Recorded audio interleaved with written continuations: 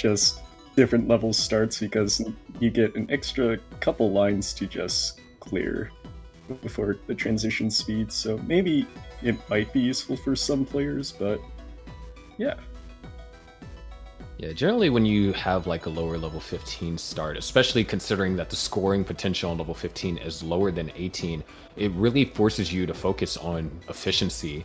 And that was a play for classic players, or some classic players back in like late 2019. I know it was known as Moodoo strats for a while, where Moodoos would purposely pick level 15 against tappers because, in his opinion, they stacked worse than Daz players. And sometimes it worked. So Sodium already going to hit level 19 and doesn't have that much of a lead, but those Tetrises can compound that lead really quickly. And a lot of it was due to the beginning where Sodium didn't have the most optimal Tetris rate heading in. I believe right now you can see it at 64%. Is not quite as high as Miles' 82, so Miles has quite a bit of lead in terms of just overall Tetris rate. Yeah, 514 over here for Sodium. Knocks down Tetris, goes to 542. Miles actually going to run into a slowdown here, and those holes are so annoyingly placed. Just not able to score a Tetris until finally gets the left side open. And Miles is going to commit to this. There's one. Set up for another, and can get a well transfer if the eyepiece comes.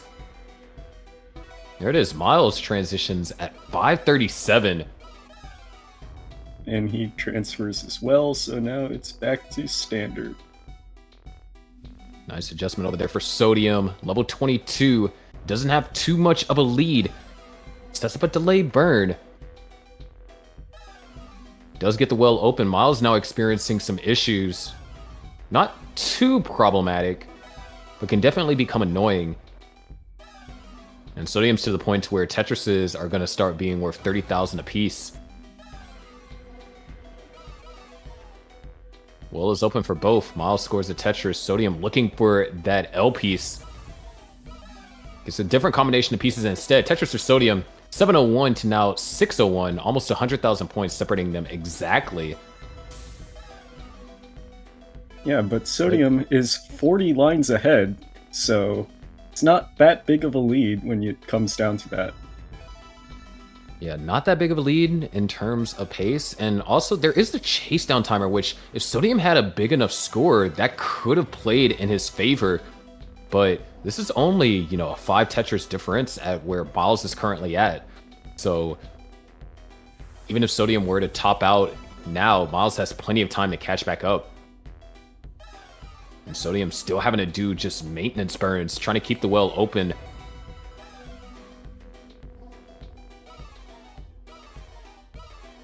$771 for Miles, $869, I believe that is for Sodium. The gap's down to just about 2 Tetrises now, so pretty close, and like there's still an extra 30 lines for Miles. Sodium can try and grab 2 more Tetrises here before level 29. We can see a max, 1 more, and we will have a max out. And Sodium, oh, is going to go for the center wheel, going to try and set up for an extra Tetris. Is already set up for 1. Trying to get set up for another. The pieces aren't ideal. Oh, he gets Still one gets more. the max. But that left side is inaccessible. Miles now has it chased down. 3 Tetrises is what's needed. There's 1. Set up for another. There's 2. 1 more and change will do it. And has all the time in the world. Just a few burns, and now has a clean stack, so he should be able to get 1 more Tetris in here. And, oh, 1 more line. And there we go. And that's going to do it. Miles takes game 1. Yeah. Great game by Sodium. Did get the max, but just at the end, Miles just had a superior Tetris rate and was able to maintain that all the way through. Yeah, and it comes down to that level 15 start working against Sodium, it seems like, because Sodium's early pace just definitely hurt his overall score.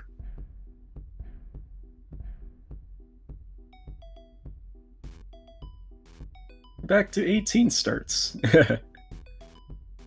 Yeah, so there's definitely not going to be too much of a speed discrepancy there. And who knows, it might have been a different story if Sodium was able to just maintain enough of a level or Tetris rate all throughout level 15. But that one dig, although he survived, kind of blew the tactical advantage that Sodium might have had with the ability to push down on level 15.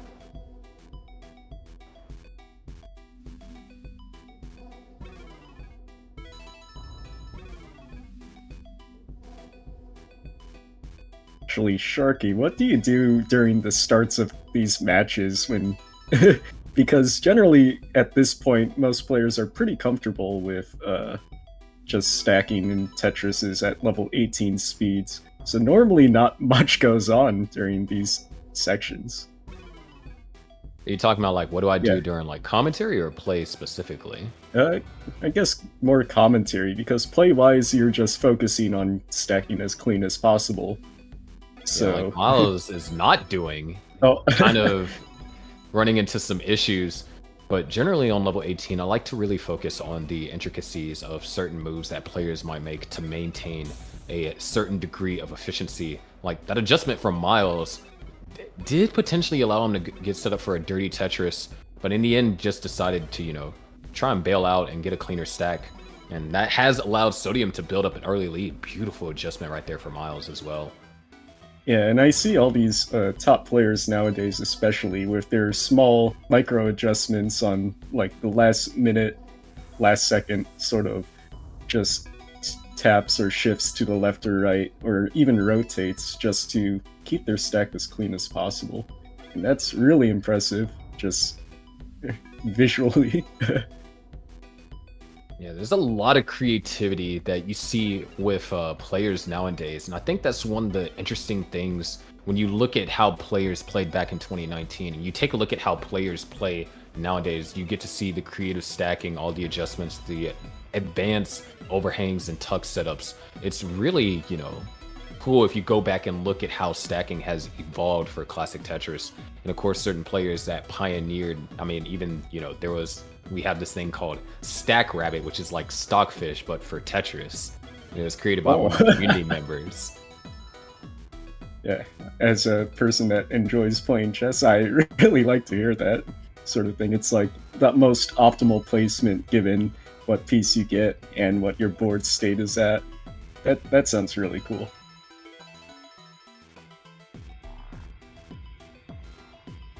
But yeah, right now, both of these players have been kind of chill. Well, Sodium definitely has been chilling. Already 122,000 point lead over Miles, and actually, this is phenomenal. 400,000 at 80 line, or 82 at the time when I started that sentence. But this is what you're looking at if you're going to get like a 650k transition. Just really, and 84% Tetris rate. That's like absurd. Forgot who it was, but at the TECWC, I believe I remember watching just a game where it was like 100% Tetris rate by Fractal. Yeah. So it's like it's absurd how just every single long bar is just used for a Tetris. Like that's just incredibly difficult. 518 over here for Sodium. Sodium might have to do some burning, but that was a perfect L piece. 3 burn lines, well as open, and still maintaining a 100,000 point lead. Like, I don't want to kind of discount Miles' score here, because it's actually a pretty good score. You can get like a 550 if he maintains this Tetris rate. Well, maybe a little bit more, but you know, it's just that Sodium has just been playing just simply more efficient than Miles, and already about to hit that 600k mark. That's incredibly high of a score for just early transition. Yeah, already 600,000. Is looking for a couple of pieces to solve this. Can go for an L or a J spin. Yes! Nice. That was I think that's my favorite J spin. It's so beautiful. Yeah, and looks like 2 more lines until 19 transition. There we go. So transition at 637. So that's pretty dang good of a score. Yeah, and when you consider that Miles rolls and can play on post 29, you want that kind of advantage. But it's not just, transitioning at level 18. You do also have to play good in post and try and maintain that as much as possible. Yeah, and looks like Miles transitions at 584. So pretty solid score as well. Just quite a bit behind in pace in comparison to Sodium, who's just playing phenomenally right now. Yeah, Sodium is having to take a couple of safety burns, not finding the ideal pieces for a comfortable stack. And Miles is starting to kind of come back, and we do got to consider Sodium is about a level ahead, and Miles actually almost a level and a half.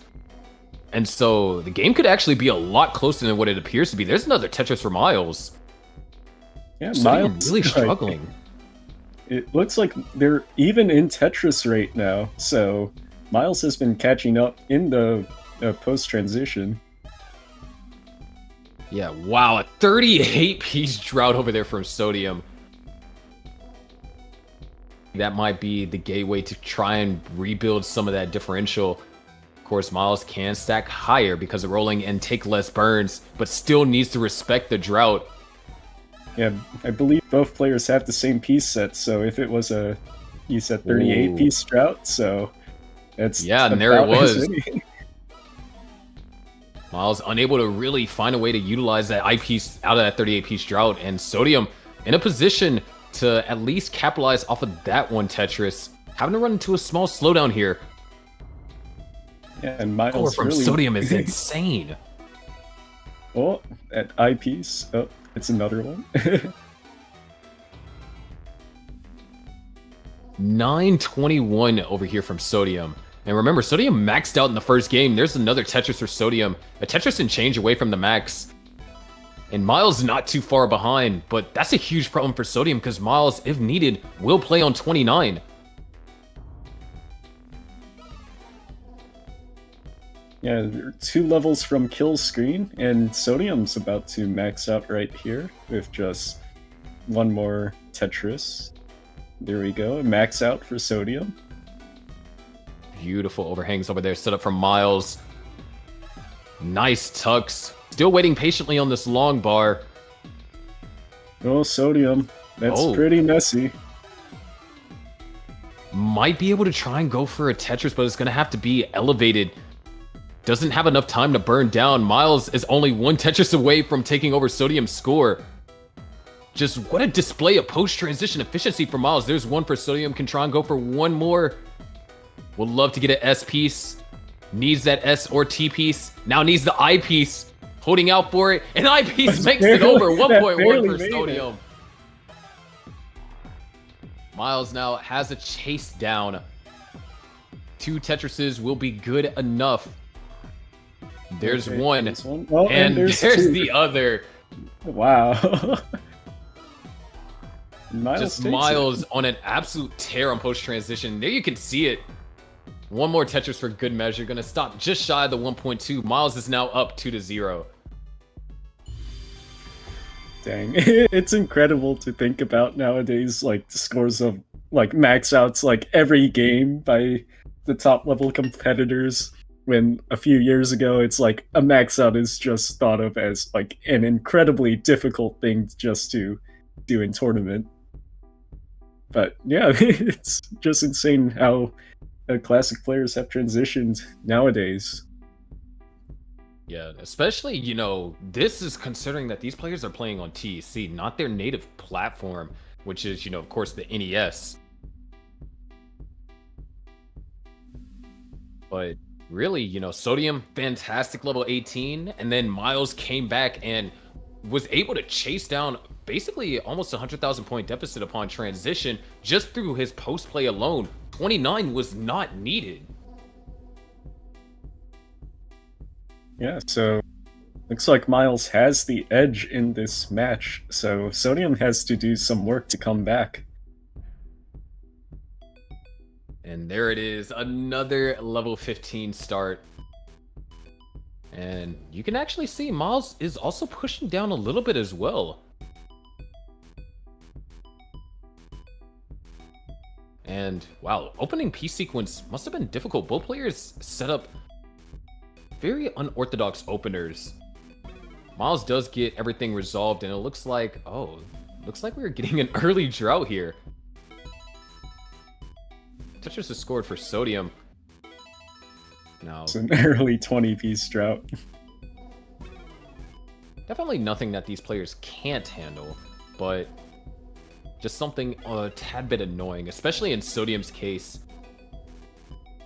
Tournament life, or not tournament life, but on the verge of being sent down to the losers bracket.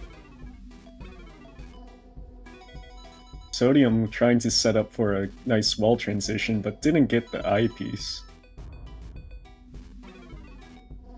Yeah, just gonna have to burn it out. At this point, you're LNJ dependent. Oh, I like the play that Sodium's trying to go for, setting up the delay burn with the Z. Pieces were maybe a little bit more friendly. It could have been slightly more efficient of a burnout, but nonetheless, Sodium is out of it, but is now still at a disadvantage as Miles has been able to maintain a clean board throughout majority of the opener. At 10 lines ahead and 10k points down, not the best situation for Sodium, but it's pretty easy to come back from this as long as you maintain high consistency with your Tetris rates later on, especially post-transition.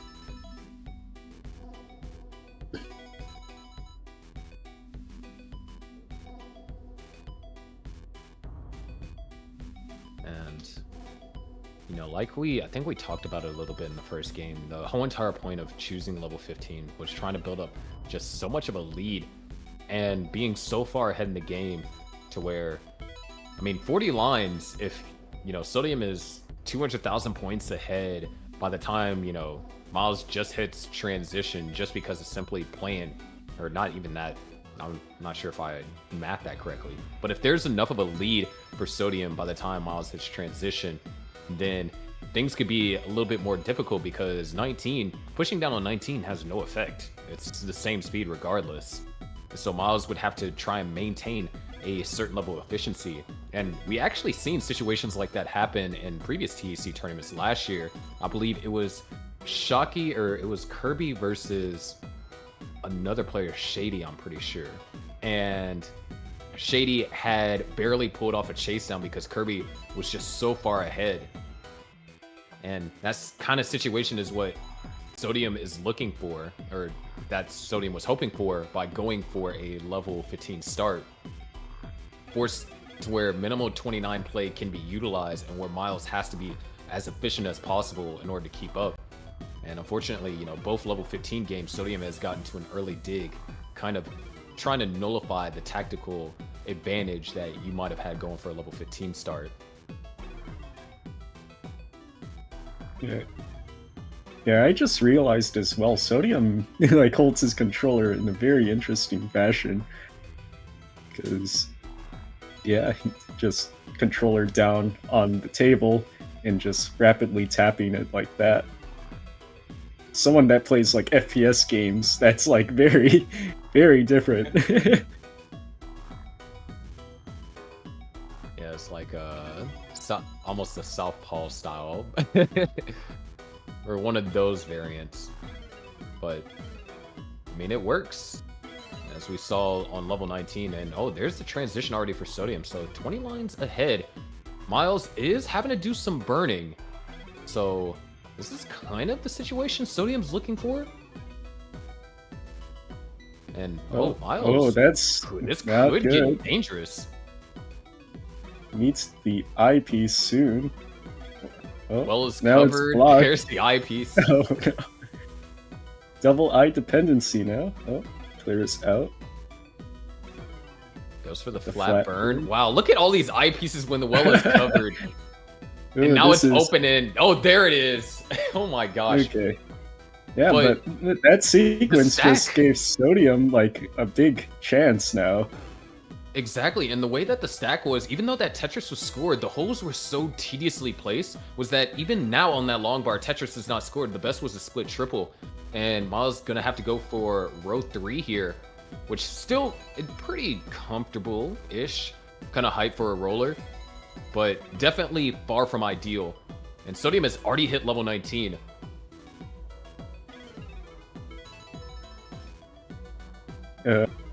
It's a pretty massive advantage now for Sodium, just 160k points ahead.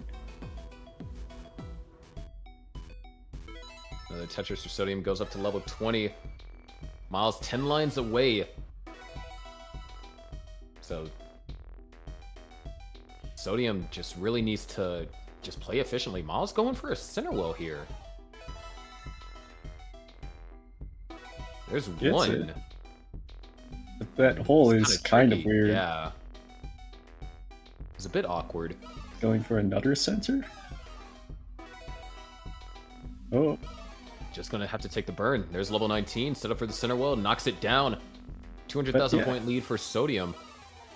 yeah, that's massive of a lead for Sodium now.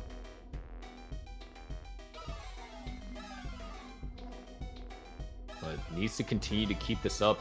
If Miles is able to kind of do what he did in game 1 and string Tetrises together, then that lead can easily shrink, because Sodium is way ahead in lines.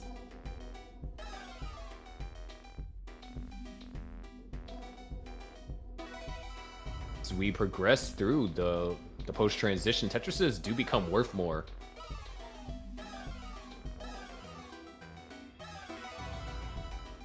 Yeah, Miles is trying his best to catch up now, slowly trimming down the lead. Another triple force over there from Sodium. Oh my gosh, this drought actually. 37, 38. Whoa, Wow. 38 piece drought, so Miles is going to have to deal with that too.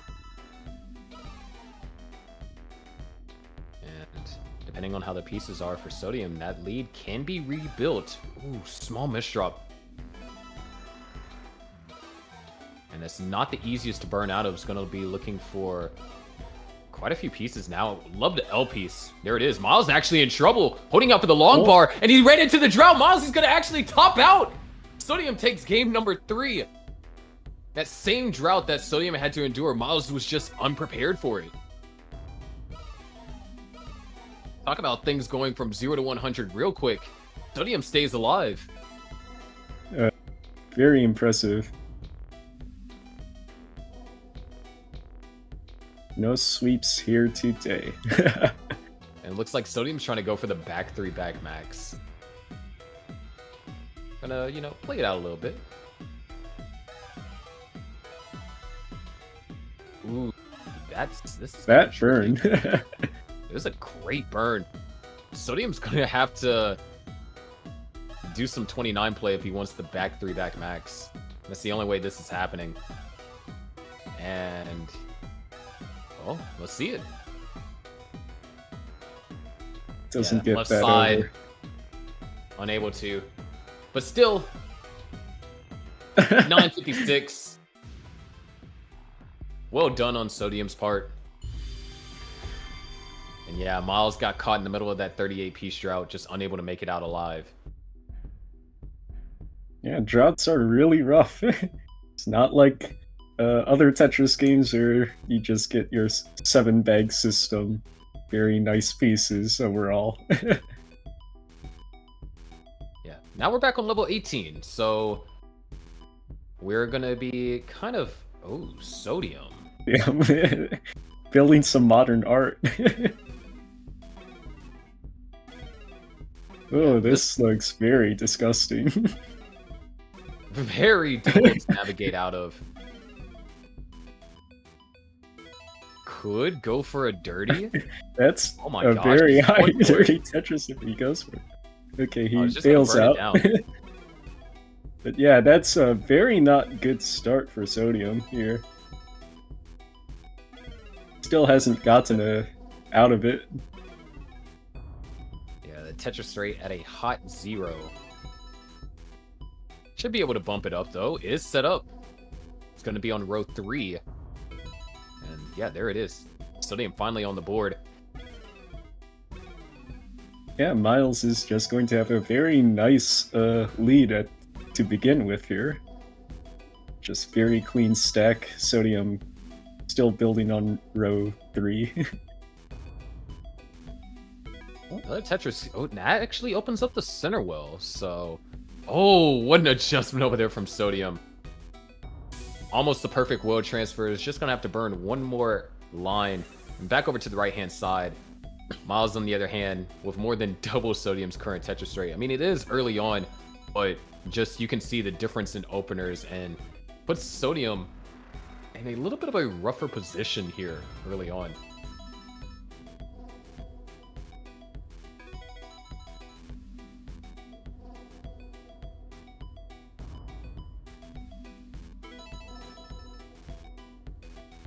Both players. Oh, Sodium. Now long bar dependent on the left. Takes a Tetris. Gonna have to fill in that hole. Here we go. Miles Back to standard. also,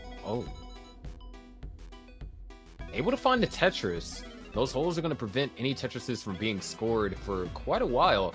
So if Sodium could find, could he use that S piece to actually burn and open that hole a lot sooner? Sets up an interesting delay burn. Works out, but that was the chance for Sodium to close the gap. Miles, didn't have the ideal board, was prevented from being scoring Tetrises for that moment in time, and Sodium could have closed the gap and kind of tie us up. But now Miles is continuing to build here on row 3. Doesn't get that spin. Or can you spin that? Wait. Okay. I missed it. I was what piece? It looked like a Z or S spin, but definitely was possible, depending on the orientation of the gap that he was trying to spin it into. yeah, S spin setup.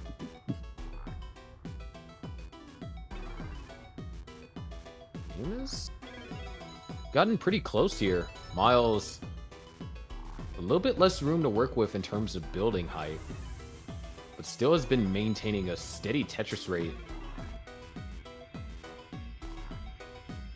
There's not with ideal stacks yet. Sodium finally gets back to a standard stack. Miles burning it down. Both players should be in the clear now. And basically everything's evened up at this point. Yeah, Miles, a slight line advantage. But overall, it is definitely a lot closer of a game. Sodium has done a fantastic job building up enough efficiency to try and combat Miles' more ideal start. But now we got a situation developing for Sodium. Does he actually go for this? No, he just decides to burn it out. The way that he placed some of those pieces, it was like, if the pieces permitted it, felt like he would have gone for the dirty Tetris. But it's also important not to be too greedy because we are closing in on the level 19 transition.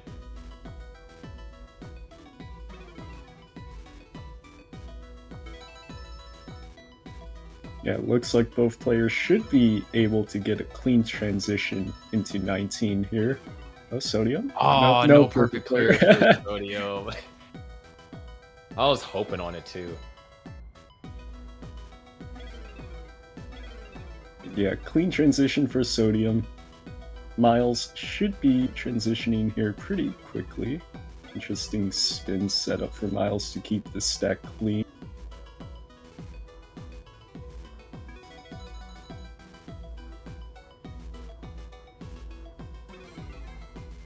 Voice strip over there for Sodium. Miles should be into Next level with a slight advantage in pace, about 10 lines. Yeah, it's going to be really tough on Sodium. Sodium just needs to try and somehow be more efficient in the post transition than Miles. And with a board That's a state like bad. this, Needs the long bar. It needs something he to needs the a left. piece to the left. Oh, that doesn't It's not do making it over. It's not gonna make it. And that's it. Miles takes it. 3-1 over Sodium. Hard fought over there from Sodium. The level 15 strats did prove to be somewhat useful. And, I mean, it did lead to, you know, the one win that Sodium was able to have. But Miles was just too strong. And that means that Miles advances further in the bracket. Yep. Very impressive games. We had the first two games were max outs, like in 1.1 and 1.2. Just absolutely insane scores in Classic. And yeah, looks like Miles will be taking on the winner of Somalian and Allenbot. So that'll be interesting pretty pair. hard. Especially, you know, what Shin told us about Allenbot, was able to grind to 9,500 SR in one day, which being able to find anywhere like the 30, that part of finding people at like the 3,500 level, like starting out in class, is already impressive. I sat there waiting for almost an hour and couldn't find a single one. So yeah. Being able to get out of that low spot is really impressive in itself. But yeah, looks like we have our next match, which will be Somalian versus Allenbot.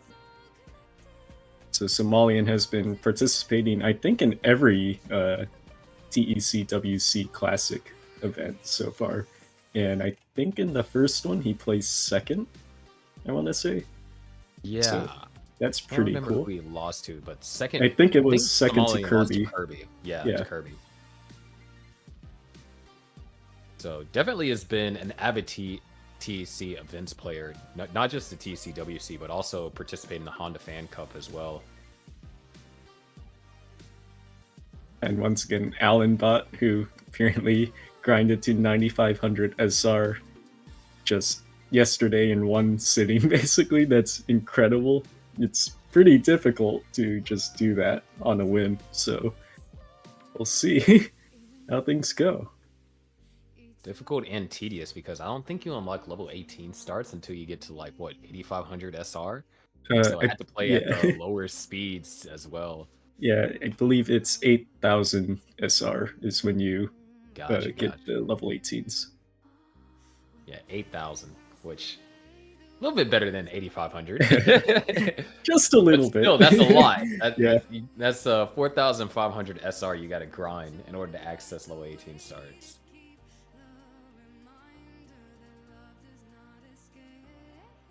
But definitely going to be interesting, because Allenbot did sweep Sidnev, which, you know, Sidnev, she was having a strong tournament coming all the way up until the top, pretty sure that's top 16.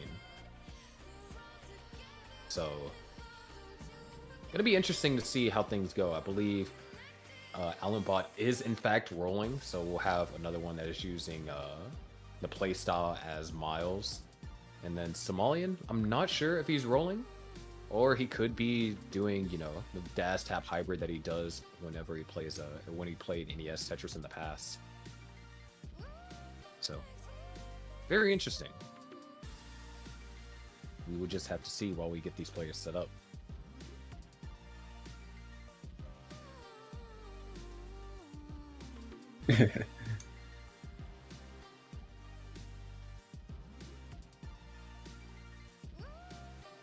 Alright, so, you know, Hyperkin, they recently released pre-orders for this controller, and I was able to get my hands on one of them, and I really like it.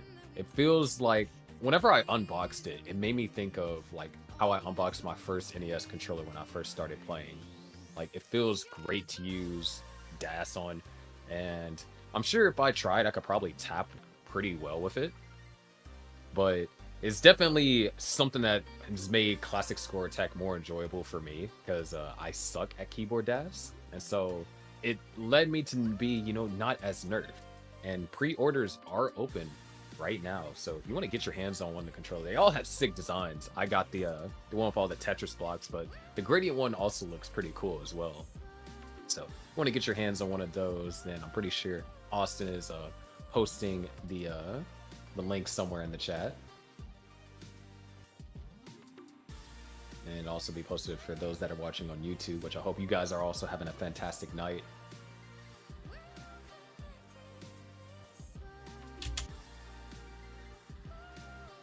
Compatible with Steam, your PC by extension of Steam, as well as a Nintendo Switch. You can even use it on your Android too, which I don't have an Android, but I know there's people out there that do.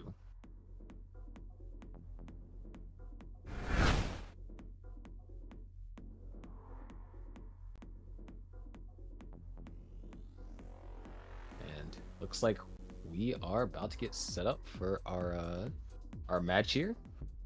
Somalian versus Allenbot.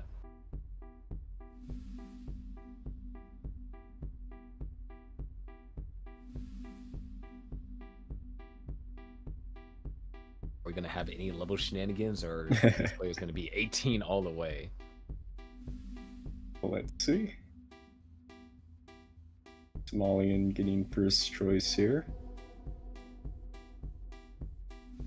Appears we're, you know, the players just sizing each other up. Their avatars, you know, kind of float in the void.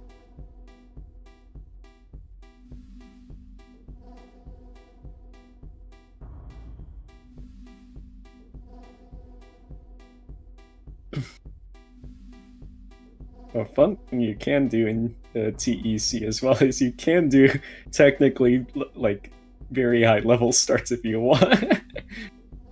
But yeah, I think tournament rules wise that is not allowed, but you know, you can mess around with like level 29 starts and stuff, so it's pretty cool.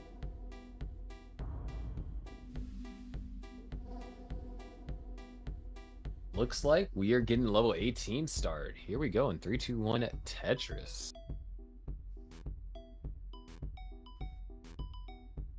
And already you can see the difference in stacking.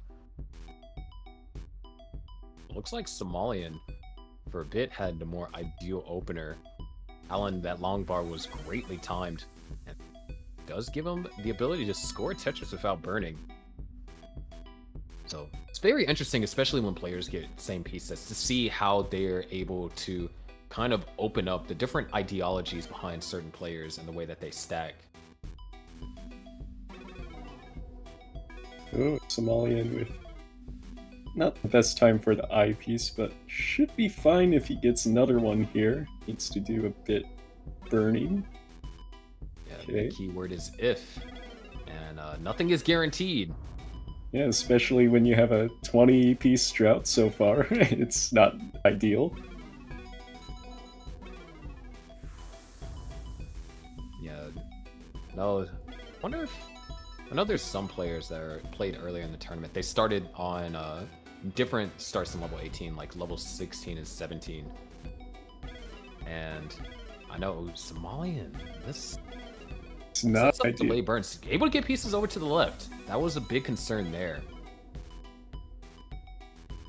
That was not good, but should be fine. Nice clean burns to the Tetris.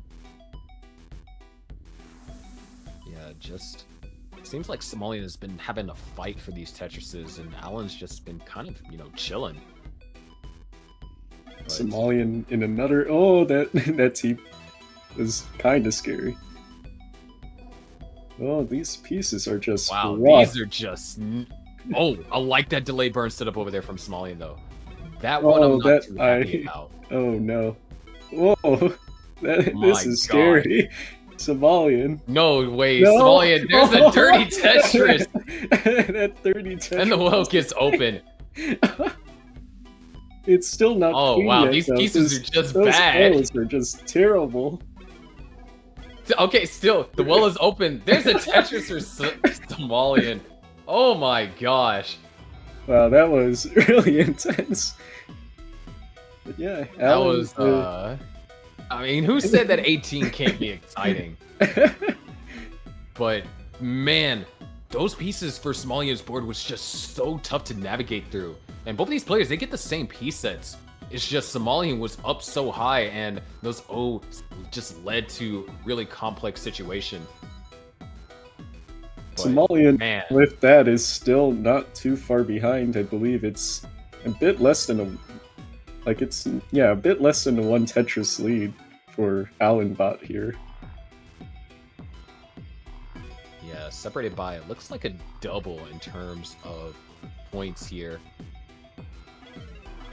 Not two doubles. What's Tetris going to be for Allenbot?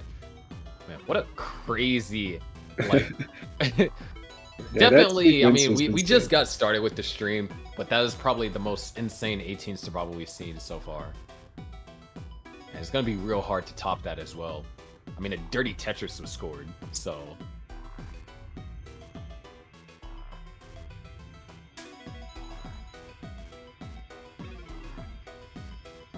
But either way, both players were able to manage that hellish sequence pretty well.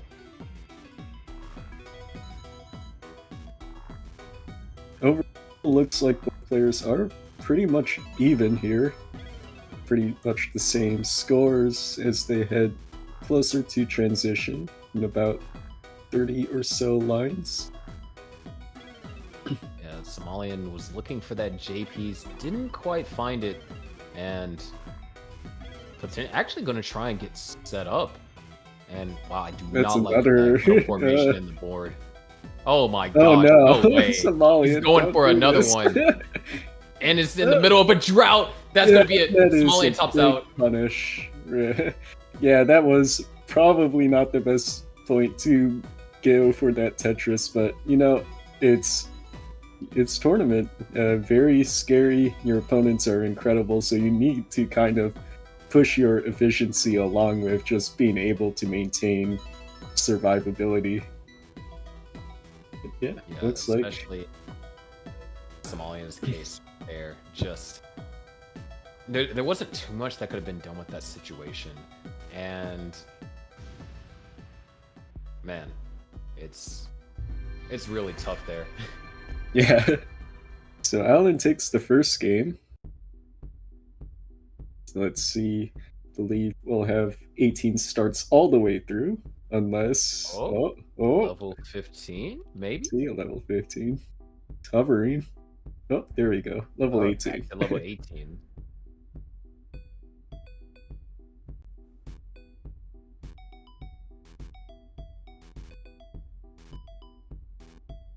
Once again, different openers.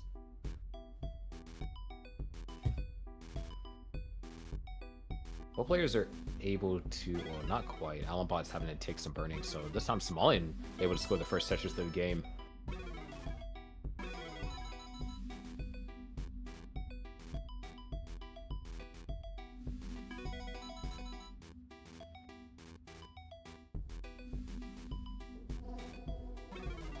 And Allenbot has already taken one game. Winner of this will have to play Miles.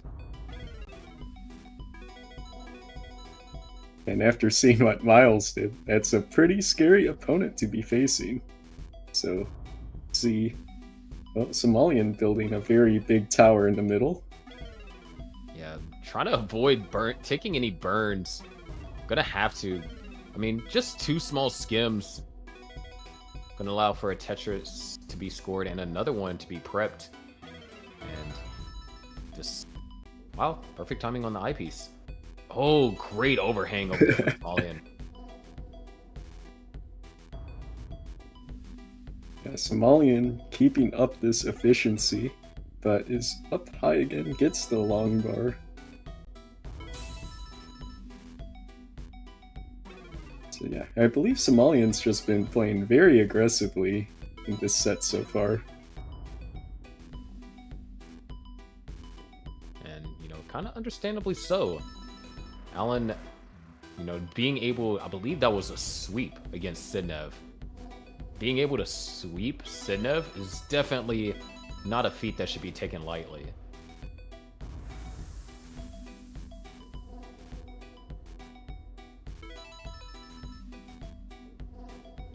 And both players pretty clean overall. Just some small burns here and there, but pretty solid Tetris rates by both players. 81% from Somalian, 71% for Allenbot. So pretty neck and neck. Yeah, things have been under control. A little bit of a misdrop over there from Allen with the S piece as well. So really complicated to find a efficient burn out of this. Somalian with some not so ideal burn timings. Had to use 2 long bars. Oh, nice. Great placement on that T. Keeps things alive.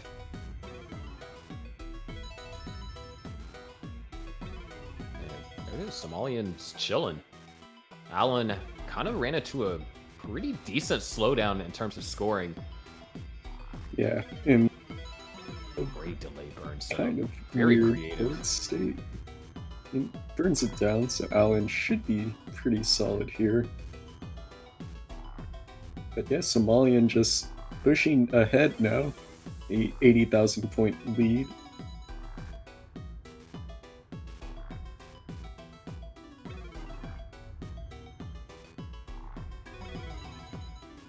Doesn't seem to be stopping, just pretty solid Tetris rate, maintaining that 80%. Right now. Yeah, both players with different approaches. Allen with the left wheel and Somalian with the right wheel. We still got a pretty decent way to go before level 19. And it feels like, just because of how efficient these players have been stacking, it feels like this 18 has been going, progressing a little bit slower. We've been really able to focus on some of the nuances, like that adjustment done by Somalian to accommodate the eyepiece. Players haven't really encountered any massive digs.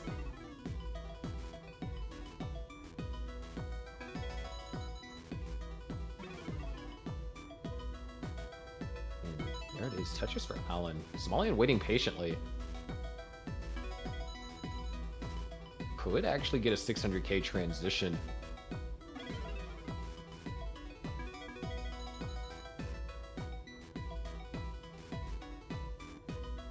All these tucks by Somalian. Somalian's just going pretty nicely with those.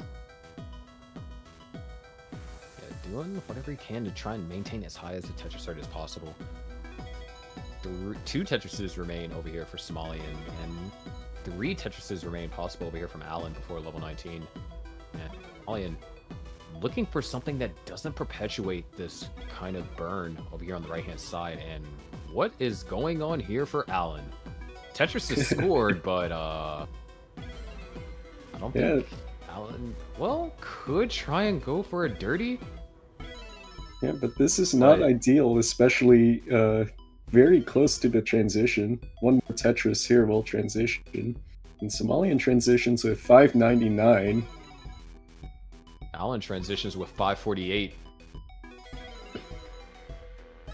He's got the stack burned down for the most part.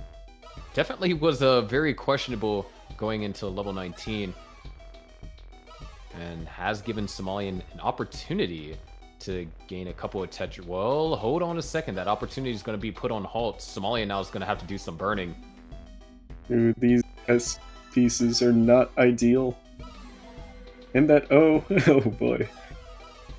This is very deadly for, oh my gosh, the T-piece makes it over to the left. Nice flat burn. That's not good. Somalian just barely holding on the life, but I think that square misdrop is going to be fatal. Somalian tops out. Allen has a chase down.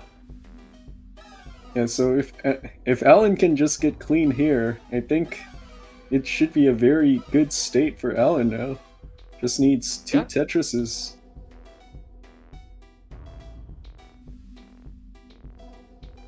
Set up for 1. Knocks it down. Yeah, and this looks set in stone now. Just needs 1 more here. It's all set up, and there we go. Game 2 goes to Allen. Yeah, Alan's just playing phenomenally.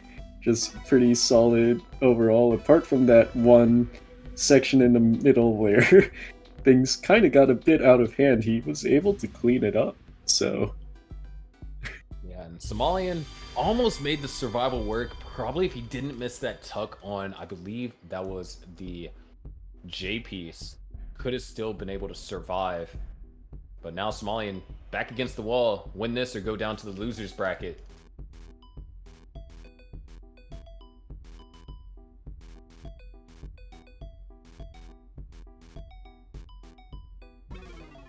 So, like to see from Somalian here is just a more stable start and just hopefully not top out early due to playing overly aggressive. So, see what happens, but yeah, the early top outs have been very rough for Somalian. Yeah, we had a really early one on 18 and then an early post-transition top out. And Alan wasn't really forced to, do anything, crazy. Not forced to play, like, aggressive or just have an insane Tetris raid. Hold on a second, Somalian. Oh my gosh. Oh, barely makes it over. Yeah, Somalian is playing very dangerously. Board is stable, but is still up high. And Somalian, okay, there's the eyepiece. Should be fine. This very uneasy situation. Nice overhang. Yeah, that was pretty clean. He'll be fine. That was definitely scary though. Yeah, less scary situations, hopefully, for Somalian. But yeah. Goodness gracious. Alan Bot has just been able to take the lead just due to sheer efficiency and not having to fight for his life. And oh, there's the eye spin over there from Alan Bot.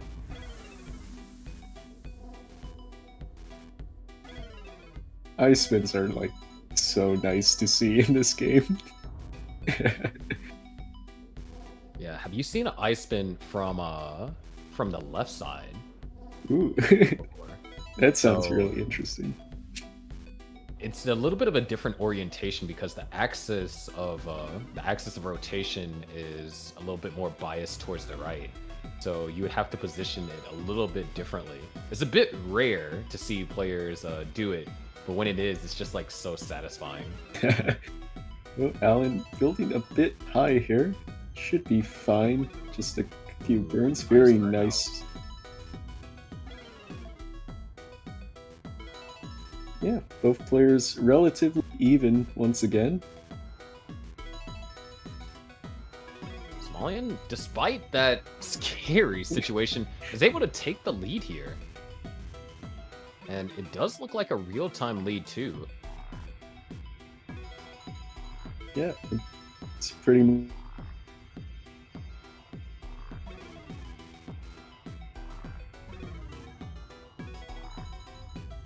Tetris ready now is Somalian. And looks like both players with some stable stacks. Until Somalian proves me wrong.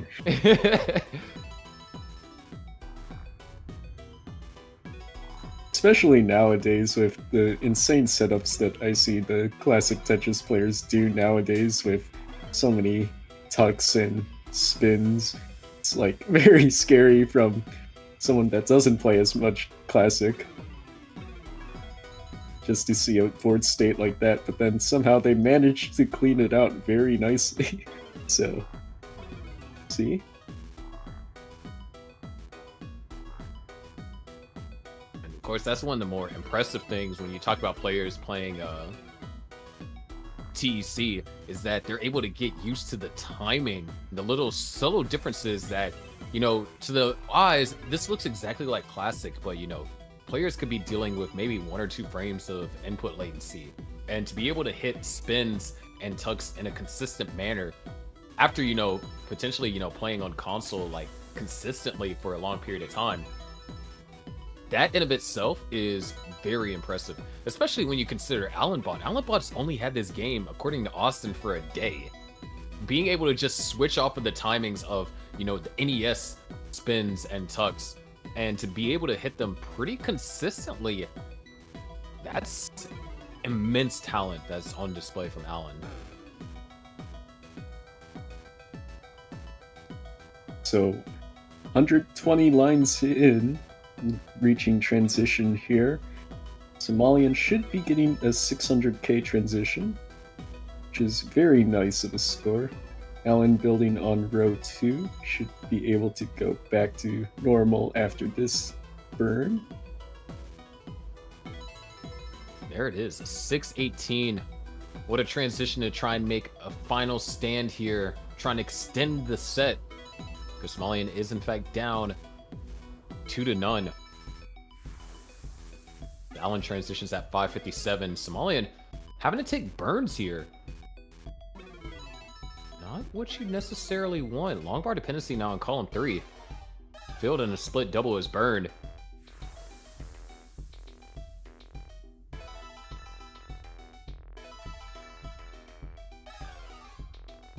Yeah, so Somalian still maintaining this small lead here.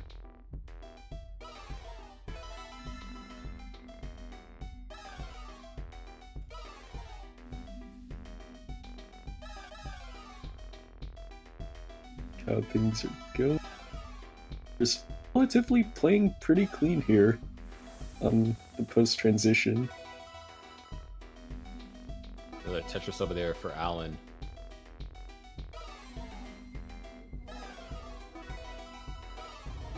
Trying to make a comeback, but Somalian trying to keep Allen at bay.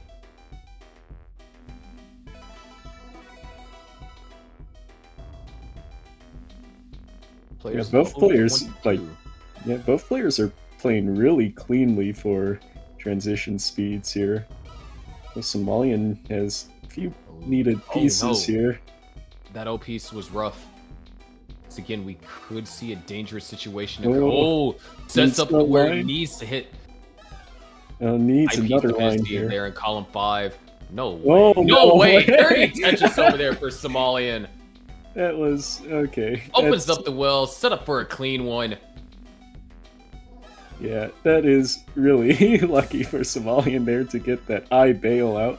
But yeah, both players are now very close in score. It's like a Tetris lead basically for Somalian, but yeah, very, very close. A small slowdown too. So this is a true lead for Somalian, albeit a small one. And that's not what you want when you're playing up against a roller. You want to have a sizable lead going into 29. It looks like Somalian as much as possible. Getting close to the max here. Just needs one more Tetris. Yeah, that's right. Phenomenal play on display from both players. Really high scores. There's the max for Somalian. 1.1 is in sights here. Actually, a Tetris and change away. A lot of efficient adjustments too. And just another Tetris away. There it is. Well, a little bit more, but can try and grab 3 here with perfect play. So I think this could actually be a 1.2. Yeah, this could be a 1.2. Somalian is very clean here. See if he gets it. Here and then gets it over. There's the 1.2. And wow. And Somalian's rolling. Wait, hold on. Somalian's rolling. He swapped to rolling. I was not expecting that. So now Allen's having to fight up against the active opponent on 29 speed. Somalian trying to find a couple more lines, make things a little bit more challenging. There's a double, but Somalian's going to top out. All right, Allen has a 100,000 point chase down. That's 3 Tetrises at this point. Yeah, this is pretty rough. Needs a lot to get go through this. Wait, the left side needs to get open. All right, needs an eye. Well, is open. Eyepiece needs some. Oh my gosh, the S-spin! That spin! No shot in S-spin. That was insane. Where to be found? A 32-piece drop. Allen's able to find the Tetris, but is not going to make it out. Somalian with the 1.2. takes game number 3. Game 3. What Oh, the boy. heck? That was insane. I mean, like, both the 1.2 from Somalian, that was absolutely insane to switch over from tapping to rolling, and then Alan Bot with the level 30 Z spin or something, S spin. Like, Yeah, what? it was the S spin. It was ridiculous. And I mean, we briefly touched about it, how these players, they have to get used to, you know, the kind of timings on TEC because it's slightly different than NES. But to be able to once again perform that spin on 29 speed on TEC, it was truly just insanity. It's ludicrous. Yeah, that was probably the best Tetris we've seen so far today. That was, like, absurd. But yeah, now we're both, Somalian did bring it back, so now he's not out of it yet. So... Oh my gosh, Somalian is setting up for the forbidden. He was set up for the eye tuck, but doesn't get it. His board state has been very rough from the very first piece he placed. I believe he placed a J piece just flat in the wrong way. So that was the board is going in the wrong way, getting higher and higher, and that only burns one line. It's gonna help bring it down a bit more. No way he goes for this. I mean, am I surprised? No, but there it is, Dirty Tetris. First Tetris on the board, or not first, but another Tetris on the board. Yeah, this is ideal for Somalian here. It's about 2 Tetrises behind already, and still doesn't have a clean board state, while Alanbot is just cruising ahead. Yeah, what? I'm still kind of in awe, because, you know, Alanbot, all that was done on 29 was hella impressive, but when you really think about it, Somalian transitioned with a 619, and if you don't account for the little bit of extra 29 play, Somalian almost had 600k post. Yeah, truly that's like, incredible display of efficiency on all accounts, and that's what he needed just to win one game. Has to win one more to bring it to a decider, and win 2 to advance to play Miles, which I wouldn't say would be any easier of an opponent. Yeah, and Somalian's still building on row 2, but Alanbot, his board is not in a good state here. Very weird pieces are needed. Needs the eye on the left, gets it, able to clean it out. That's a great set of burns. Center well is open. So yeah, both players building on row 2 right now.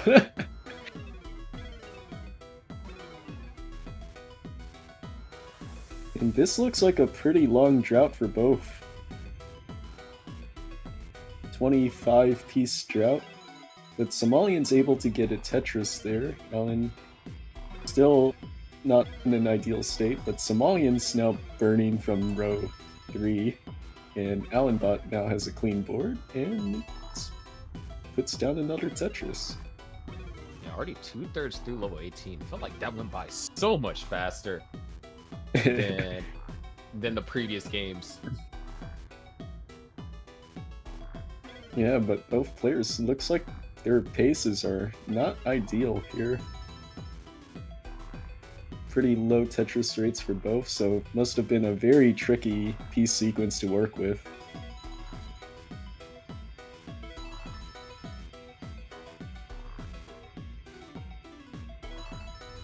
And a little bit more... Ooh, see, Somalian was trying to find an adjustment. He was hoping for an L piece, or a J piece. Wasn't able to quite find it, and Somalian does intentionally set up the J piece, or I piece dependency there. Definitely one thing that can be noticed from the play here is that Somalian is naturally an aggressive player here on TEC. Yeah, and Somalian, once again, just trying to play very aggressively by building that column 4 line dependency for the Tetris, and is still, like, able to maintain it. Very nice transition over. Nice tuck.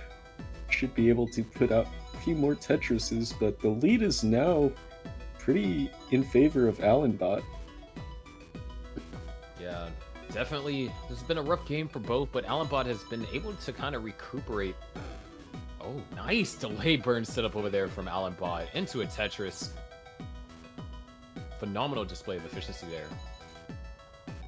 Somalian as well did pretty much the same thing, and still pretty rough as we get to transition here. Oh, Allenbot with the misdrop. Hopefully that doesn't hurt them. Oh, this is looking very scary now. Transition at very high up. Allenbot needs the eyepiece. There's one. Still trying to nice double flip, able to find a burn. Navigating through. Still needs but a little bit the of eye help. is gonna hang it. So Alright, Somalian has a chase down. yeah, early top out by Allenbot because of a very rough piece sequence. Somalian just needs to play solid here. And if so, that's game 5 on our hands. Just needs to chase down a few more Tetrises here. Takes a safe burn there. Very nice decision. All you need to do is just play until you beat that score within the time limit. 2 minutes is pretty decent amount of time to do it. And it's only now down to like 2 Tetrises. One more Tetris will do it.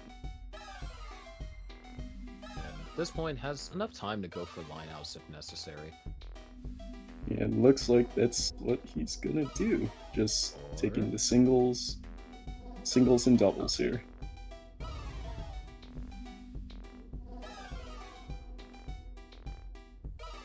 Yep. Very nice decision making for Somalian there. Yeah, want to risk it and Just one more. more line. And there There we it go. is. We're headed to our first decider here on the stream. Yeah, very rough time for Allen to just get droughted for the very top before transition.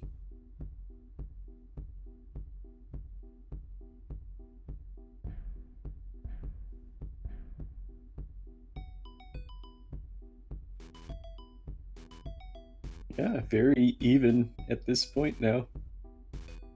See what happens for this final game.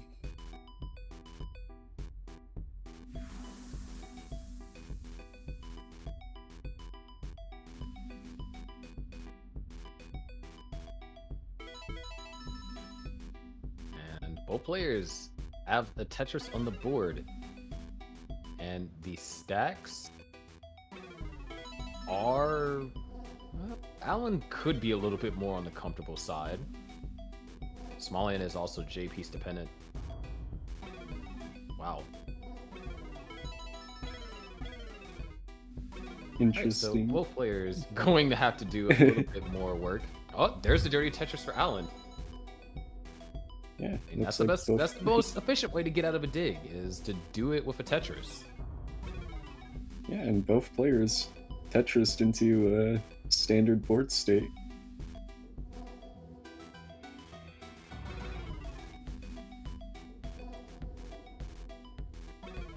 Somalian building up really high again. Burns down with a triple.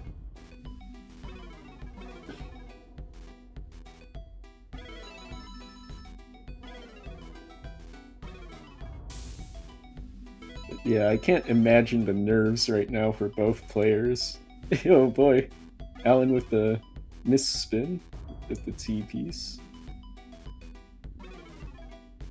Nice set of burns, but that pull is just so annoyingly placed on column 2. Hold on, Somalian. What are you doing, sir? Oh, no. Somalian just He's fine. plays crazy. Very crazily. It's a very aggressive play.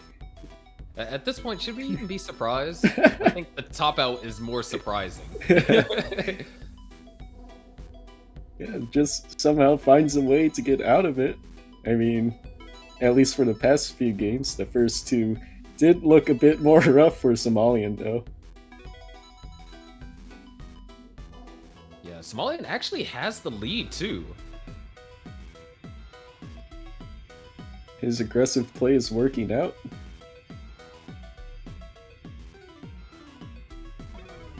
Holding out for the long bar. Allenbot waiting patiently as well. Both with a very comfortable stack here. Lots of Tetrises. Small skims here and there. Very nice board states. Another Tetris scored over here from Somalian. Just at this point, you know, things are, dare I say, normal. I think that's what a lot of. Okay, see, there it is. The moment you say that, the abnormalities go. So now both Somalian and Allenbot have players. very bad wait, situations. Yeah, those S's were just really rough. It looks like Somalian should be able to burn out here with that piece. Allenbot really needs the J piece on the left. I mean, we needed some excitement, so I think I had to. Want to make sure that you guys watching on YouTube or Twitch are paying attention, not just waiting until we hit level 19. Yeah, and looks like Allenbot should be able to get out of this very cleanly, but looks like Somalian was able to build up a sizable lead. About 2 Tetrises here. Yeah, 30 lines until the transition.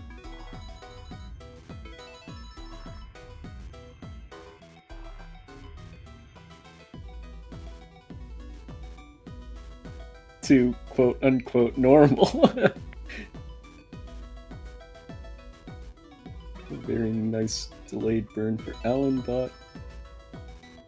Very nice flat stacking. Yeah, still a couple of lines to go before the level 19 transition.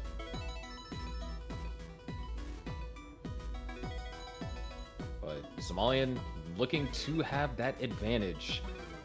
And we saw what Somalian was able to do in Game 3, the game that started all this positive momentum in his direction.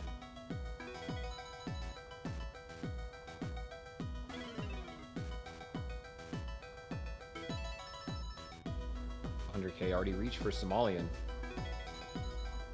And looks like 1 Tetris to transition here.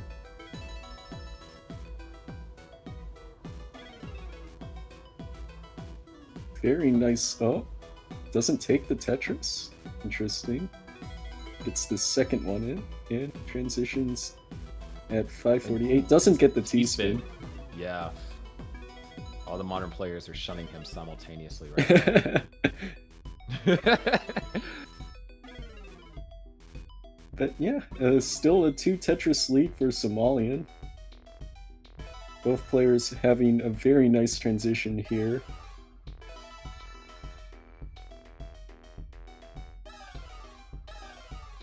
Still, with the advantage, both players at identical line counts, so there isn't too much pace shenanigans going on. Allen having to burn, try and get the well open. Tetris for Allen. The early tuck. Those misdrops are the worst. They're so... Wait, hold on. Is this a dirty Tetris? A long bar followed by a T. Very nice. Wow, that's perfect. That's a very that's nice... perfect. Perfect. What a solution that was found over there from Allenbot. And of course, you got to give props to TEC for giving Allenbot the exact pieces needed to be efficient out of that. But yeah, Somalian, once again, his pace is incredible here. 100k up now.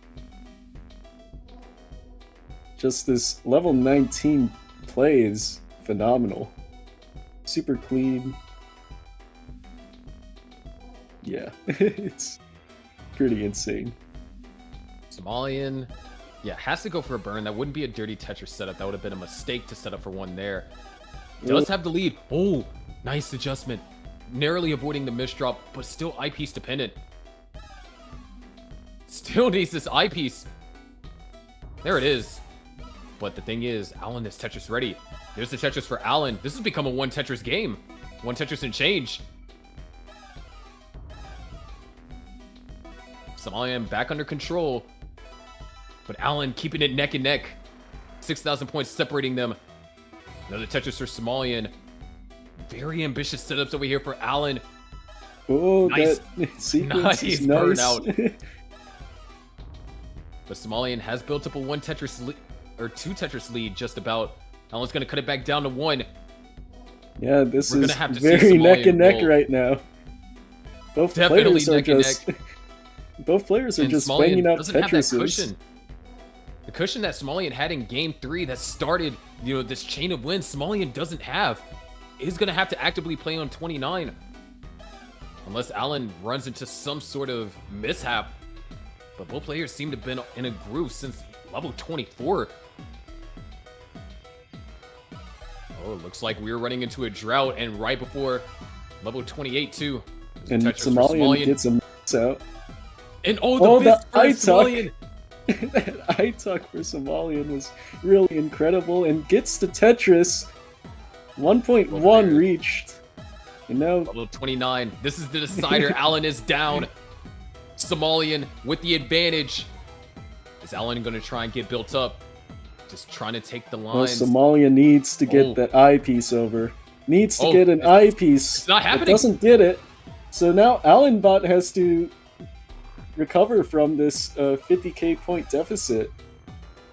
Can he do it? The left side is not easy. 5 taps are notoriously hard to hit.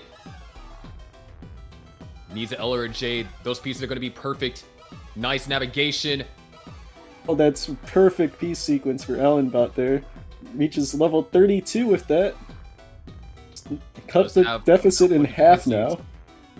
Oh, I like the placements L or J wanted. That left side is a little bit precarious, but does find pieces that make it over.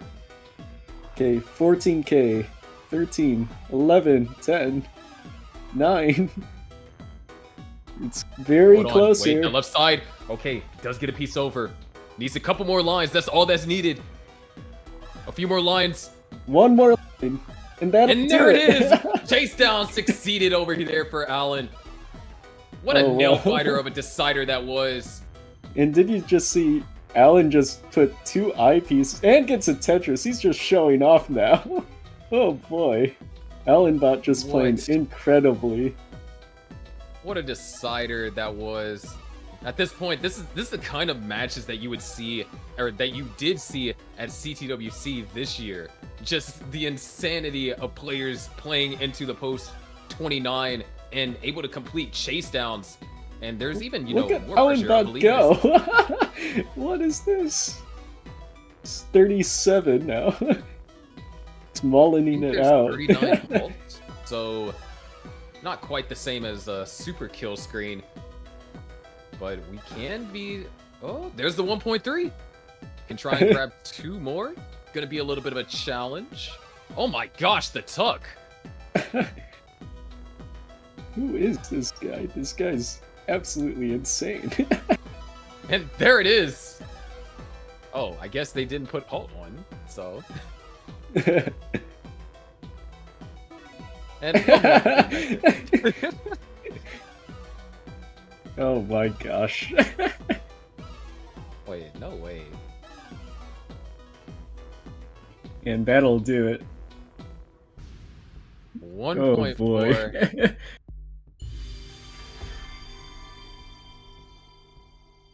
Yeah, that was absolutely insane gameplay just to watch there.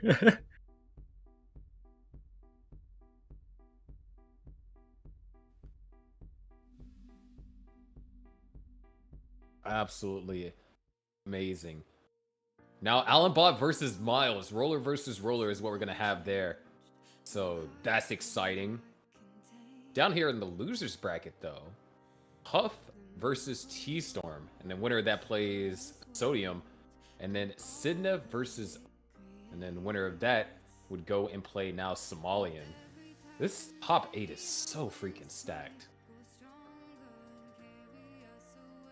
Absolutely insane just to watch. Just the comeback from Allenbot at the end and the kill screen. That was incredible. 50k point chase down.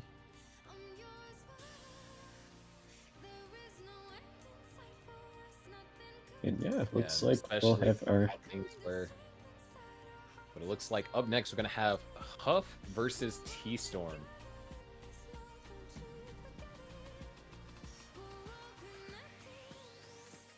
Yeah, Huff has been playing in a lot of Tetris Effect classic matches in the past as well, so he's should be pretty comfortable with this. I don't know too much about T-Storm though.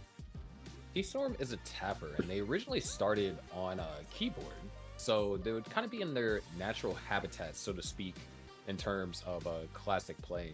But I think that's interesting because I believe Austin mentioned that Huff was having some troubles earlier in the tournament. But as what we saw, or what we didn't get to see between Miles and Huff, game went to a decider, and it took a long time for us to get the conclusion to that match.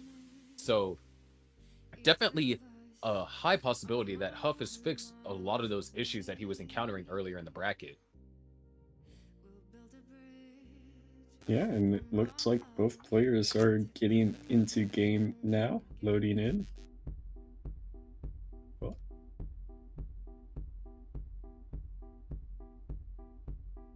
I do not see it.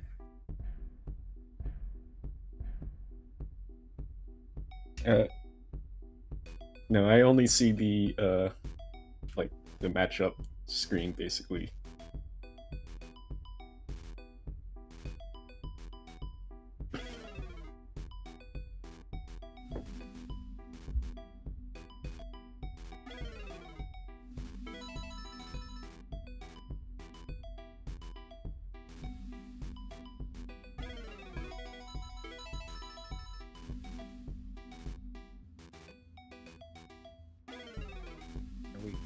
Players have started level 18.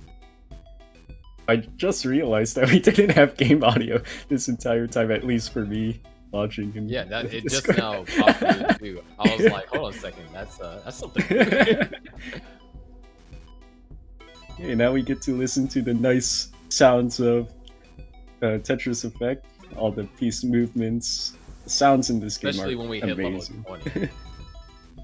When we get different sounds.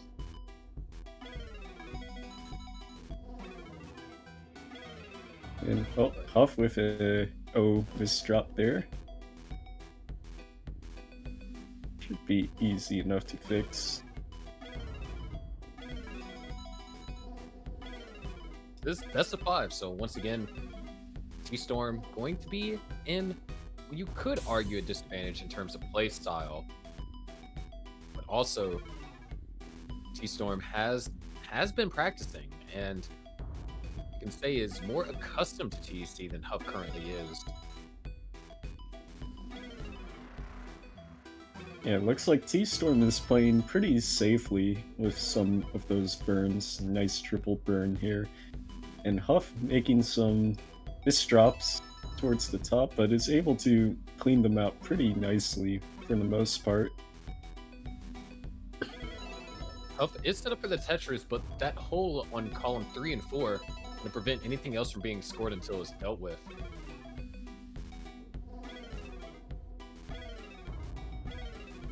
And like well, Huff should be able to get cleaned up here. That doesn't look optimal, but yeah, those pieces weren't the best. And even though Huff does get this open, at this point, unless the pieces allow for it, might just go for row 2. Looks like he's just going to head out and clear that. It's the long bar. Should be able to. Well, it just burns all the way out. So a sharp contrast to how Somalian played. You know, so if that was Somalian, Somalian would have set up a dirty Tetris and gone for the center wheel Tetris. Yeah, it looks like both players are playing much safer this game compared to our last one. Both of them having about a 50%-ish Tetris rate, so not the highest we've seen. still pretty respectable. Huff really needs the S pieces. Nice. Very nice Shaggy pieces there. Unable to use either of those long bars for Tetris. And use that one though. 315 and now 345. 30,000 points still separating them. Kind of been the same kind of score that's been separating them throughout the majority of this level 18. Yeah, it's a bit over a 1 Tetris lead for Thunderstorm now. Very respectful. Like, players are definitely respecting the game a lot more. You're not seeing too many aggressive setups, not going for anything super egregious. But that has allowed T-Storm to take the lead. And once again, it's under this game. It's very different to play versus an opponent rather than playing just for score. Because in tournament matches, you're relying on what score does your opponent have in terms of your score, rather than just going for directly a high score. So if you can rely on your opponent topping out first, or you believe that you have a better post-transition play and stuff, you can probably afford to play safer or more aggressive, depending on what you feel. Which I think is pretty nice for skill expression in this game. Yeah. And speaking about skill expression, T-Storm expressing some skill, trying to survive this situation. The lead has completely flipped in Huff's favor, as this dig has been a pretty substantial one on T-Storm's part. Does get things cleaned up right before transition. Well, not quite. Gonna be looking for an eyepiece. Gets it, and should be able to clean up right before transition. Very nice. 480k. Huff is going to transition with about 550 here. If he can get a long bar, there you go. Yeah, just under 550. Oh, nice. I like that last second burn right there.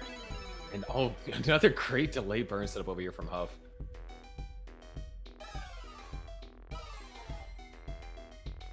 Players level 20, Huff. 2 Tetris lead. Not anything super massive. Yeah, it looks like flipped from the start here. Huff slowly cleaning up his play.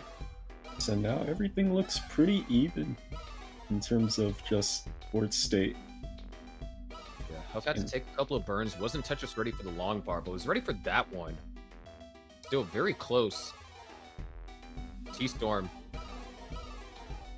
Actually, both players. Ooh, double flip right there for Huff. Gets the eyepiece eye makes over. Over to the left. Yeah, you can definitely tell Huff is rolling. But yeah, it looks like Huff is just building up the lead now. 90k. Another Tetris over there for T-Storm. Trying to keep Huff on his toes. Not allowing him to really run away with this. Looks like Huff has to take another few burns here. Able to clean it out. Looks like a pretty long drought for both players. Is able to both get a Tetris. Yeah, 27. Definitely not friendly, but they handled it very well. Another Tetris for Huff. And I mean, both these players are just exchanging blows, Tetris for Tetris. And that's a problem for T-Storm. Because Huff is going to have the advantage when it comes to 29 movement. T-Storm needs Huff to slow down in some capacity, and for him to capitalize on said slowdown.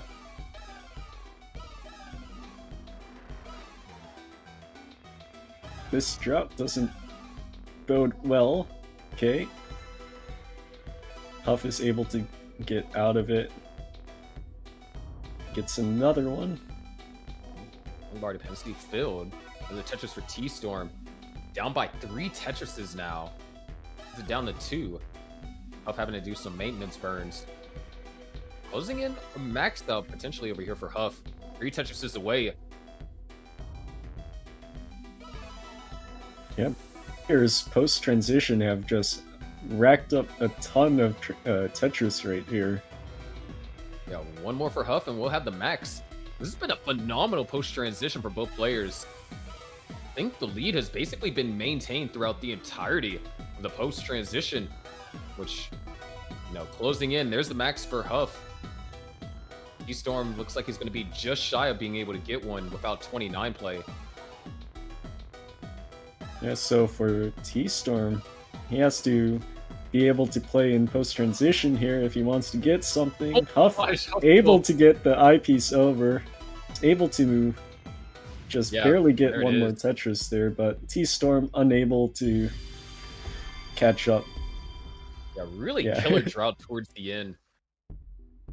But game 1 already goes in Huff's favor. Yeah, still very, very close game, all things considered. Early game was very rough, but post-transition by both players was, like, flawless, I want to say. Truly phenomenal post-transition play.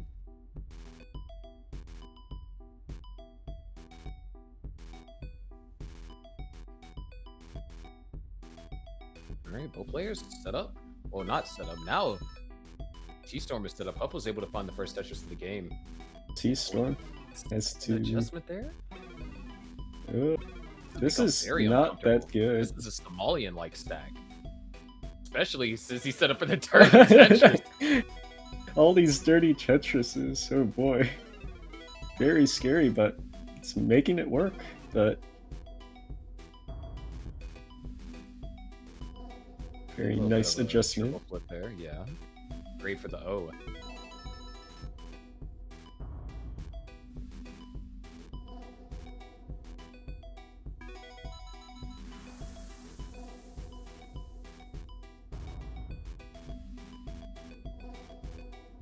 T-Storm building pretty high tower in this center. Not ideal, but is able to still get a Tetris there. Only with a 1 Tetris lead. So, nothing too crazy going on here.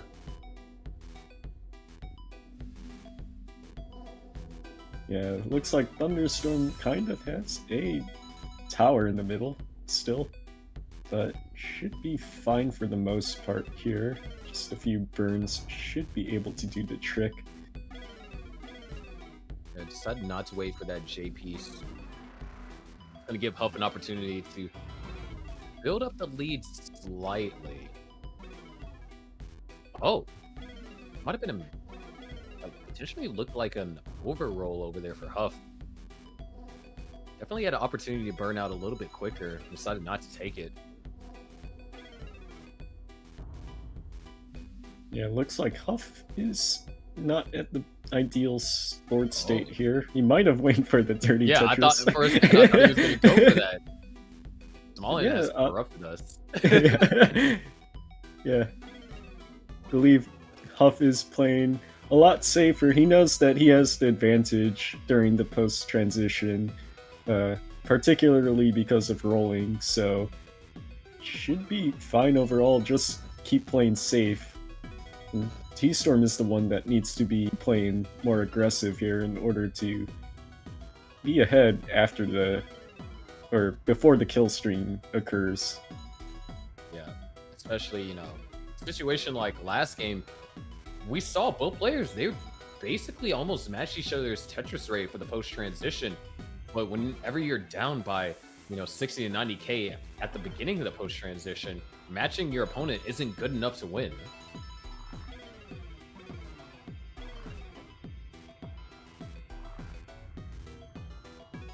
Another Tetris over here for Huff. Ooh, miss drop, but there's a couple of solves that can be done with this. Almost look like a TST there set up first. Yeah. Misses the spin tuck. He's going to try and go for something a little bit fancy. Definitely harder to hit on TC. Yeah, and this is what T-Storm needed. Huff's misdrops are now costing him quite a lot in pace here.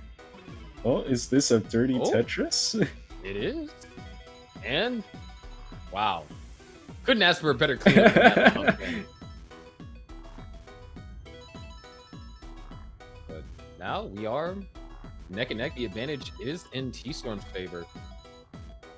Yeah, but it's not by too much. So T-Storm's going to need to keep up the pace here.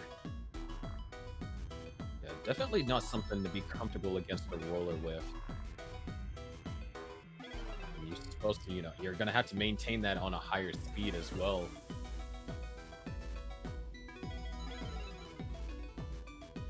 Burn for T-Storm was pretty smart.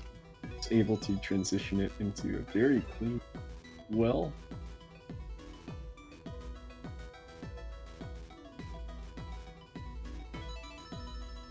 Transition is looming here. 3 Tetrises available for Huff, 5 available for T-Storm. There's 1 for T-Storm. 1 for Huff as well.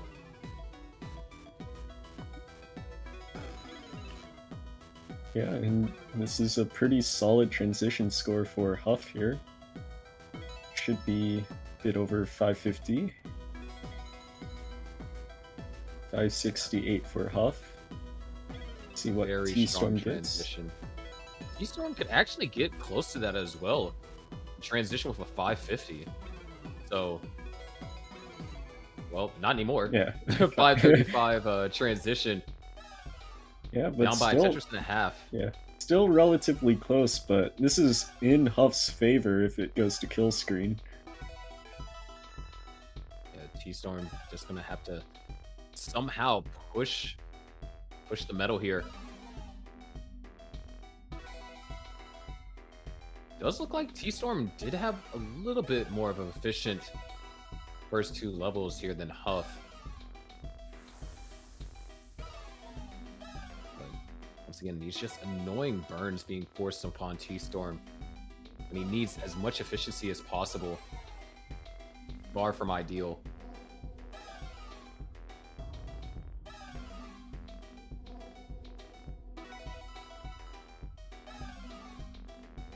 Huff racking up a 100k point lead despite the line count, which means that, yeah, Huff's on pace, like, ahead of pace now.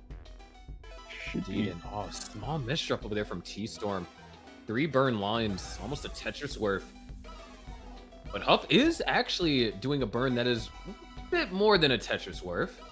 So this could work out for T-Storm.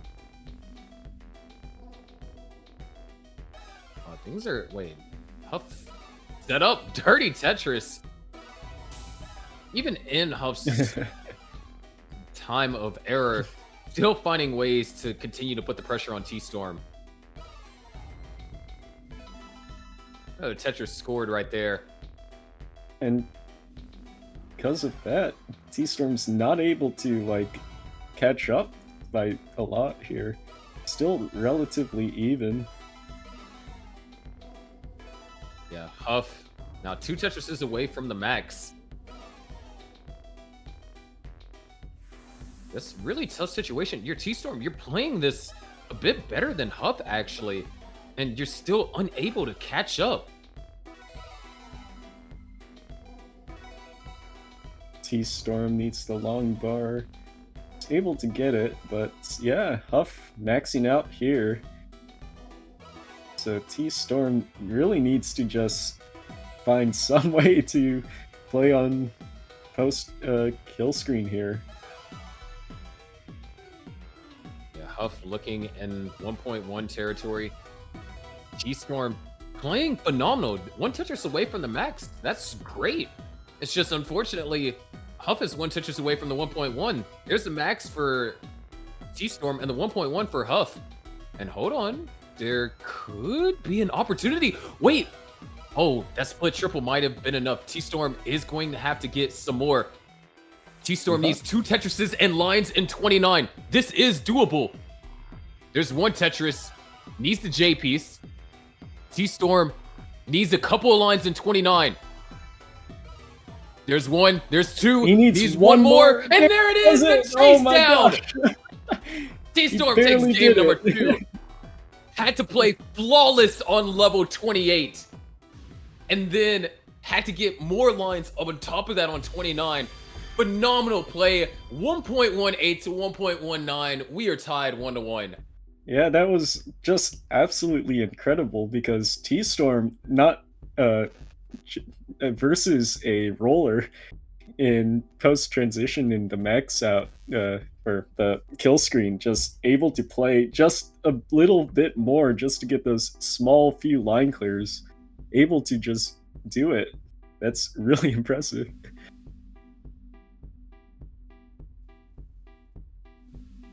Oh, looks like What? Huff is asking for his 15 allowed here, so looks like he's going to do a 15 start. It's going to be very interesting. And it looks like he is pushing down to some degree.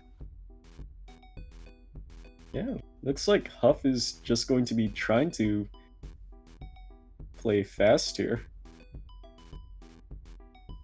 Fast, aggressive play. Building pretty wildly, but because it's 15 speeds, you can afford to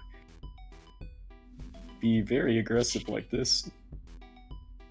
Yeah, and 15, you know, you do get rewarded less points per Tetris in exchange for mobility. But when you're playing up against an opponent, whoever is generally the most efficient on 15 is going to have a substantial advantage going into the post transition.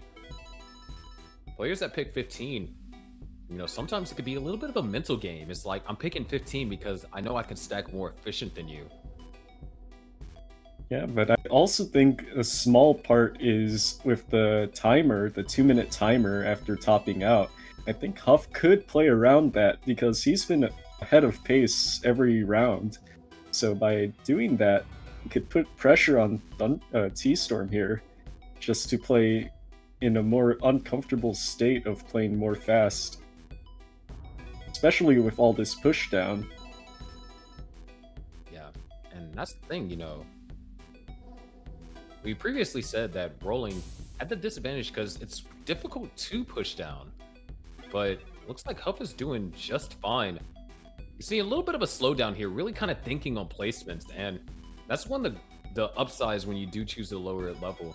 You do have more of an opportunity to think. Ooh, wasn't thinking about that one though. Or maybe thought too much. Yeah, this is not ideal for Huff here. And T-Storm just casually putting down those Tetrises. Ooh. That's gonna allow T-Storm to take the lead.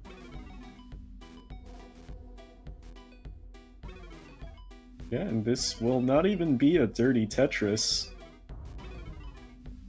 And still has to keep burning, so Huff is not in a good state here. There's an eyepiece. Can try and start scoring. Can go for dirty. Yeah, but still, this does not look good for Huff.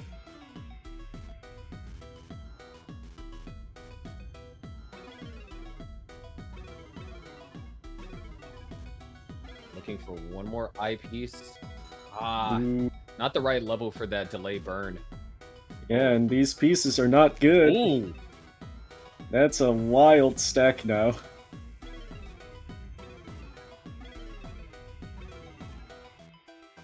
Should be able to clean it out, but he really needs the eyes.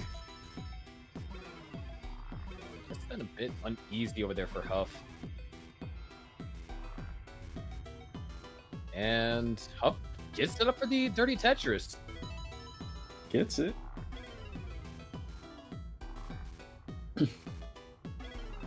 But yeah, T-Storm has built up a sizable lead now. Is behind in lines and ahead in score. Let's set up for a dirty Tetris over here for Huff.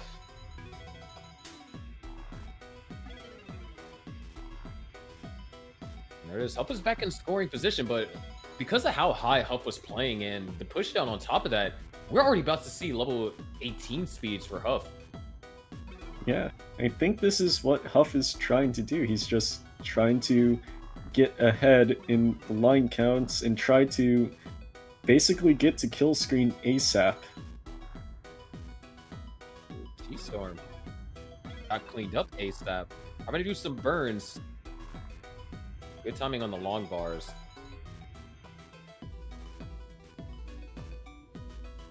Here's the transition for Huff. Level 18 speeds we go. Level 16.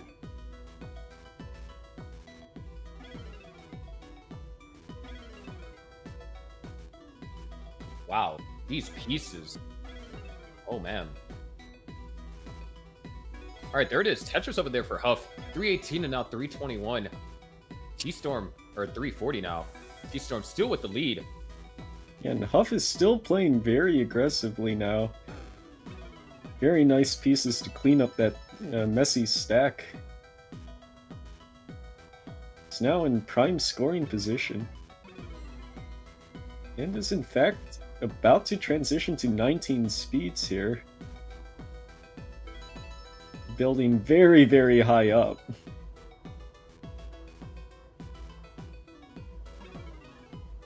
Okay, looks like one more. Yeah. 378 transition. That's a not high score for Huff. Yeah, definitely going to be a tough one to work with. Bud is already on level 19. 40 lines ahead of T-Storm. Yeah, so this is where it comes down to. So if Huff manages to clean up his Tetris rate, especially in these post-transition speeds here, should be ideal. Yeah, starting. Oh, T-Storm has transitioned. Yeah, A little bit uncomfortable. Huff has very messy pieces to work with, a lot of squiggles to work with, and is able to burn it out here, but that doesn't help his scoring.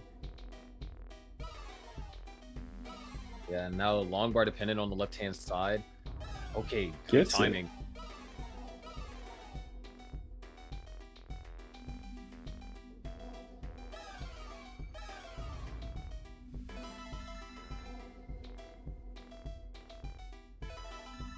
Yeah, and we can see Huff is now 50 lines ahead and is only 2 Tetrises ahead. So this might not even be ideal for Huff. The Tetris scored. Level 19 finally hit over there for T-Storm. A massive Tetris rate advantage.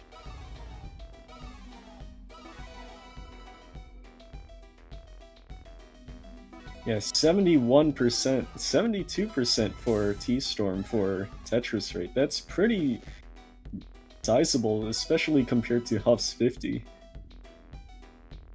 But Huff has been cleaning it up a bit. Able to start scoring a lot more here.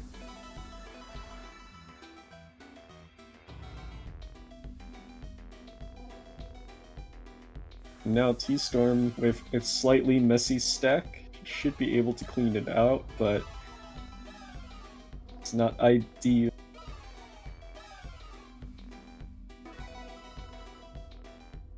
And yeah, Huff has cleaned it up massively now. Look at that score lead now. 100k. Huff 2 levels away from level 19 transition. Yeah, this is still solid. Should be at least 900k before kill screen.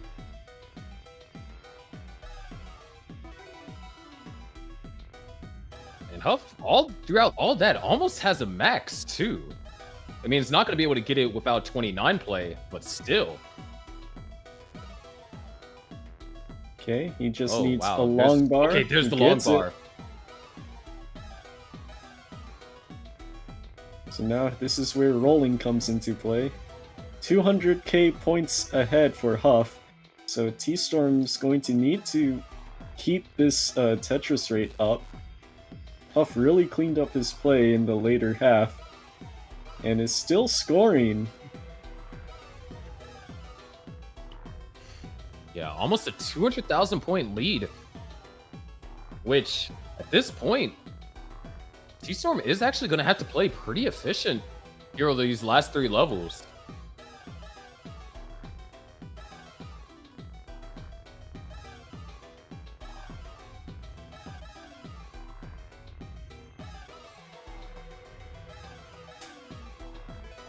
There's another Tetris over here for T-Storm.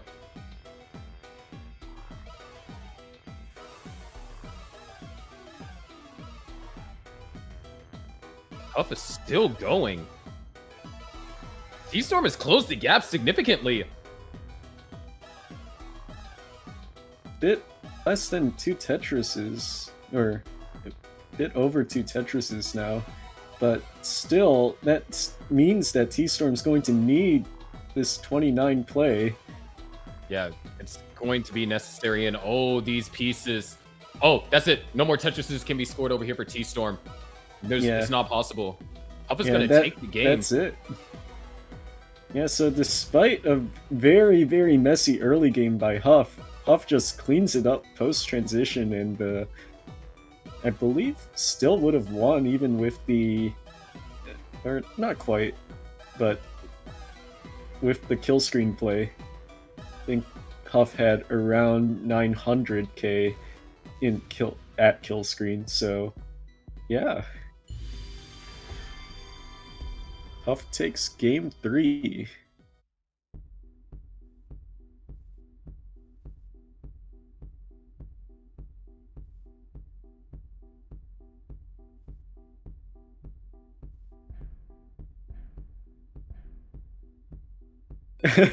Here.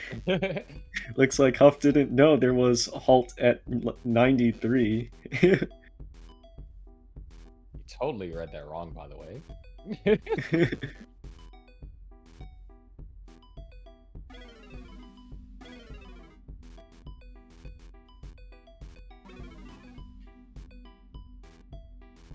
Or 39 iPad, but you know.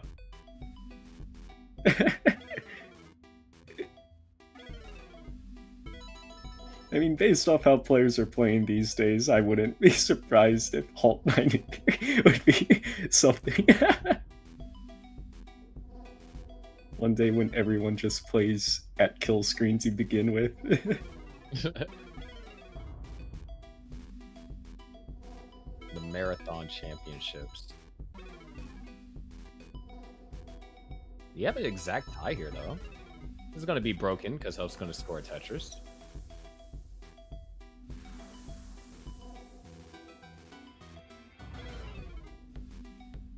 But yeah, if you're T-Storm, you might want to think about playing a bit more aggressively and try to take risks here, now that you know that you need to be able to score a lot of points at least before you top out here in order to beat Huff.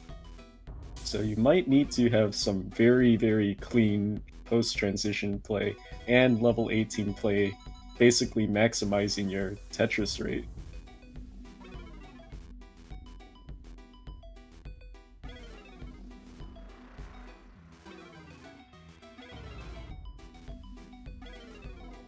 And once again, this is loser's bracket, so yeah, this is winner go home shot. T-Storm.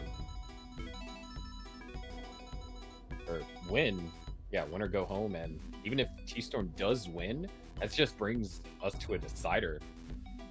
Still has to win that to stay in the bracket. Oh, Huff, complicated pieces. Needs the eye desperately. Gets a square to dig it down a little bit, but still not ideal. This drought is pretty rough. 19, 20, 22. This is not the ideal state. 30 pieces now, this drought. There it is. Finally gets it. And another one for good measure. The RNG can be nice sometimes. You know, first they're sour, then they're sweet, right?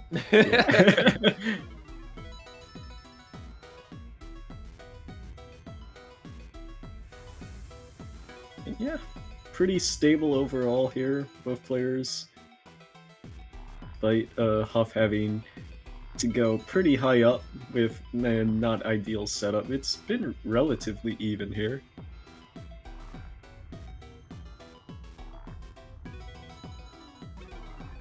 Nice set of burns. Just kind of been back and forth. T-Storm with a nice burn there to get the Tetris set up. Oh, Huff with a small misdrop there. Should be able to clean it up with a line here. That also works. Oh, that doesn't look right. But yeah, T-Storm pretty high up here. It's not comfortable. Able to get a Tetris, so should be able to burn out these last few pieces here.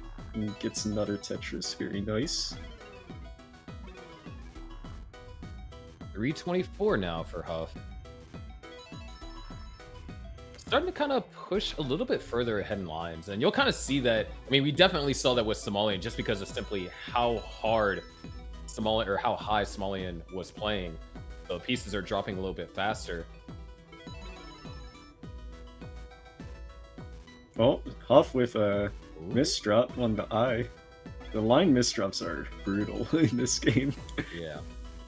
Or maybe it was intentional. Maybe there was a train of thought where Huff is like, well, if I place the long bar here on column 9, I'm not going to have to burn again to get Tetris ready. True.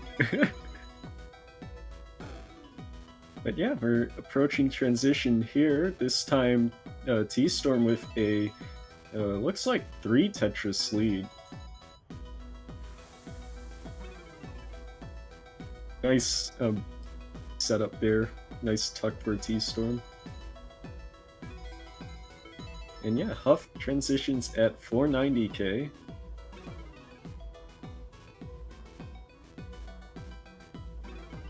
Nice C or S spin.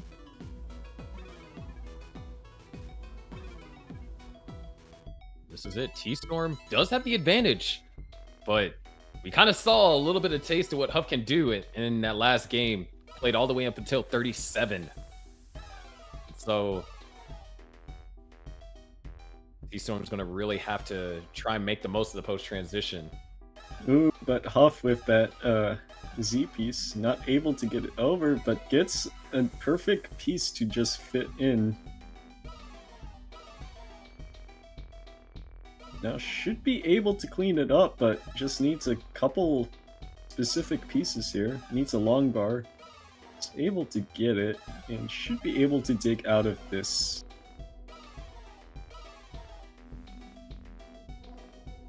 Yeah. It's like T-Storm still maintaining that lead, but still pretty small overall.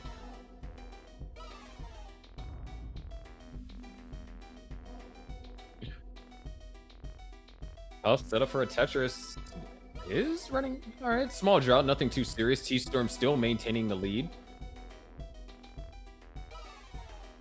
Long bar dependency built in the wow. Those pieces were perfect. Huff played them perfectly too. T-Storm still managing this lead. Yeah, nice couple of Tetrises for T-Storm to just maintain it. Huff still also maintaining, like, being pretty close overall.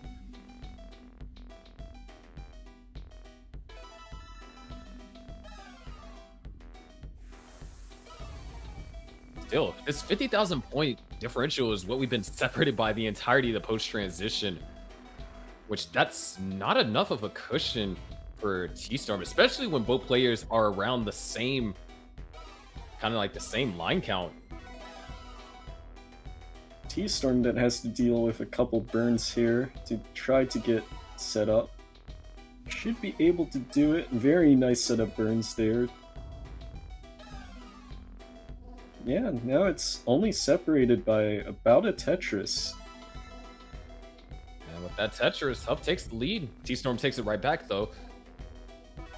But Huff is really kind of kicked into another gear of efficiency over the last 2 or 3 levels.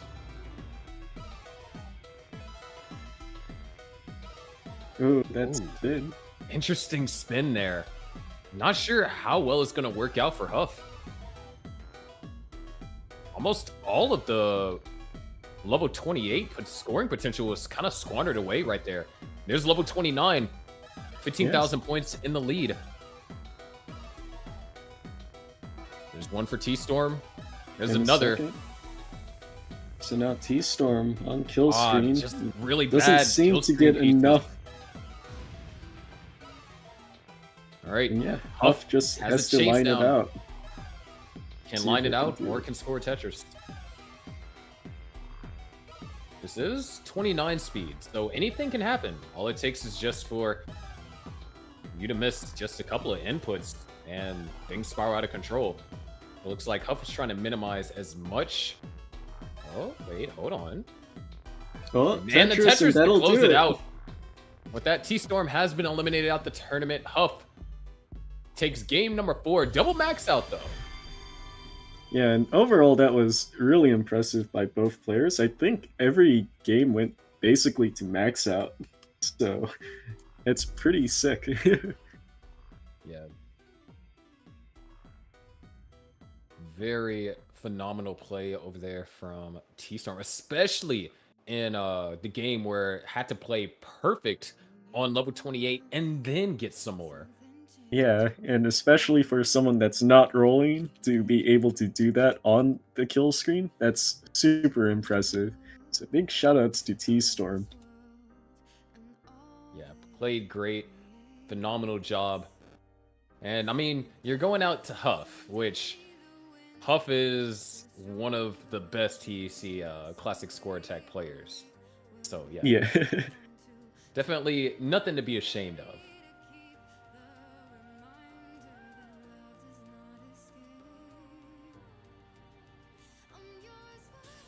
This will be a pretty killer match, O versus Sidnev, yeah.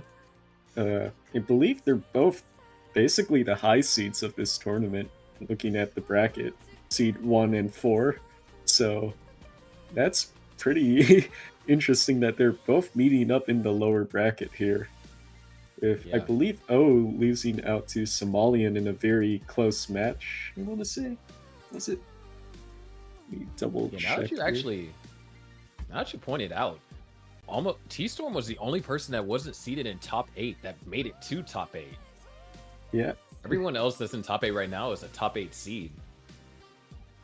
Yeah, it looks like O did lose 2 to 3 to Somalian, so that was a very close match between them.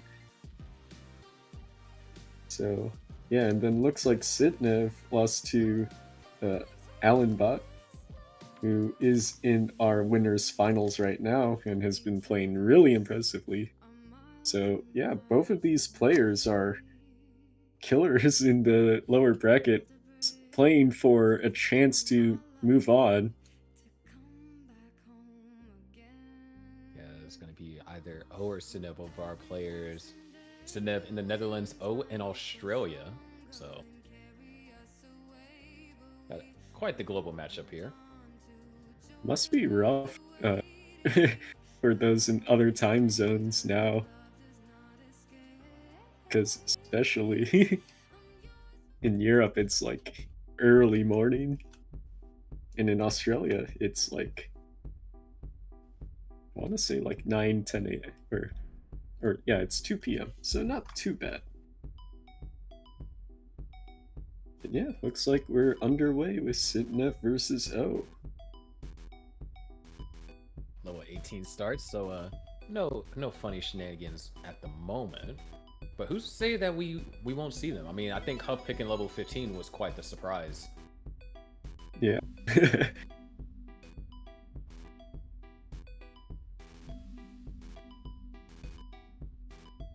But also could have been, it could have been a way to disrupt, a player's tempo. Moodus, one of the reasons why he liked to pick 15 against tappers. I mentioned this a little bit earlier, but it was to disrupt their tempo. So then they start, kind of like, start making misdrops.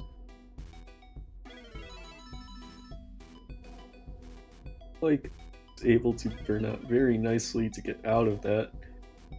Still, it's never ideal to have a messy board state, especially when you just want to be able to keep scoring whenever you can. Yeah, especially with how all of our players are today. I mean, they've been able to just take advantage of even the smallest mistakes. And then, like that T-Storm versus Huff, I believe that was game 1. Yeah, game 1, where Huff basically won just almost purely based on pre-transition. because they had almost the same exact Tetris rate in the post-transition. It's just that little bit of efficiency that Huff found on 18 was enough to keep T-Storm at bay to where Huff didn't even need any 29 play to win. Yeah, Definitely avoiding being in a situation like that is more ideal. Yeah, even in that game 3 between the two of them, where Huff was not able to beat out T-Storm because T-Storm's very flawless play at the after transition there was able to just barely squeak out a win. So yeah, every point that you get matters. And speaking about points mattering, right now Sidnev is up to a Tetris and a half lead. It's going to make that 2 for Tetris, but then O's going to cut it right back down to 1.5. So very calm here. Yeah. Outside of those little small hiccups on O's end. Yeah, and you can see that Sidnev has a 94% Tetris rate, 60 lines in, 95 now. So that is really good pace. Yeah, definitely efficient. We saw a lot of play like that from Sidnev in the World Championships. And that kind of can be said for a lot of players that played in the World Championships. That was like some of the best Tetris that has been seen there. And I believe videos for that will start rolling out soon. So for those of you watching on YouTube, you guys will be able to get to watch that very soon. But right now, you get to enjoy this stellar play over here from both of these players. Because despite Sidnev having such a high Tetris rate, O isn't that far behind. Yeah, very still early on though. Definitely see what the players have on transition here, because that's when points start to get multiplied a lot more.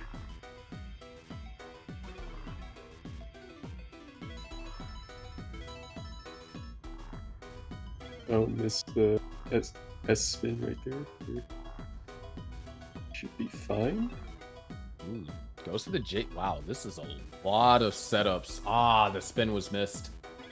Oh, okay, goes for the J spin there to try and isolate the hole over there on column 4. Very interesting tech. And if the pieces allow it, could allow for... I'd say that was a pretty efficient burnout. It cost massive amounts of pace, but I think it was pretty efficient. Still here. O is still playing on row 2. Yeah, pretty neck and neck overall. It's barely like 10k points separating the two of them when they're even. So pretty neck and neck.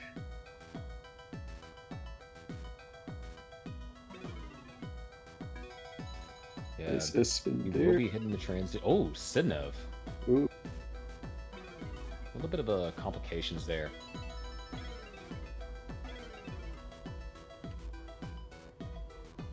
Yeah, Sidnev not in the ideal board state, especially before transition here. Only 4 lines out after the single, so this is not ideal, especially this high up. And should transition here, this is not the best state to transition on. Needs a dirty Tetris here. Gets it. Oh, also transitions up pretty high, knocks in a Tetris, misses the T-spin. I swear, like, none of these players today can hit T-spins. They can hit other spins, just not the T-spin. Yeah. Yep. Like, oh. Should be able to burn out here very nicely. Oh, going for the dirty Tetris. Very aggressive. Oh, but no. that is very bad. Oh, wow, and the That'll S do burst it. to end it all. Just one more line should do it, and Sidnev takes game 1. Yeah, that was just a rough sequence for O. Yeah, played a bit aggressively, trying to go for that dirty Tetris and then made a misdrop, so that'll do it to you. Classic Tetris, where even one misdrop can just end it all. And we're hovering over the 15. Are we gonna see it? Yes, we are. Level 15 starts. Yeah, really We're surprising getting to pretty me. of level 15 starts this year. Oh, and And Sidnev already with the misdrop. yeah, a little bit of a staircase to heaven. Don't think you see any 15 play at CTWC, or at least, especially at the high levels. Yeah. Yeah, definitely not at CTWC. I'm not. I don't even think someone would have to confirm that played in silver, but I don't think even silver allows 15 starts, or maybe it does. I could be wrong, but definitely not something that you see in the gold bracket. 18 is the competitive standard there, but you can kind of see a little bit of what I said, how 15 can really throw you off your tempo. Yeah, and already, should be in a pretty nice lead here. Sidnev still kind of with a weird, well, should be able to burn it out, but that's not the most ideal. It's now technically a Tetris behind if it were 18 starts, but yeah. Yeah, Sidnev has gotten the board under control, so should be able to get scoring once again.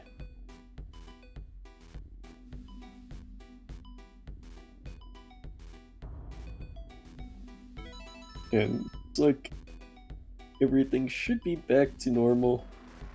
Pretty nice, comfy stacking from here on, hopefully. As long as the pieces permit it. Yeah, that's the main stipulation, as long as the pieces permit it. Sometimes they do, but as we've seen today, sometimes they don't. Yeah, well, the highest line drop that we've had today so far, I think it was like 38 something. Yeah, 38. Yeah, 38 I think has been the highest that we've seen today, and hopefully it stays that way. Yeah, because I've been hit by some nasty TEC droughts recently. Not too much of a fan. yeah, yeah.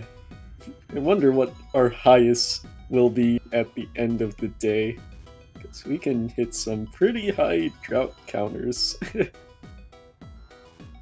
What's the highest you've seen in competition? At least for regular NES Tetris, the highest drought that I've commentated over was I'm pretty sure it was a 96 piece drought. Oh, boy. Yeah, it was pretty brutal. Yeah, that does. I mean, they survived, but it was like, at that point, you're not playing Tetris.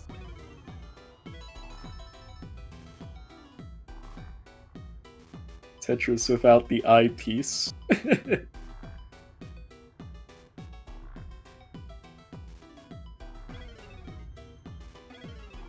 The player relatively clean, has been pretty clean from a part that early section from Sidnev. Looks like Sidnev, though, has to make some creative stacking decisions here, but should be able to play it up nicely.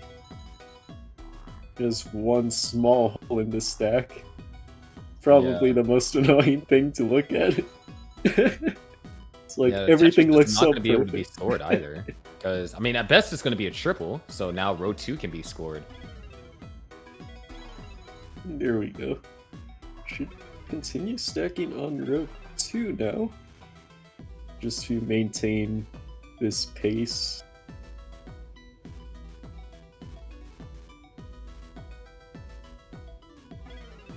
And yeah, overall, pretty comfortable. Sidnev does take a few burns there. really high stacking over here for Sidnev. Ooh, speaking of droughts, Oh my this is gosh. a long drought.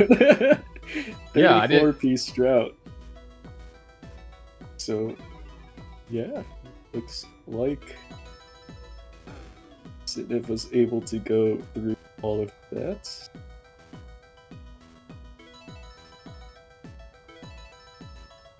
And yeah, O still has the pace lead. It's going to slow down here. Unless, alright, there's the eyepiece. And that's actually level 16 over here for O. Yeah, Sidnev should be crossing over in 2 more lines here. Really tough pieces over here for O.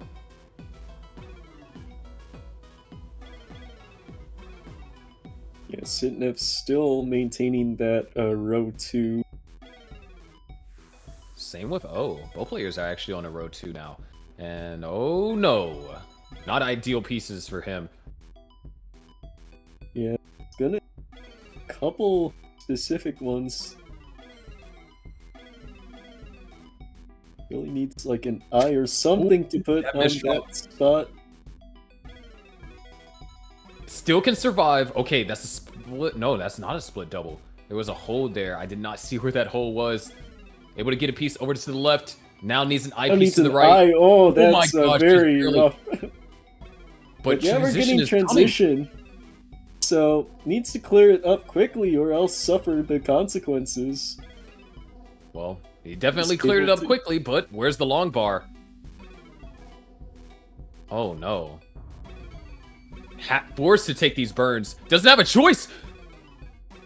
Wow. And is able to get such great timing on all those pieces. Oh boy. O's gonna survive. And so is Sidnev. Sidnev also transitioned. Oh, well, Sidnev is gonna be fine. Oh, once again, back in a dig simulator. Yeah, and this is really good for Sidnev now. Oh, once again, it looks like,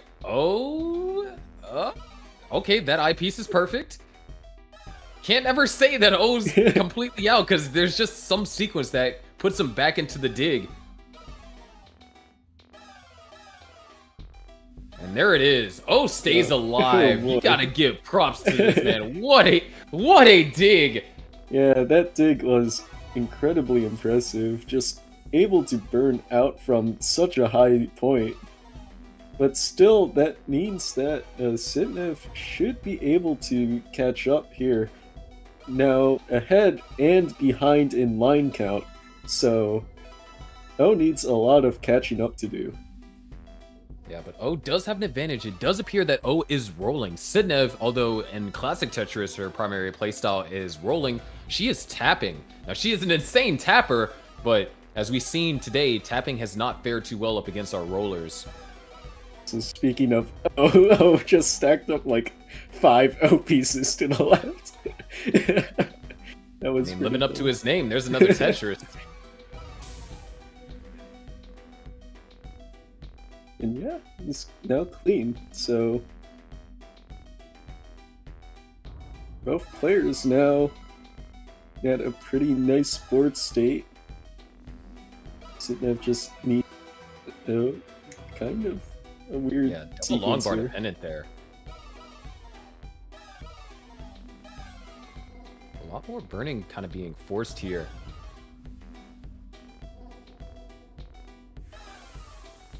Massive.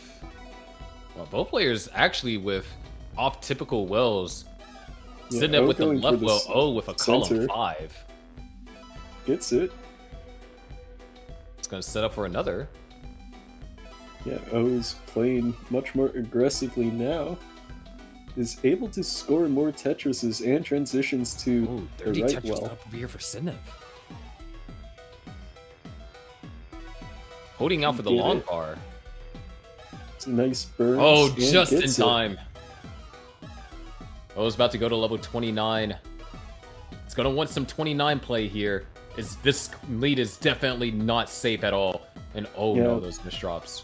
This is not good for O. O's going to need to play really well here in order to survive. Needs to get a piece over to the left. Has to get it over. Gets oh it. my gosh. Oh, gosh, And but those that's bishops after. rough. Oh, Sidnev boy. just needs this last Tetris. Yeah, Oh, but wait. where's long? Okay, there it is. Okay, so Sidnev takes game 1, but that was really too close for comfort for both players. Yeah, O basically lived at the top of the board there. Yeah, that was a Still made very it work. uncomfortable game to watch. Both players were just getting very unlucky piece sequences everywhere. But yeah, looks like Sidnev 2-0, so this is O's last chance to keep it in the loser's bracket or go out.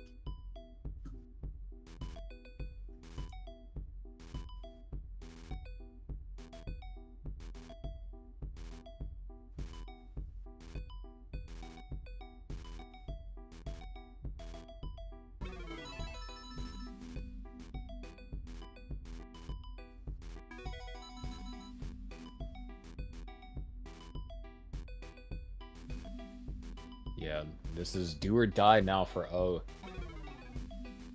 And I have to channel that survival in game into these next 2 games to try and survive here in the tournament. Or technically next 3 games. Have to pull off a reverse sweep, and we haven't seen one of those yet today. If I'm not mistaken. Had close cases, but don't think so.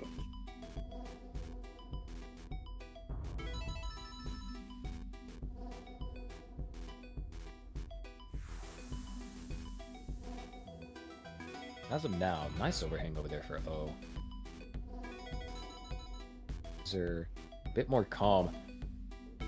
Yeah, both players just equal in score. Yeah, dead even. Which one of you is going to burn? Neither person wants to be the first person, but looks like Sidnev is going to have to burn. Yeah, couldn't use that eyepiece for a Tetris either.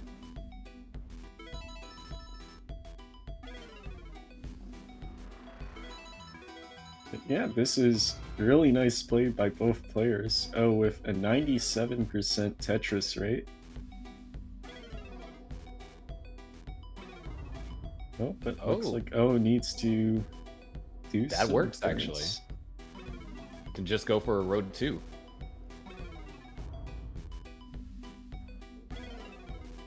Oh, looks like Sidnev needs a Drought here? Yeah, that does look like what we're in right now, a drought. Okay, it's not too bad, 20 pieces.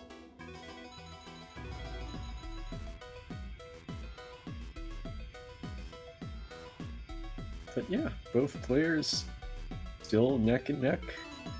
Nothing too scary for either player. Some creative stacking decisions. Unfortunately, no perfect clear for Sidnev there. Once again, another opportunity robbed from us. Was 1 piece short. Dang, that's even closer than Sodium's almost perfect clear.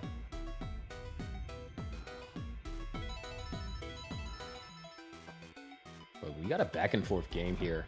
Oh, with the slight pace advantage. It's taken a few less burn lines, but regardless, still very close. Still needs to make a few small adjustments here to his stack. Going for Should get this. it That's 30. interesting. There it is. And yeah, still is going to build on row 2. And hopefully transition after this looks perfect. That's exactly what he did.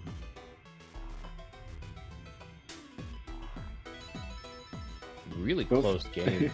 Both players just playing pretty solid, both with a 77% Tetris rate. It's not no difference in score basically.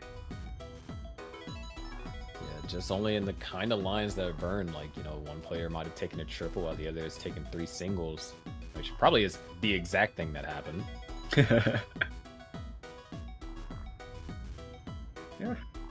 incredibly close, especially as we reach close to transition in 30 lines or so.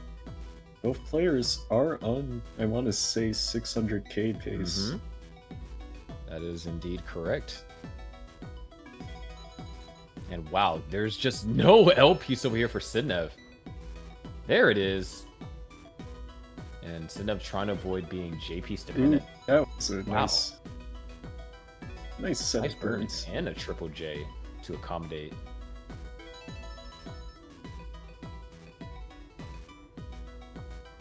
Still, this game is so close. Probably the closest game that we've had going into level 8 or going into level 19.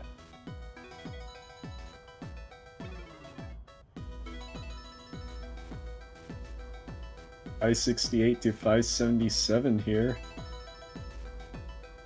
As neck and neck as you can get, basically. Another Tetris over here for O. J piece dependent now. About to transition. Ah,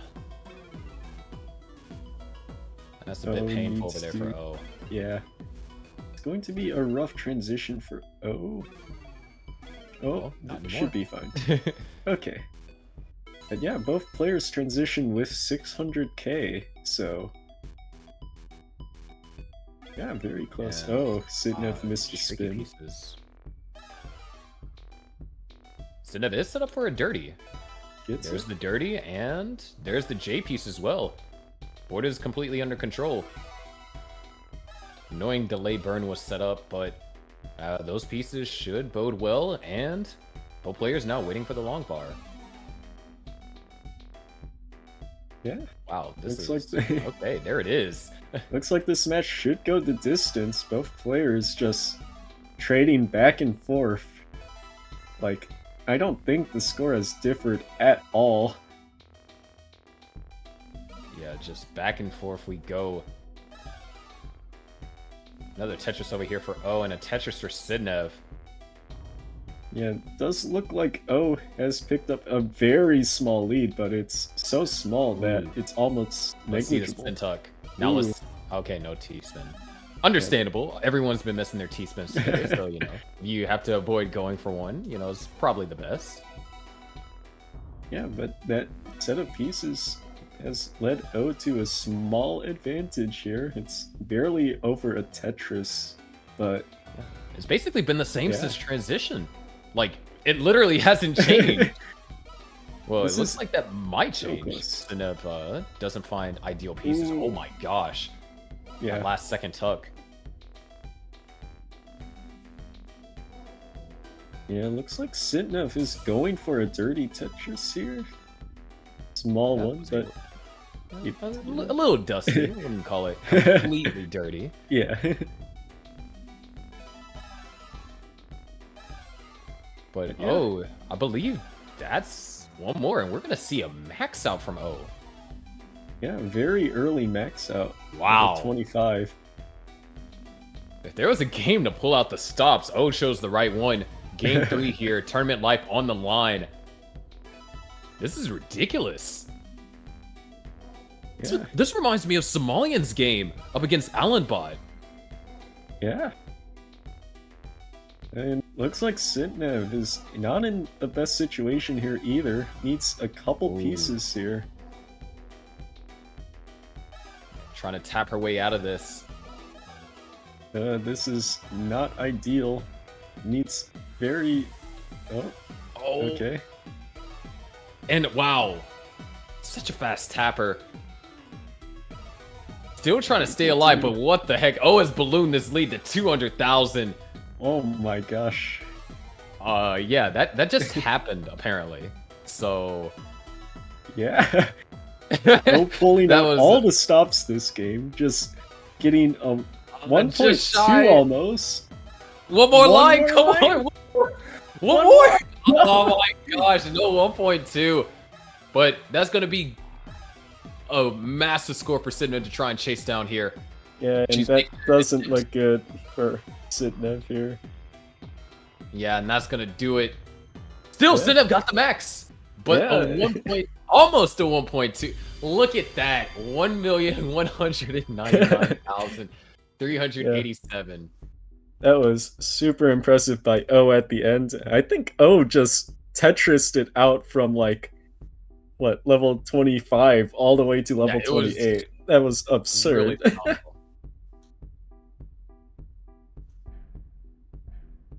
Okay, so no sweeps on stream so far, I want to say, yeah.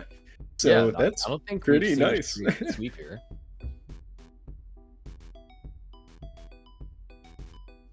Truly. What? Oh, look, we're getting simul stacks. Ah, a little bit of differentiation there. You can see one stack is more jagged, the other is more ideally contoured, so to speak. Yes. Always, you don't really want to stack purely flat. You want to have like those small gaps as well, just for the Z's and S's sometimes. And oh, looks like O's in high up, and that's not the elevation is too high, or well, bringing it down. good. Oh, nice. Oh, okay. Should be able to get a long bar, and there we go. I was out of that slightly scary situation at the start. Yeah, that would be definitely unfortunate for that to happen. Yeah, especially after that last match where just phenomenal game. And that tends to happen. You know, you have a great game, and then you're still, like, after you start your next one, you're still, you know, hyped up on the adrenaline. And then, and then you know, have a game that's not necessarily what you want. Yeah, I think it's pretty common. You just have too much adrenaline from the last game, and then you start misdropping because you're like too hyped up. But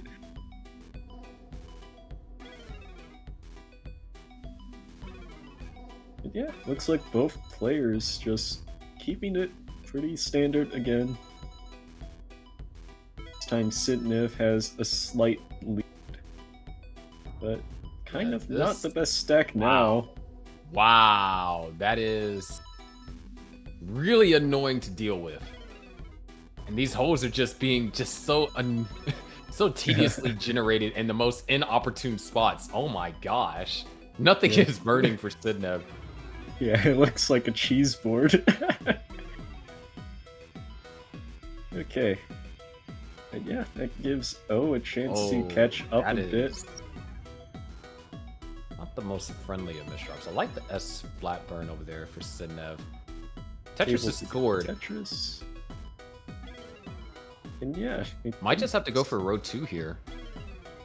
Well, seems like Sidnev is deciding to, do row 2. Same with O. Lots of row 2s. Yeah, especially on this particular matchup.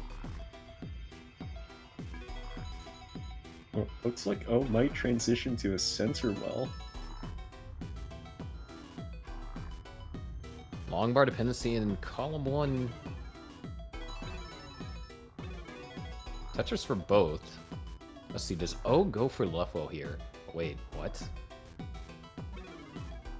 Okay. Also, Sidnev up high. Oh my gosh. Yeah, you're right. Still manageable. Level 18, slower speeds. Equally as dangerous. All it takes is one misdrop. Okay, nice adjustment. Oh, this is a perfect opportunity to capitalize. Wait, we're separated by 1 point there for a second. Someone did 1 pushdown point? Sidnev did 1 pushdown point. O did 2. Ooh. And That's very funny. Set up for the Tetris. So, gonna be in the lead by more than just a pushdown point. Sidnev also set up for a dirty left well. Yeah, but this is this is scary. Scored. Sidnev goes back into the lead. O can't score at the moment. That hole on column 1 is preventing O from scoring. Might just build it up to row 2 and just keep it that way. with looks like a misdrop, but should be Could fine. work out if an S is received. No S. Oh, there's the S. Yeah, both players still maintaining that row 2. Yeah, we are closing in on level 19. Sidnev 1 game away from advancing further in the bracket. Oh, 1 game away from bringing us to a decider or going home. Sidnev's got the board completely under control, all the way down at the bottom. Oh, still rocking the row 2. One more Tetris available for both. And O's just going to burn this all the way down to the bottom, which understandably so. Yeah, chooses the best time, especially during the transition. It was Sidnev with a nice set of tucks to fix up the stack. Sidnev now looking for a T piece, it would seem? Well, now that piece works out perfectly. Tetris ready. Tetris for Sidnev. Yeah, and Tetris for O. Pretty neck and neck once again. Seems like the same situation as last game, where both players were just separated by a few lines. But Sidnev up high. Yeah, Sidnev a few lines away from scoring. Oh, Or like a few lines away from topping out.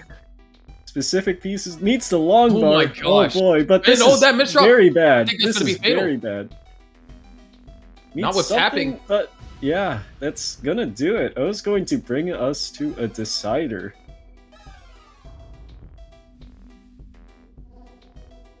So question Really is, close can situation. O And there's the F. Yeah. The commemorative F.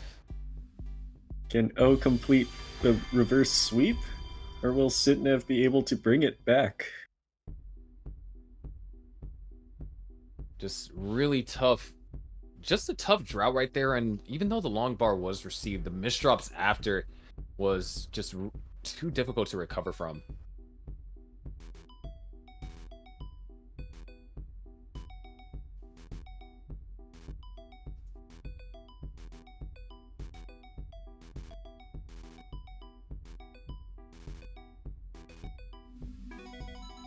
Both players knocking down a Tetris, the 1 point separation here. You love to see it. And, ooh, tricky. O was kind of forced to have to take at least 2 burns there. Didn't really have a choice with that O piece. Yeah, the O pieces have been not nice to O. Very funny. But yeah, it's gonna. They weren't happy set up that a he, nice that he stole it. Yeah. True. Yeah, looks like both players. Oh, what happened there for O? But okay, should be fine. Yeah, both players overall have been playing really well pre-transition, and then in post-transition, it seems like overall it has been fine, but O's been having the small advantage. Yeah, and especially over the last 2 games, Sidnev has gotten into some very troubling situations where O has just been able to either survive in the case of the last game, or in game 3, just simply overwhelmed with Sidnev with points. I mean, almost a 200,000 point deficit over the span of like 2 levels. That's something scary to just look over and be like, wait, I'm down by how much?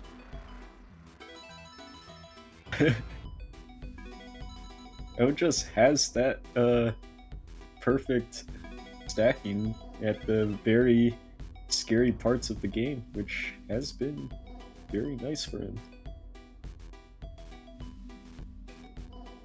I was looking for the eye, trying to fit something there. Should be able to get one, but looks like it's a pretty lengthy drought. 20 pieces. Yeah, oh, a little bit scary situation there. It's going to cost some burning, and Sidnev already has a 100,000 point lead, so off to a great start, and oh, not so much. Yeah, O's building Wow, like these a O's, very oh bad my transition. Oh my gosh. Yeah, O's One's not gonna need a intended. lot of burning here to get out of this. Nice delay. Nice flat burns. Oh, bit Wow. interesting. Okay. Puts the eye on the right and should be able to get one for a Tetris. Doesn't quite get it, but just shy. yeah. Now Sidnev is the one with a massive pace advantage. I think this is the first time we've had one in this early state. But as I say that, Sidnev has a very weird eyepiece in the center. What the heck? Just a missing Crazy eyepiece in the solve. stack. Crazy solves to try and fix it up as efficient as possible. But now this is an opportunity for O, because O has a clean stack now. Yeah. A little weird to say at this moment, but it's true. Yeah. And Sidnev needs to find a way to get out of this kind of messy stack here. It's not even going to be able to get a Tetris here. Lots of line pieces or line dependencies. Should be That fine. lead is shrinking fast. Yeah, what was a 150k point deficit, I want to say, it's now shrunk to just one Tetris. So Yeah, both so players we're back in this. Oh my gosh. And Sidnev is going for this as well. And gets it. And is going for another. He gets that one too. So yeah. The lead has shrunk down to just one Tetris for Sidnev here. Really tricky pieces over there for O. Knocks down a Tetris with luck. Those pieces That's a actually work very out pretty nice- well. Gets a T. All right then. Perfect. So now O just needs not an O piece, not an O piece. There we go. Tetris. That's the thing that O does not need is an O piece. There was another one. So O should be Oh my about to gosh. transition here. Both players are like pretty even in score once again.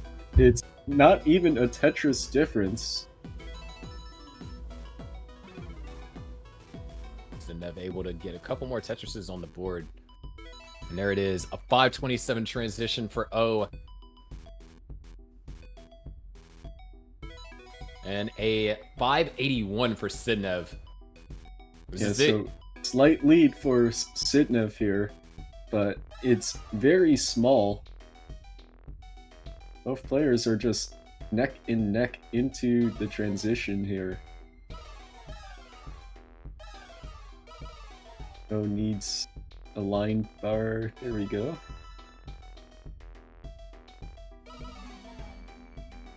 Yeah, O's stack is kind of slightly off. Sidnev has a better stack. And O getting more O's. Oh my god. Dude, what is the seed? So many O's. O is finally Tetris ready. Gets one. And Sidnev just with the clean stack. Oh, O's now set up for the or trying to get set up for the left side. No, it's gonna burn out. And O's making the safe play. yeah, but at Trying some to point you believe. gotta wonder, when do you stop going safe in O's case? O's 29 isn't as strong as we've seen with Huff or Miles. And oh my gosh. This is a drought. Oh, gets one. Set Can he up? get another dirty Tetris here? He gets Yeah, one. there it is. But will he maintain it? We'll see. Okay, he gets Such a a hard line, decision to gets make. Another Tetris? there it is. Very nice. But still, now it's Sidnev, the one that's building up this lead post-transition. Just Oh, trying to fight 100k back in points any way now. possible. Likely, in order for O to win this, O is going to have to play pretty well in the post 29. Sidnev is just on a Tetris spree. We're about to see a max out over here from Sidnev. Yeah, it's like Another one the from positions were reversed from game 3.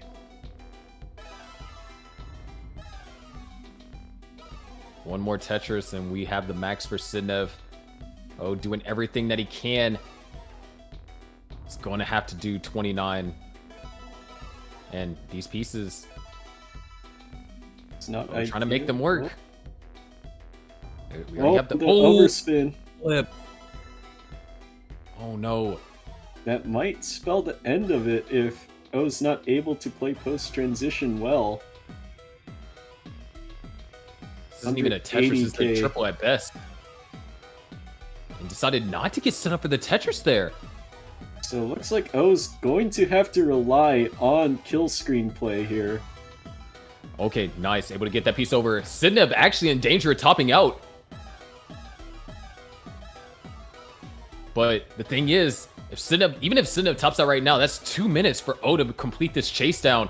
Hold on a second. No way. No way. Eyepiece. Oh, And it doesn't make it! O's gonna top it. out. Sidnev advances, avoiding the reverse sweep. Oh, and is keeping knocked out.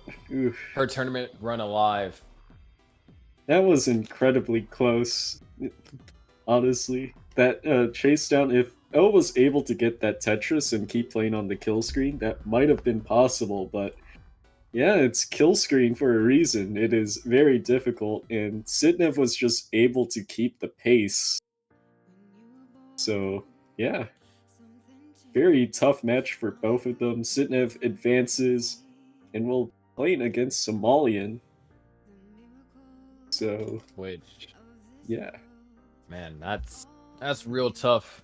But our top 6 is now Alan and Miles in our winners bracket, and down at the bottom, Sodium versus Huff, and then That is a Somalian match. versus Sidnev.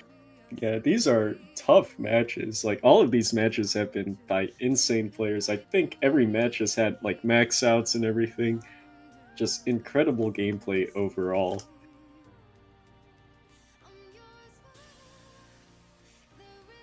Really insane play.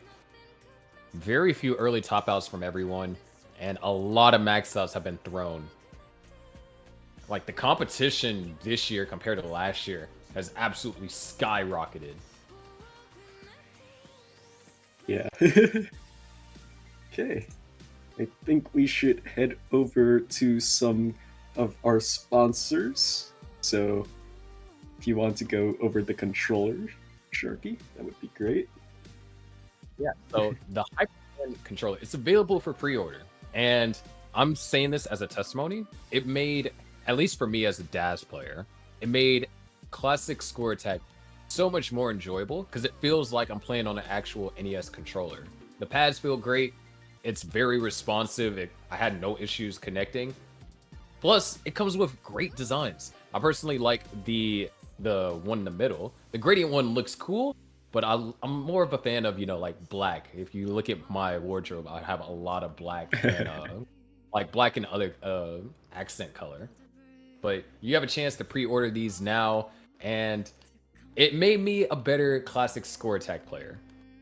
Or it made it to where I'm not as nerfed. I'm a little bit nerfed because it's TEC, but I'm not as nerfed. But I definitely would recommend this controller if you are interested in getting it. Yeah. Incredibly nice looking. Highly recommend. I might get one myself, even though I don't use a controller for my Tetris games. But it might be fun to try out for a change. I've maybe get good at Classic with an actual controller, so instead of a keyboard. That might be interesting to see. And then next, Yeah, I believe we Austin want said to. that he's been using it for Zone Battle such, which Oh, yeah. for me, I just feel like modern Tetris, it's hard for me to envision me using anything other than a keyboard. Yeah, I think there's a lot of really good zone battle controller players as well. Like, I believe Kazu is one. And Doremi plays on controller as well, so yeah. Okay. And then I believe we want to go over some of our other merch. So our TECWC merch. You can see lots of t-shirts, watches, and everything. So yeah, it's a lot of really cool things. I have a t-shirt from last year. I really enjoy wearing it. So it's pretty nice to see, especially because a lot of times people are like, hey, oh, you play in the World Championship for Tetris? That's so cool. So I would highly recommend getting a t-shirt. Pretty cool. And yeah, we have a bunch of other stuff, stickers, sweaters, etc. You can see a lot of it on your screen. It's very cool.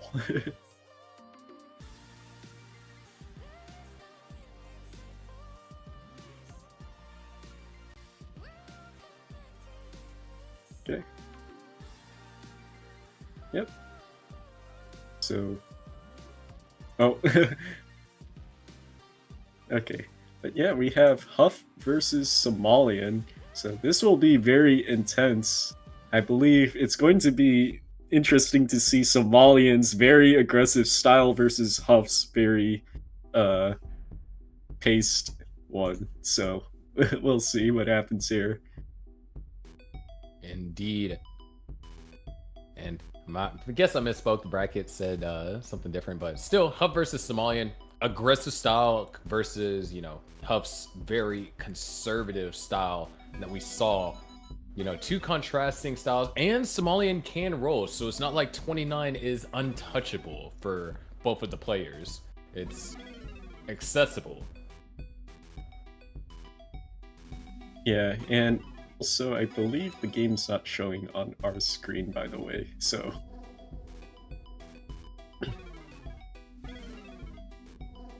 Here we go. Yep.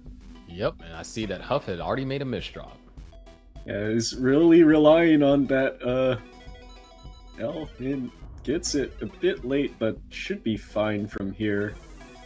And Somalian already with a dirty Tetris. We're off to a fantastic start here. Yeah. So, really interested to see how Somalian plays. Somalian's just been playing very fascinating Tetris to me, just very aggressive. And Huff with all the O pieces, looks like the O curse has transitioned over from O to Huff now. Oh boy. Yeah, I want someone, if possible, to go back in that game and just count how many O's both of those players received, because it felt like there was so many O pieces in the last game. Yeah, Huff with not such an ideal stack here. It's very tower-centric, which, if you're familiar with classic Tetris, a tower in the center is not your ideal situation. Nope, that's TGM.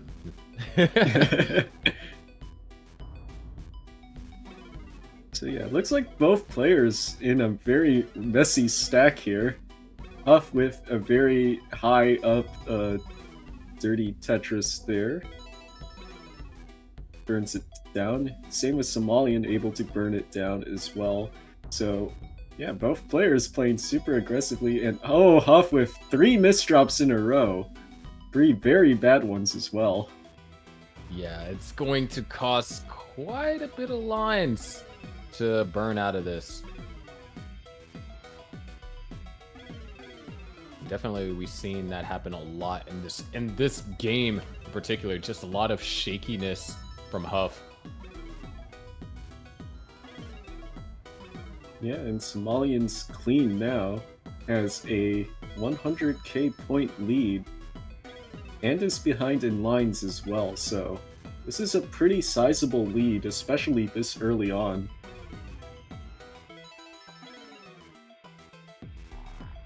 And Huff trying to burn it down, still not at an ideal state. Yeah. Oh, well, can get set. Oh, yeah, I guess, oh, now it's set up for a dirty Tetris. Taking a little bit of a page out of Somalian's book there. Would love to get an L piece. Now a T piece is ideal, and there it is. Yeah, But after all those burns, now Somalian's about double of Huff's score right now, which is pretty substantial.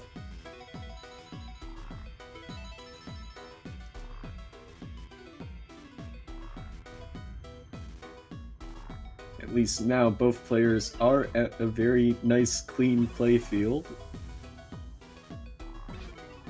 Alright, we just got a note from production that we have moved to 41 Hull, since it can be enforced in-game. So, very interesting, you know, not quite 39. Yeah, it might give a smaller advantage to those players that are able to play on kill screen, but it's not too substantial. And prolonged kill screen is difficult.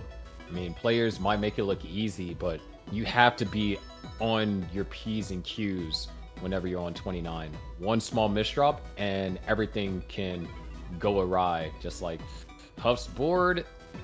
Not the most ideal, and oh my gosh. Okay, those pieces are good. Yeah, just look for something. T-spin, Oh, T-spin. T-spin? We Yes! hit a T-spin. We got one! T-spin has been hit! Go. But yeah, oh, And that's a T bad T overflip. misdrop. Should be fine.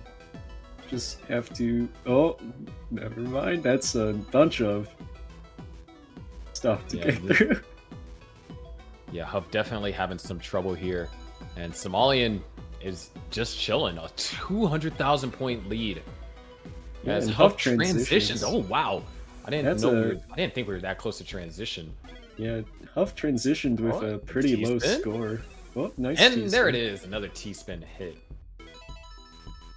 If there's any constellation from this, is that Huff has been the only player to successfully hit T-spins on stream. Oh, Huff's still misdropping. Huff's been misdropping quite a lot overall in this tournament so far from what I've seen. Probably a lot of the handling is getting to him. Yeah, have to be very delicate. Or at least I remember back whenever Huff and Fractal last year for the Honda Fan Cup were like trying to lab how to roll on TEC. There was certain things where if you didn't put enough pressure, or even if you did put enough pressure, TEC would sometimes just eat your inputs. And whenever an input gets eaten, that can be very devastating. But Huff is now back in a scoring position, down by 350,000 points. I think this has been our biggest deficit of the day. Somalian's just putting up a clinic here on just scoring. Like, this is really good pace by Somalian with 69% Tetris rate, and Huff has been dealing with lots of misdrops and needing to fix a lot of stuff here. So Huff is definitely going to need that to clean up his play, and probably to play well in the kill screen.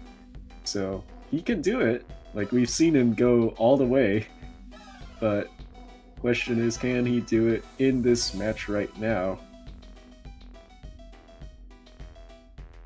Yeah. And the thing is, even if Somalian does top out early in 29, 2 minutes is not a lot of time to complete a chase down on 29. We're talking about that Huff is going to be forced to go for Tetrises, but Huff is forced to try and survive this at the moment. Needs more burns here, and this is just going to be worse for Huff. Just needing to chase down this massive discrepancy. That's perfect. Yeah, but level 27 here, so Huff has like no time. He has to play kill screen basically at this point. Yeah, and Somalian's about to max out. Kill screen must be played, and Tetrises have to be scored in kill screen. The lining out is not an option. And Somalian gets a max out at level 27. And looks like Somalian's going to go ahead and top out I believe he knows that Huff has too much of a gap to chase down, so he's going to rely on the fact there's that one Huff Tetris is not going to set be up. able to get Oh, past no. this. Dang. That drought was just so untimely. Huff has to basically get 9 Tetrises in the next minute and a half. Yeah, and on kill screen, this is very, very difficult.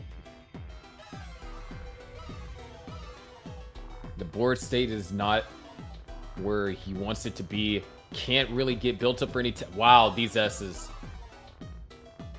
Yeah, this is That's not gonna do gonna it. be... Yeah. Huff Was able to take it to 29, but just super strong game over there from Somalian.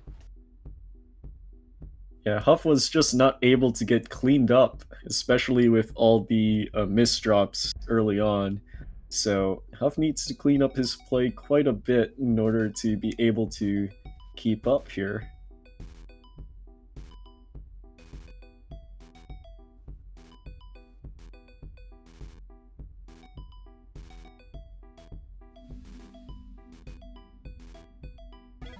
Looks like Somalian building.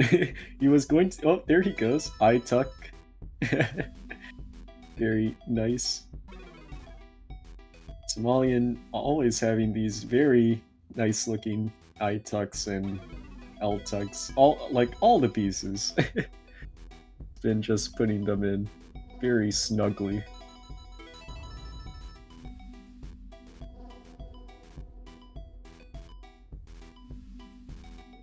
Nice overhang over there from Huff. Much better start here. Somalian holding out for the J. Actually takes the triple. Somalian still playing pretty aggressively.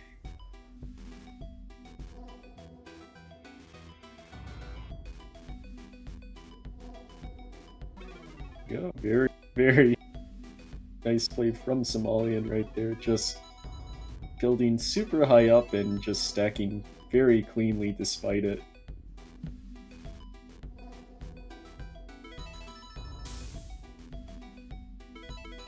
And both players now playing a lot cleaner this time around. Yeah, nice adjustment over there from Huff. Keeps the well open, and I think at this point it was just going to be a little bit of a back and forth exchange of Tetrises. Somalian with some kind of annoying pieces to deal with, but is able to do a couple nice burns and gets out of it very quickly.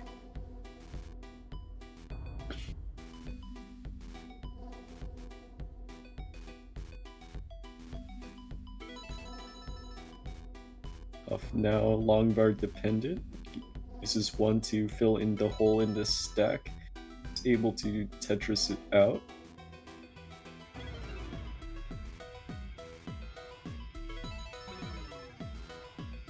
Yeah, Tetris over here for Huff. Into the lead. Both players are It's actually separated. some pretty good by efficiency. pretty small amounts. 85% Tetris rate for Huff, 76 for Somalian, so this is pretty solid of a game for both players. Yeah, not the moment.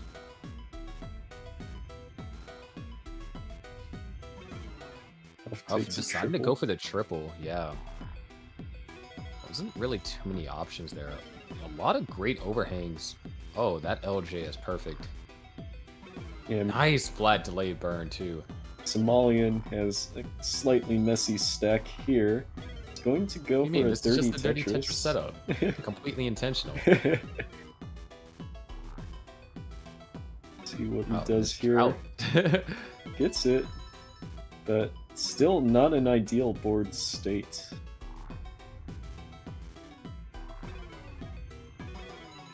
Able to do a couple nice burns. Set up for another dirty Tetris. Gets 2 line bars, perfectly timed, and another dirty Tetris, so Somalian is sitting pretty here. even on row 3. It's set up for another one. Oh my. It looked like it teleported. Yeah. I was like, oh, I guess he's just gonna dead drop it. Oh, that looked like a misdrop for Somalian. Should be fine. The O pieces. I like this. I like the delay. The T-spin? Oh, it doesn't get the And T-spin. Yeah, Huff is the only player that can hit T-spins.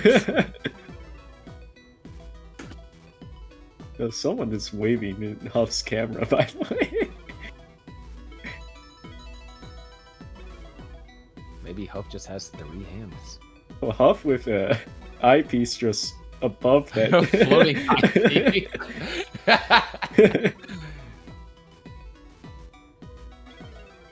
It's such a funny stacking occurrence. Just have an eyepiece just floating above a hole. But yeah, 516 to 492.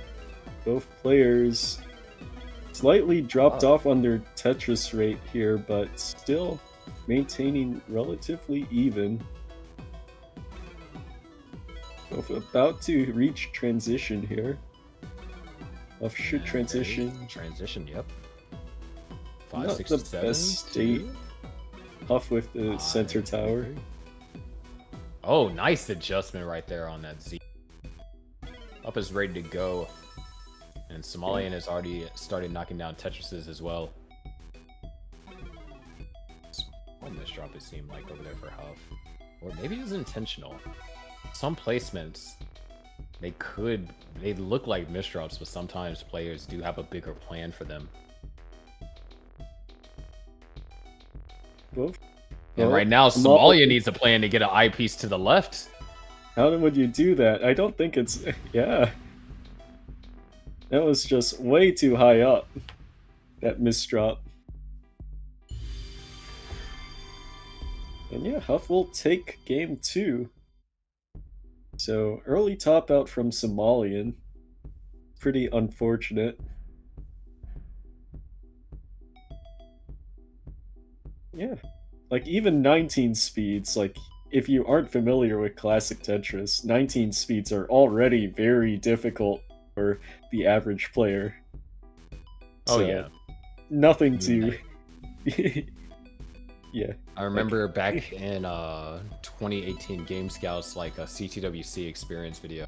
He said the thing that separated the regular player from the Tetris pros was 19 itself. If you couldn't play 19, then you basically stood no chance of even making it, you know, any kind of far into the bracket. Because everyone that made the bracket generally could play 19 at some level. So it's definitely a difficult speed to play. Would highly suggest trying it out for yourself if you haven't tried classic Tetris, especially on TEC, and just try it out in the settings. Just boot up a game in level 19, and then you can see for yourself just how difficult just these players are playing. Yeah, like, even if you... he deceived you. Like, it looks slow, but because a lot of people, you know, they're used to modern scene players players able to get out of this because of, oh my gosh, Somalian. Oh. No way! Somalian, oh my gosh. Don't do this. You can't keep getting away with this. Oh, but that's gonna do it. Okay. Somalian. Early top out for Somalian. That was the earliest top out we've had this event so far. Very, very unfortunate for Somalian. But yeah, that's what happens when you play very risky. Like, even 18 speeds for the average player, it's like difficult, yeah? So, like, just because of how pieces lock in this game, or once it touches the bottom, you just can barely move it anymore, apart from like a quick tap or something. So, yeah, it's very difficult, deceivingly difficult. Yeah, before my explanation was interrupted by a player popping out. It's definitely, it appears easy, but I trust you, it's anything but. And you might be used to seeing players move pieces, 3, 4, 5 pieces per second. On Classic, it's a whole different game. And what better way to try Classic Tetris than to get Tetris Effect connected and play on Classic Score Attack? Definitely, I would recommend it. I would also highly recommend it if you are if you're a standard like player that plays like Zone Battle or modern Tetris games. Like, I would highly recommend just playing Classic because it does help your stacking decisions, especially in specific niche cases and stuff. Because a lot of modern Tetris, you have to like, you aren't as piece reliant because you're able to hold pieces and stuff. So Classic Tetris does improve your stacking capabilities a lot. So it might boost you in skill as well.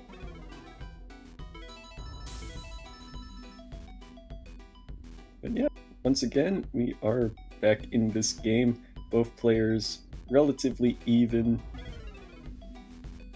Hopefully no early top outs this time around. Somalian has to burn a little bit. Same with Huff.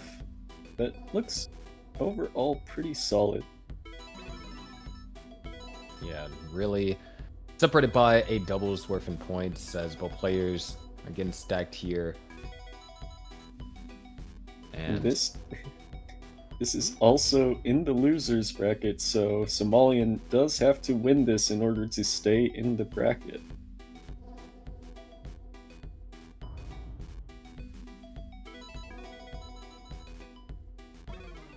yeah, just really unfortunate for what happened to Somalian last game, because at that point both players were on a level playing field. They both had one game apiece, and that was an opportunity for Somalian to potentially pull off an upset, because you can argue that up against Huff, Somalian is the underdog.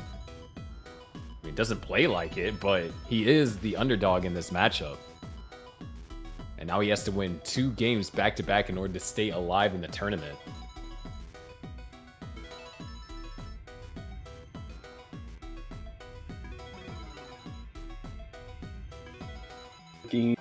Like, Huff has a very small advantage here, about a single Tetris here. So Huff should be sitting pretty now. Yeah, 1 Tetris in the lead as both players are getting stacked up here, a little bit over halfway through the double long button. Should be able to clean it out, especially with that J piece. That works. 1 more S maybe? Or T. S or T works. That's or nice that sequence. solution works as well. No way Somalian goes for this. Somalian's Not play again. is very, Not very like this. entertaining. Oh no! What a Boy. drought. Survives. Yeah, Somalian's play is honestly so entertaining. It's dangerous, but it's entertaining. And it's Definitely optimal entertaining if you... is a word I would use to describe it. It's definitely optimal if you get lucky as well, because Yeah, you just if you get the long bars, yeah, it's great. But when you don't, we get a game 3 situation happening. And oh my gosh, Somalian, please! Somalian. He failed out once again with 2 line pieces. That was impressive, but yikes. Oh boy. But yeah, even Still with down that, by less than a Tetris.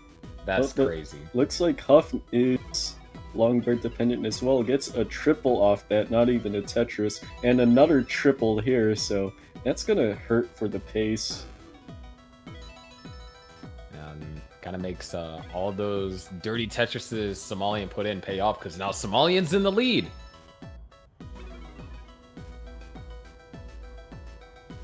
Very, very small. Oh, And Huff, that was just a mistap or something. Just didn't move. Oh, he's set up for the TST. Very interesting way to solve that. We are going to be heading to level 19. Somalian with the lead. Huff split triple into 19. 551 and now 600,000 basically. Another Tetris for Huff. Somalian has to take this game. Bring us to a decider. I believe it would be our third decider for today. Yeah, it makes sense why these why Huff versus Miles took almost an hour long. Yeah, and both players now just neck and neck in score. It's like barely a Tetris.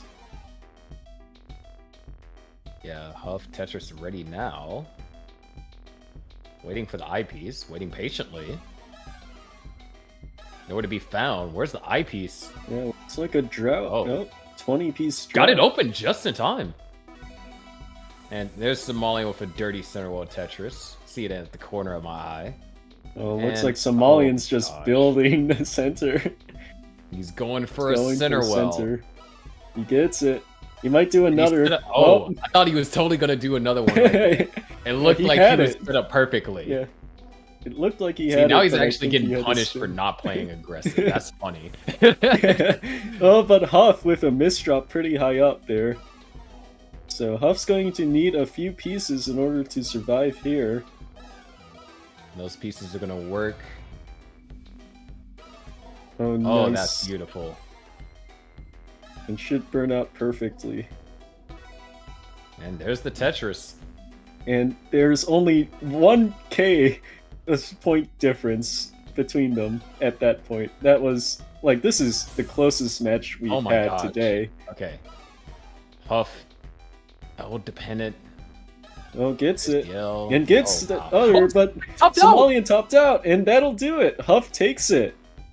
I didn't see what happened to Somalian at I the didn't end either. there. I was looking at Huff digging out, and then Somalian just unfortunate. let's see. This is why we have the streak. Oh, Somalian just basically got a couple of uncomfortable pieces and was unable to find a way to navigate through and just popped out. And with that, Somalian is officially out of the tournament. Huff does advance and still has a chance to walk out of this one.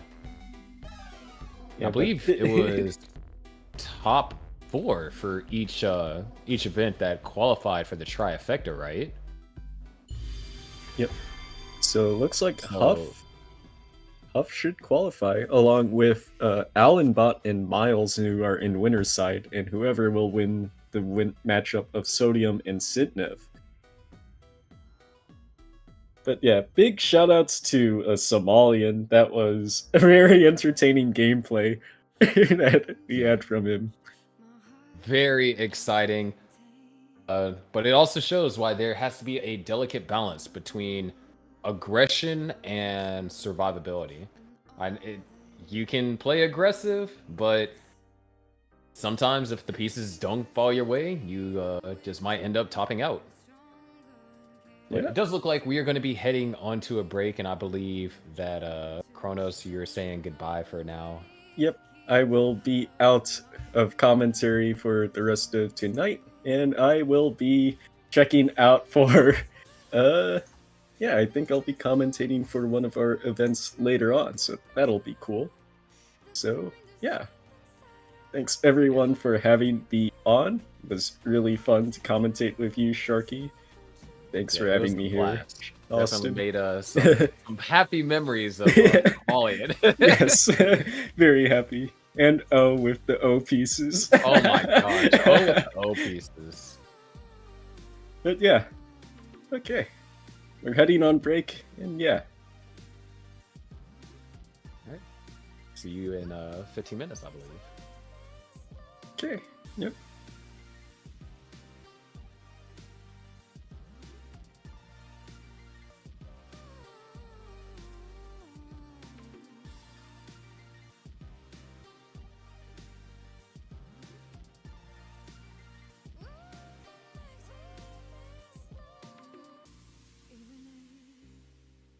Each of us are miles and miles away.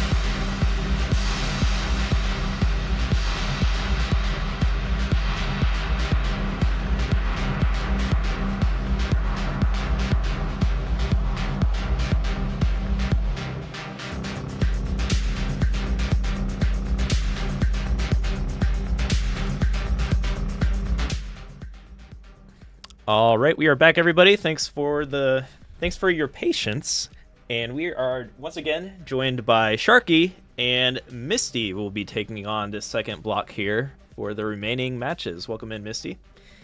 Oh, And how are you doing tonight? Are you ready for the late night shift?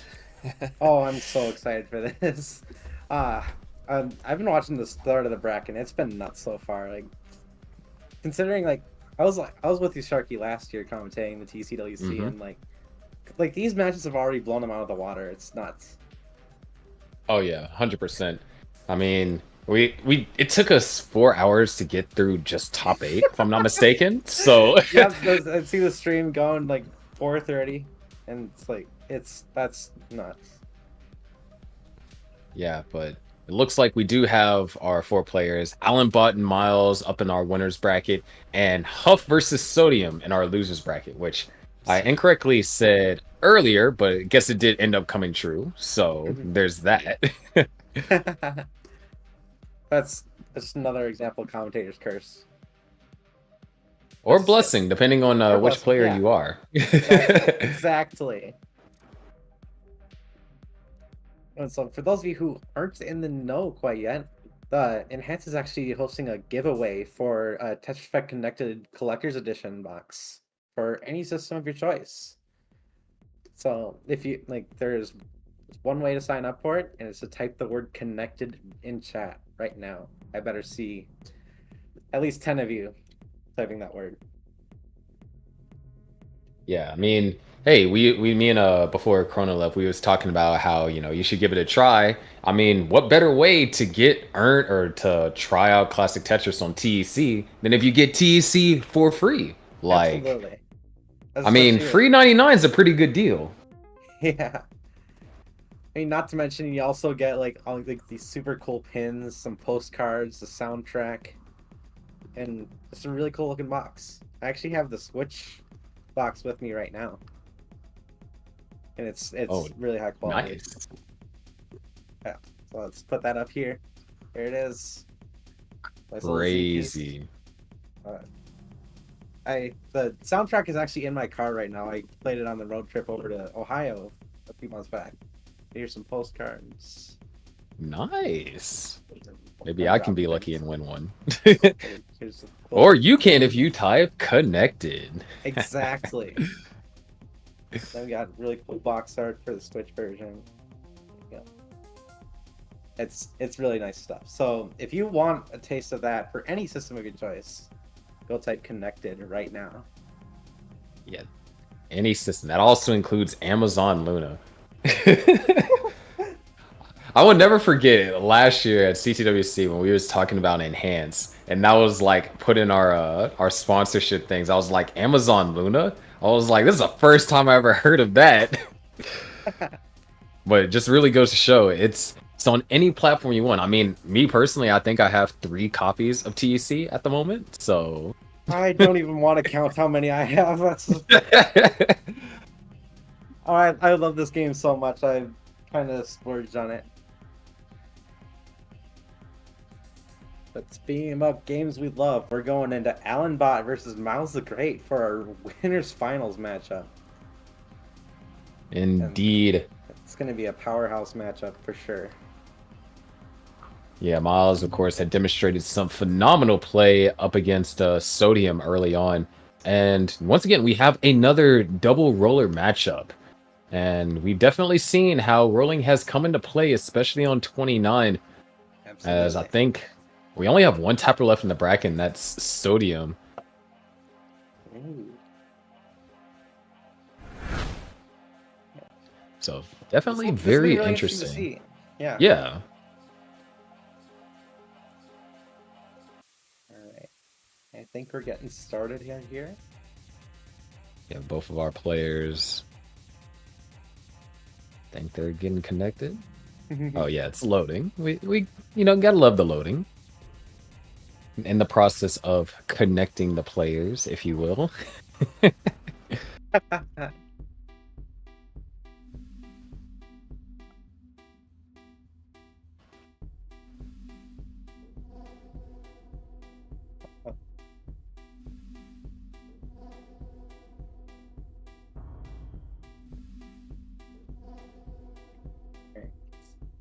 We're getting there.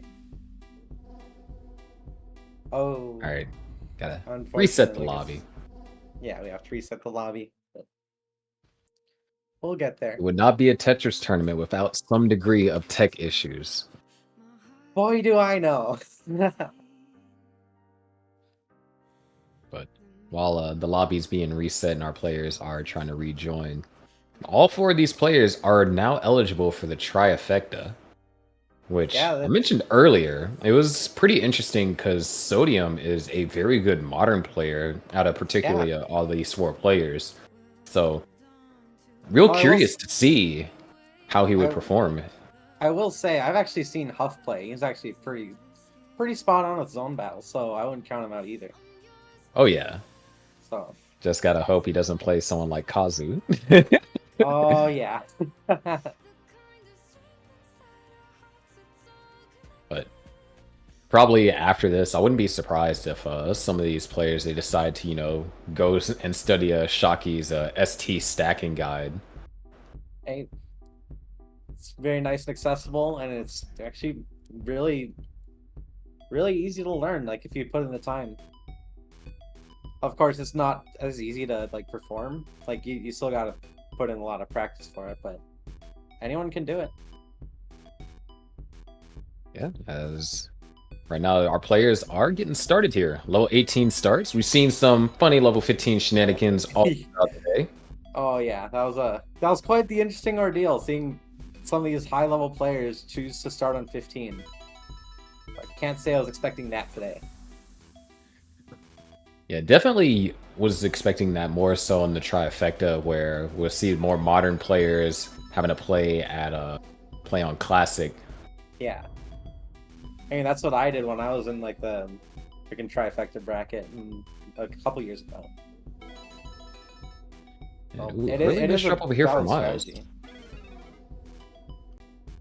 Yeah, I mean, we saw it have pretty good success for certain players, especially when it came, I believe, when O chose it up against Sidnev and really disrupted Sidnev's kind of flow at the beginning of the game.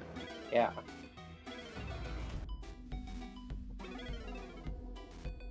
Especially if you're like super used to a certain speed. It really throws you off. Yeah, but now we do have a roller versus roller matchup, and that means that it is possible that we see prolonged 29 play, but it won't be prolonged for forever. There is a 41 halt, so as soon as it reaches level 41, it'll just stop. Yep, the game is just gonna stop. You can no longer play. Yeah, you're just done. Do not pass go. Do not collect any more Tetrises. You're done. And right now, seems like Alan has been able to build up quite the lead here in the first 40 lines. Oh yeah, already going up to nearly 80,000 points. So it's like, like 3.5 Tetrises. Yeah, roughly around that. Miles been forced to go for row 2. Respect the hustle, but that's also very scary, especially with that Esmus drop. That's could be a bit of a slowdown, but these players are smart. I should have expected otherwise. Yeah, it was a decent drought, 28 pieces, which so far, and hopefully it stays this way, I don't have any wood nearby, but our biggest drought has been 30.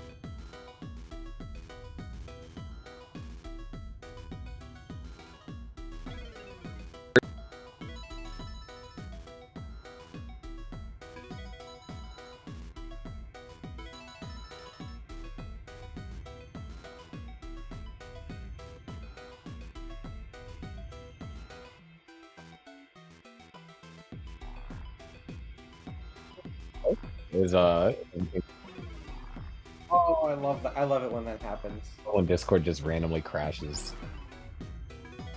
Alright, we are so back. Never back down, never what? And that's exactly what these players are doing. Miles is not backing down and certainly not giving up. Has closed the gap by 1 Tetris. Doesn't seem like a lot, but considering how close some of these games have been, that 1 Tetris could mean the difference. Yeah, absolutely. Every single point counts in these games.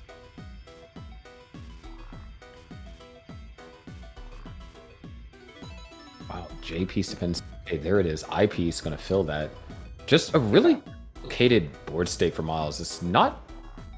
Okay, it's gotten a lot more complicated. I was going to say it's not necessarily dangerous, just really annoying to find ideal pieces to burn out of efficiently.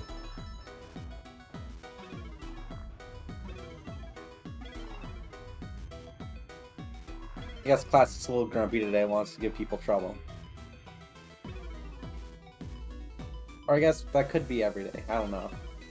It's been a while. Yeah, I know TEC. It's been, as soon as I, been using this new Hyperkin controller that you can pre-order. As soon as I started playing TEC, anytime I'd be on pace for like a 550k transition, I'd run into a 40-piece drought, and it will automatically take me out of it. It like happened to me like 3 games in a row, and I was like, man, this sucks. Yeah. I have noticed that TC's, I don't know if it's like intentional, but like the RNG is so tough in this game. It's like even tougher than like regular classic Tetris on the NES. Yeah, feels kind of like how it felt at CTWC this year. Really tough RNG for a lot of the players.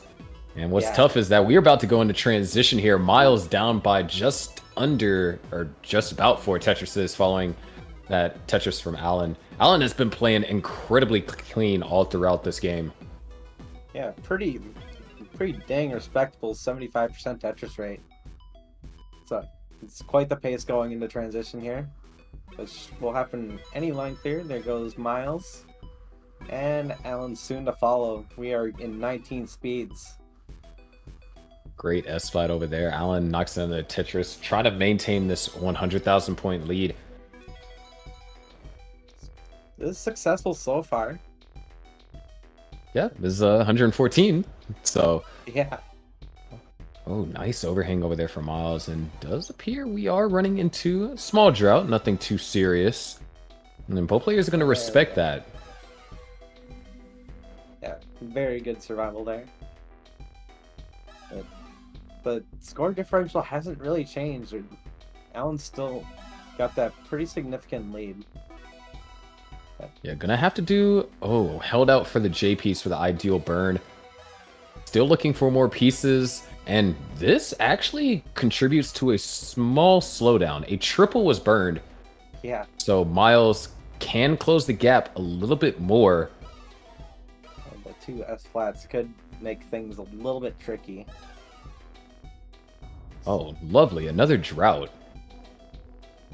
This is what I'm Not saying. too level. Oh, wow. Hold on. This has gotten scary Okay. for... 30 piece. Oh, wow. No, stop. Ah, Come 30, on. 40 piece drought. There it is. 43 pieces. Miles still able to get the Tetris. That's Alan was ridiculous. unable to. We didn't Alan's knock hard still on stuck wood very enough. high on the board. Barely hanging Okay. on, but that score Wow. differential is shrinking. What a brutal time for a drought. Yeah.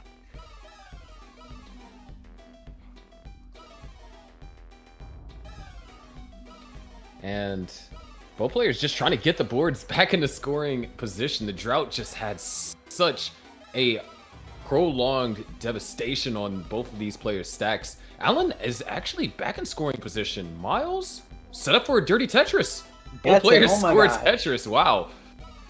That was Miles huge. almost out of this too.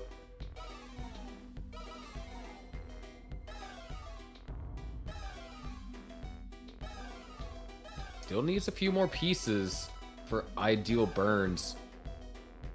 Look at this. Alan actually building back up the lead. Oh, up to like 110,000 points. Miles. Ooh, All right. Miles. Barely gets long bar over. Yeah. That was very close. What's also Ooh. close is the level Wow. 29 transition. Everyone's Yeah, gotta be Miles- careful there. Not too confident I see another Tetris being scored here. Well, there is Oh, potential. building over it. doesn't want to skim because that'll send straight into level 29. And Oh, wow, the tuck! tuck! Oh my gosh! No shot! It's Oh, another no. drought! A 30-piece drought. Miles unable to survive. Alan takes game number 1. Wow. What a hard-fought battle from both these players. Dealing with that brutal 40-piece drought. Yeah, both players were on the verge of topping out. Yeah. We definitely did not knock on wood hard enough. Yeah, that was my bad. I should have tried a little harder.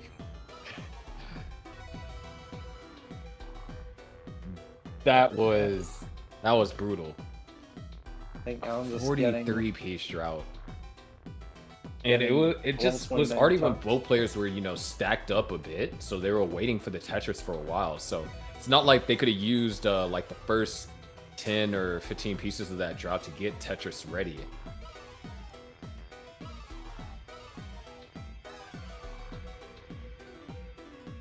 But it looks like Alan potentially, oh nice, 29 T-spin hit.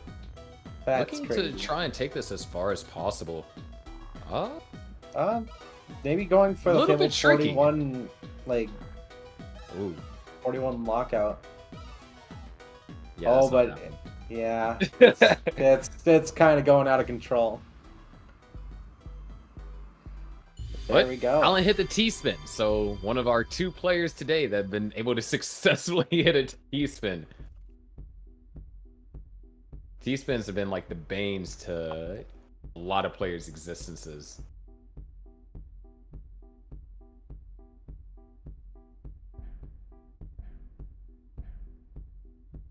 All right. But that being said, another 18 start, game number 2. Alan Bott has taken the first game. And of course, this is the winner's side of the bracket. So whoever Yeah. loses this isn't eliminated out the tournament, but whoever wins this gets one hell of an advantage. Absolutely. You want that momentum going into the finals, and not just that, but like you can actually lose a game in grand finals, or lose a set in grand finals and still be in the game. So Yeah, but there's a bit of, psychological play when we do get there. You see it, Yeah. if a player just has so much momentum, then that momentum can generally be hard to put a stop to. definitely. And that's like the unspoken part of classic Tetris is the mental fortitude these players have to have, especially to play at such a high level of precision when we start including 29 play and even 19 play, since it's very difficult in of itself to play. Nice adjustment for Miles. And all right, 28 piece drought, nothing too big, but we're already starting off with a lot of droughts in this match alone.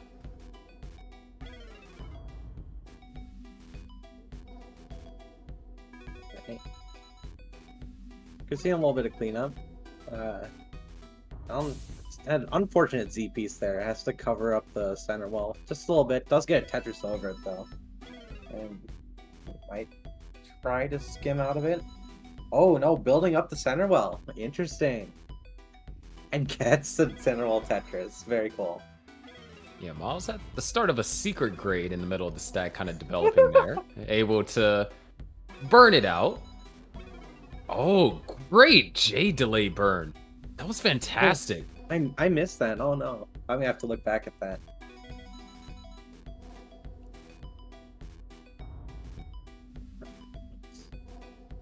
And a little bit of an wow.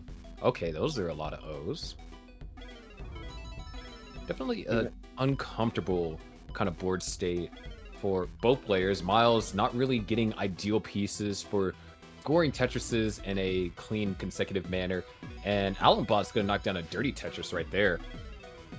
Ooh, all right.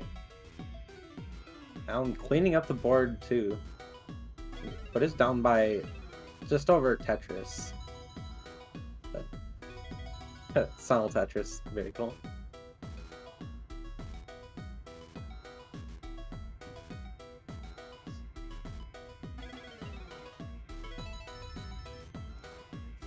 $289 for Miles, $272 for Alan. A much closer game And that was going to be, you know, the real challenge for Miles to overcome in the first game was simply that both players kind of matched each other for efficiency throughout the early part until we ran into that ungodly drought. And that's generally a problem. You want to be either more efficient than your opponent or, I mean, ideally, yeah, you match their efficiency, but in the case of that, being down by 100,000 points, you want your opponent to make a mistake so you can close the gap. Even though they both can play on level 29, the less Tetrises you're forced to get on 29, the better. Especially because TEC is a little bit, it's the same beast, but a different breed when you talk about classic Tetris. Yeah, that's for sure. I kind of like that.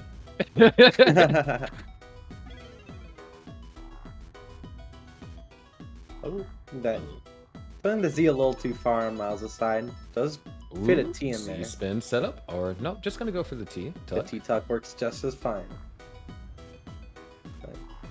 But this board, I wouldn't say is as fine. Ops for this scam. Okay. And it wasn't like a super costly burn for Miles. The thing was, it was like Alan was just able to go on a little bit of a flawless Tetris streak there and capitalize on basically every burn line that Miles had to do in that short period of time. Yeah. Only a pretty decent lead. But yeah, there we go. 2 Tetrises for Alan. This can bring the lead up to 55,000 points. We'll look at the Tetris. Alan is at 70%, which is well beyond max out pace. So something to keep in mind for Miles. Yeah, right now we are about to reach the transition. Oh, there's the bits. Nicely done over there for Miles. Oh my gosh. Alan, slowing down a little bit. Surprisingly, we've only seen 1 Vits today from these players, and I'm sure you can guess who it was from. Our good old friend, Mr. Somalian. Respect. And Alan needs to be careful and probably respect the transition here. His board state is far from ideal. And wow, those O's are not... Wow. Transitions is at 19 at a very brutal state. Set up for the dirty Tetris. Okay, I was gonna say if Alan somehow got that Tetris, I would have lost it. Been watching too much Somalian. And just like that, Alan is clean and back in the lead. By a little bit, not a supreme amount. And a nice Simo Tetris, and we're synced on pieces too. Ooh.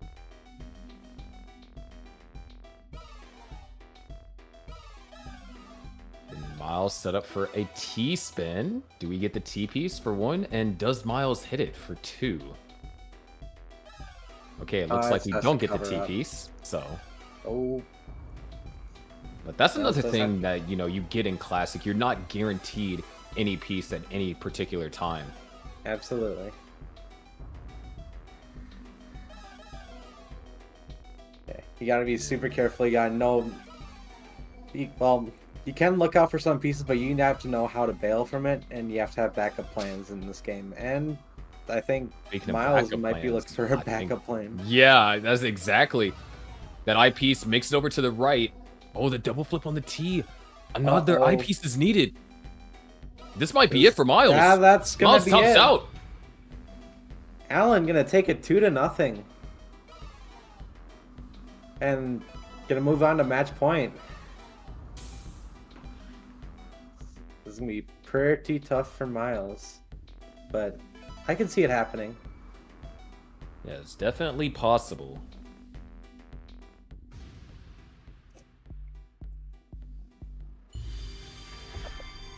Of course, this wouldn't be the end of Miles' tournament. Miles still has another chance in the loser's bracket. Yeah, that's for sure. And Miles with a friendly reminder to everyone to hydrate before starting level 18. I believe starting at level 18. Yeah, there it is. There we go. We could potentially be past our 15 days, but I can't really count the players out of that. Yeah, Light Rod did bring up a good point. We still have a tapper versus roller matchup possible, and considering that one of those tappers is Sodium, it is definitely possible we see a level 15 start up against Huff. And Huff, oh, hold on. Uh-oh. We might be seeing that a lot sooner than expected if Miles doesn't get out of this. Oh, well, Ooh. that works out nicely. Yeah, that was pretty clean. Oh my gosh, the drought counter! I did not knock hard enough. I am so sorry, everyone. 47-piece drought. I mean, players were just getting stacked up. I didn't notice it. My gosh.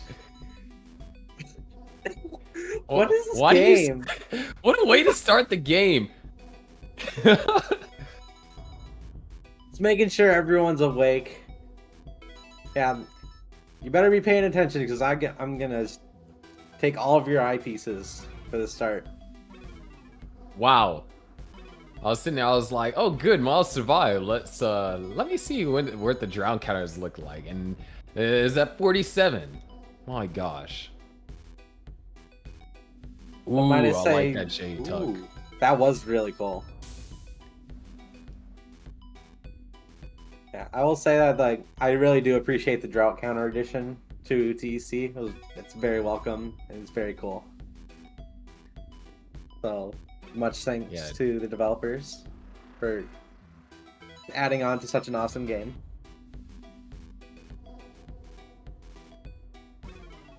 And Miles, once again, struggling to really find... I stand corrected. Those pieces were perfect. And there's the Tetris. And Miles goes into the lead. Sometimes, you know, that just happens as a commentator. You don't expect RNG to give a player the pieces they're looking for, and then it proves you wrong. Immediately. Like, you don't get a chance to finish the sentence. Ooh, Alan with a dirty-ish Tetris. Trying to keep up some efficiency after being down a little bit.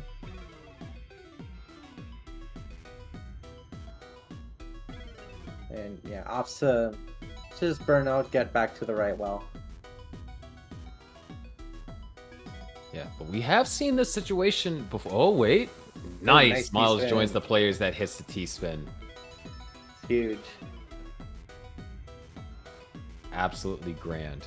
But we have seen this position from Alan before, and this happened between their match in the prior round up against Somalian. And Somalian was able to win 2 games. Unfortunately, the third game, or game 5, Somalian just came up short, and so that's how Alan found himself in this position here. Yeah. But it's not impossible. And Miles does have the lead currently. A small one, but a present one.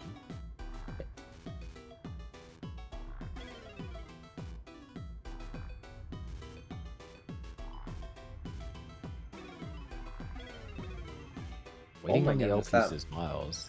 Yeah, there it is. Looks like we got another drought developing. Only 15, you know. Yeah, not too bad. It's usually 15 We've pieces. seen worse.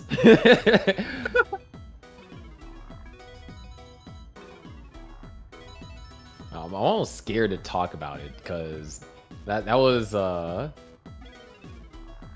pretty tough drought to encounter at the beginning of the game. That's the thing. You know, normally you have a chance to kind of like get in your groove. You know, you got your first Tetris or whatnot. In this case, you just start off right off the bat. Oh, here's a 47-piece drought. And here's Miles setting up a T-spin. Hits it. Very nice. Alan with a row 3, column 4. There's one. Ooh, Can great. actually get a second.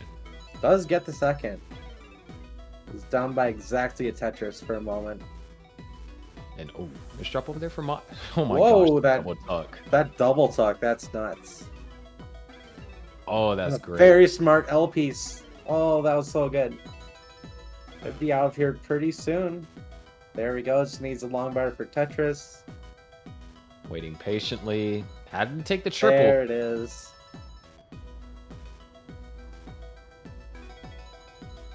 We are back. We are about Very to close. transition. Oh yeah, that is right. We're swiftly approaching it.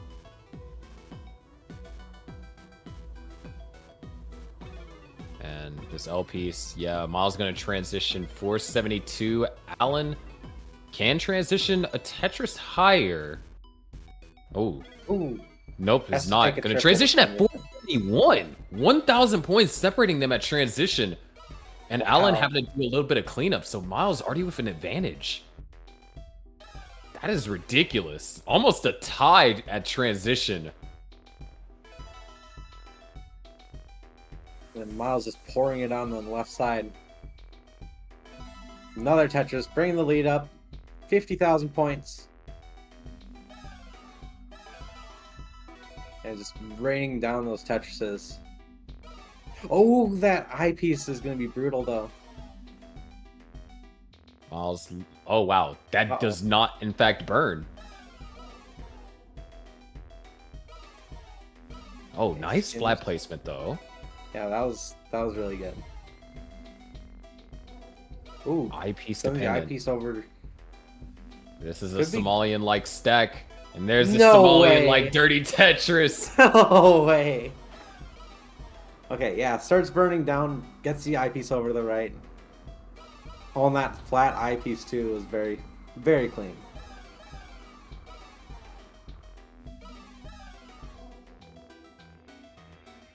And wow, not the best pieces right here.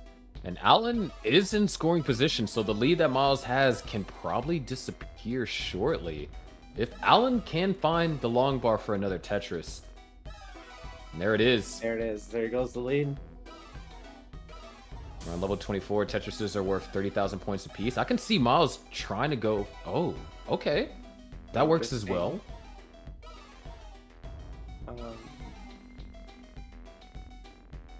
And Miles is ready for row 2. There you go, Tetris Miles. or life in the winners bracket on the line here for Miles. Starting to kind of pour on Tetrises now. Yeah. Getting back in that groove that he was in before the whole fiasco started. Yeah, Takes real a tough triple. pieces. Just a lot that's kind of forcing him to burn. Couldn't get set up for a center wheel by any means.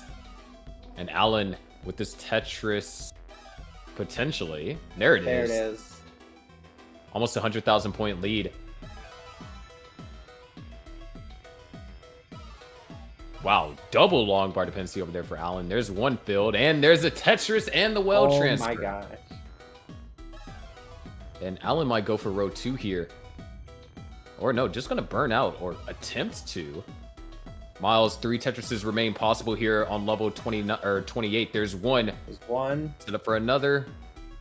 2. There's another. Gets the eyepiece for the third. It's J dependent too, though. Oh, Yeah, I was gonna All right, take there the it triple. is. Going to Set up. 29. holding up for the long bar. Not the time for a TEC drought. Ooh, nice tuck on level 29. That's frame perfect.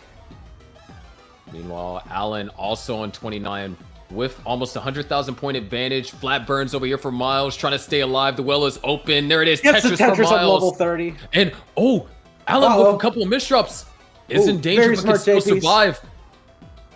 Miles Gets the no, double. Miles hangs the long bar. Miles needs another eyepiece. It gets it over, still staying alive. Needs one more. Alan trying to survive here. And the hang. Miles tournament. Miles is going down to the losers bracket. One Tetris away as Alan still finds a way to survive. Knocks down a dirty Tetris to pour salt on the wound. Alan Bott sweeps Miles and is going straight to the grand finals.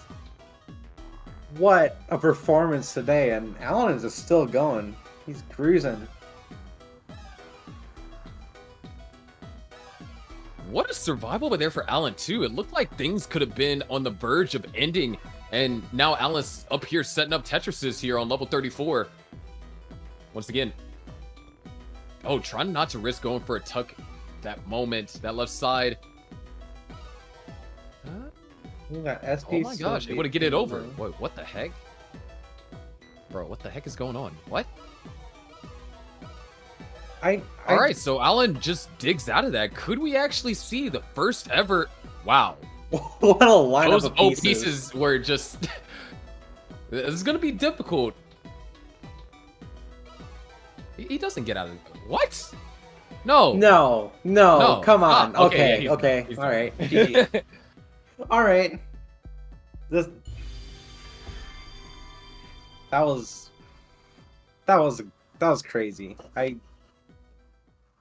I'm loving the play that we're seeing so far. Tried to push it, and almost had a chance, but in the end, Alan was just too strong, and is now one match away, or two, depending on if he loses one of the grand final matches, is one match away from becoming your Classic Score Attack or your TC Classic Score Attack champion.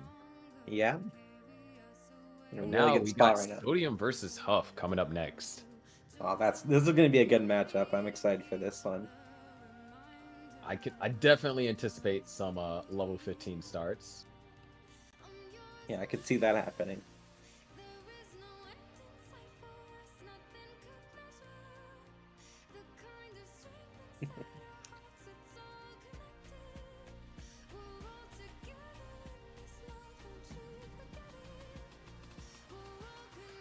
Okay.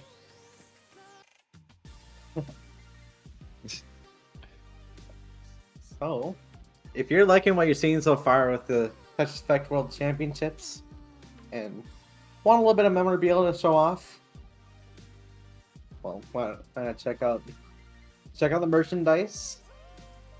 There's plenty of shirts. You got sweatshirts and colored designs, black and white designs. It's a very clean logo.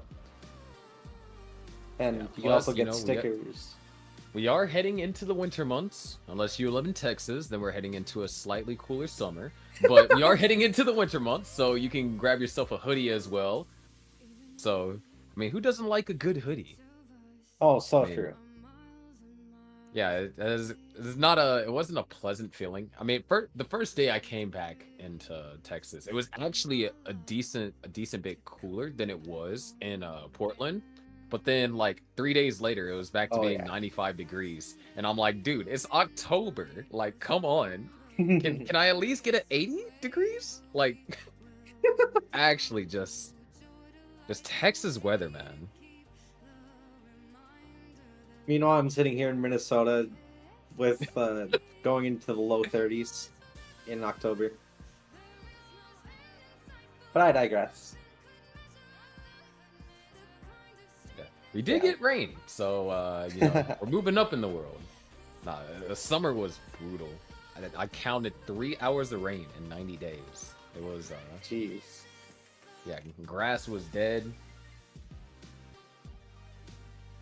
Brutal. But speaking of brutal, this matchup is gonna. I feel like it's gonna go the distance. Knock on wood, slightly harder. It definitely can go to distance, and I feel like we are going to see some. I guarantee you, Sodium's going to pick level 15. One of them picks level 15. Yeah, we could see it. I mean, I don't think I'd really be surprised either way. Like, could just be that both players are comfortable on 18 and just want to play that. But yeah, as you were saying, Sodium does have the slight disadvantage to not rolling and just tapping. So we could see the 15 to slow down Huff.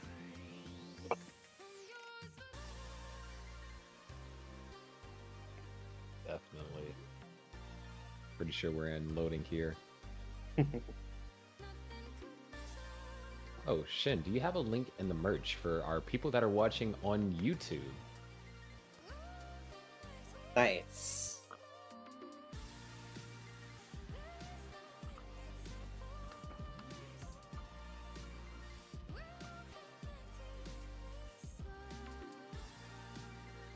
William is readying up. I'm sure he's concluding his trash talking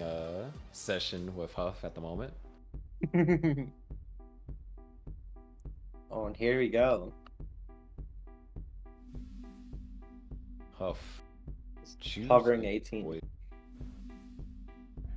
There we go. 18 it is.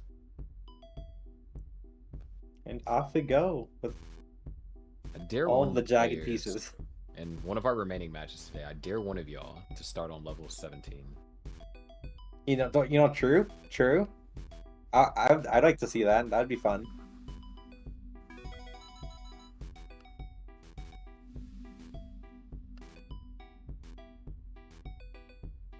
And wow. I feel like the people far. would really love to see some level 17. You know, just a little bit of color variety. Of course, we could always go 16, but level 17 has purple in it. Purple's my favorite color. So That's a pretty dang good color, I will say.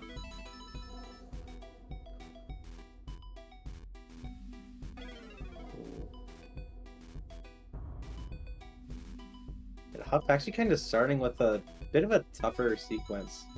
Has to build up. Oh, adjust out of the way for the Tetris.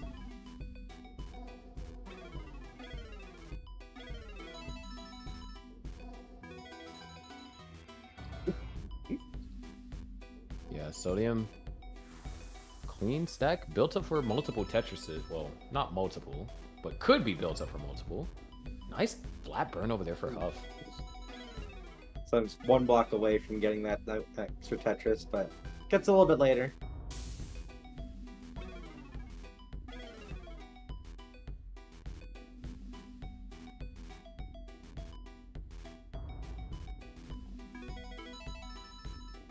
Oh, Huff building way high up.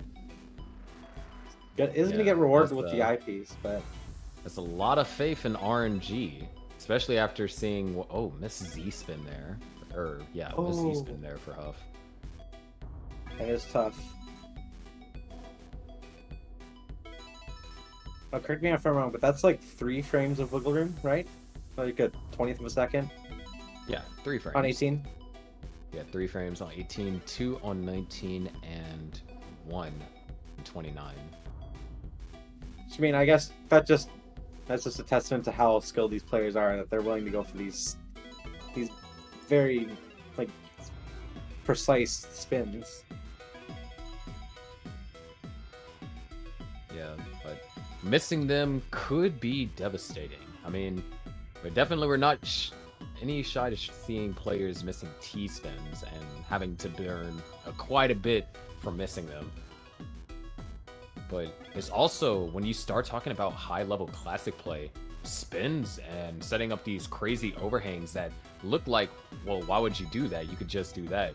It's all in the effort to just increase efficiency by a couple of lines, like that overhang over there from Huff.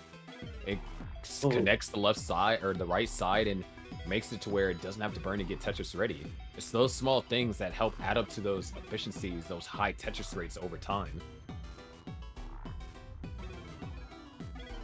Yeah, every eyepiece, every line, it all counts up, it all adds up, and it's currently adding up to a 16,000 point lead by Huff, and ever growing considering that Sodium had to skim out a little bit.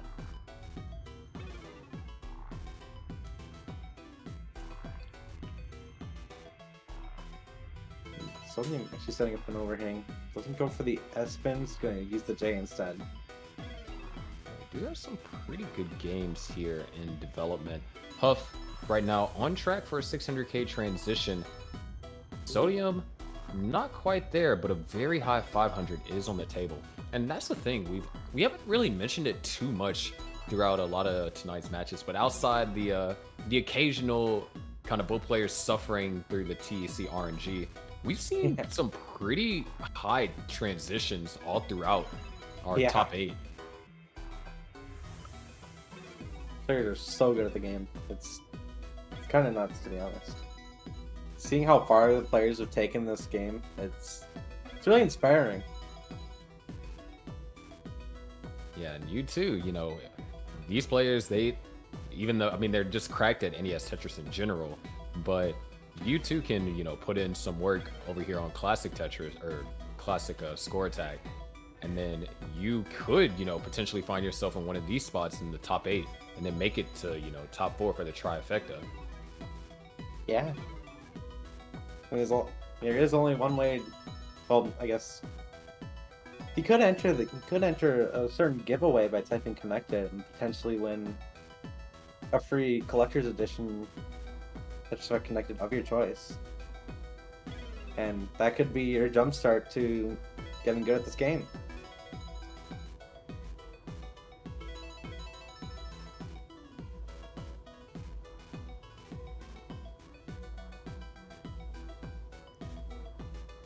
Yeah, one more Tetris left available here for Huff, and, well, not going to get it. So 593, very respectable. Yeah. And Sodium also, actually, Sodium could get the 600k. Not going to get it either, but... Very close trade distance scores. Not even 10,000 points separating them. Ooh, Huff unfortunately having to cover the well just before the eyepiece comes in. And...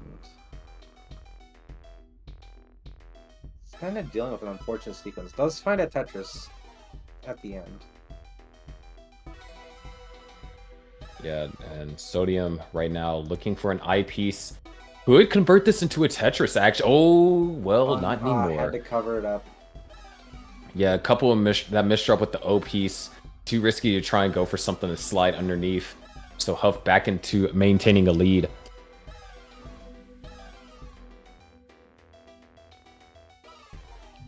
So taking the triple, just playing it safe.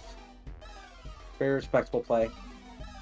But is starting to build up a bit of a score gap. It's gonna have to start to up the efficiency.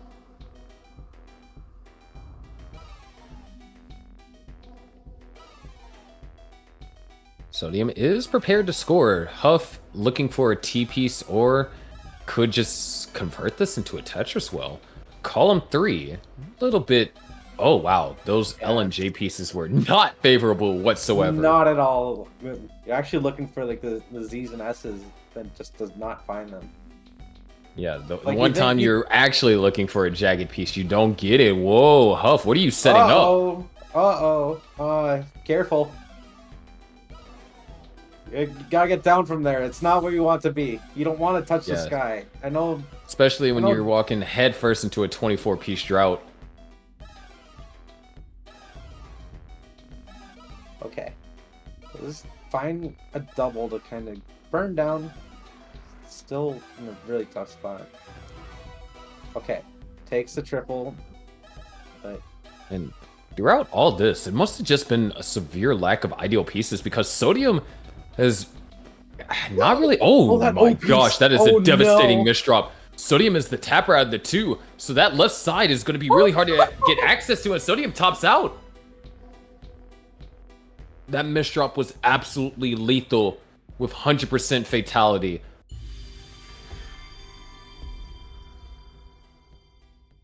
Oh.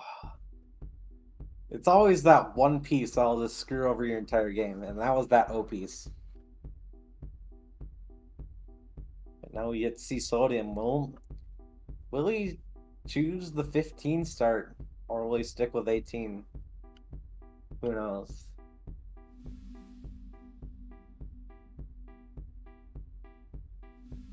We'll have to see. But man, just really tough situation there. Oh, all right, we're gonna get Sodium's cam here, setting it up. Trying to get the camera buff. Needs to prove that this next game is not cheated. And is in fact just him being a god. Oh, level 0 start. Let's go! Alright, Sodium's disqualified, ladies and gentlemen. You're gonna have Huff versus Miles Huff rematch. For reaching losers finals.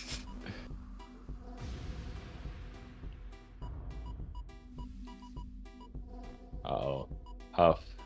What is you have 2 minutes. Can you complete the chase down? Oh no. Oh. 51 more points.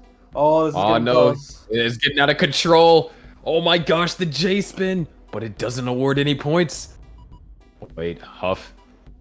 The madman. There it is. Oh, Just the wins by 1 point! point. Sidnev was right. And Harry Hong will say, "See."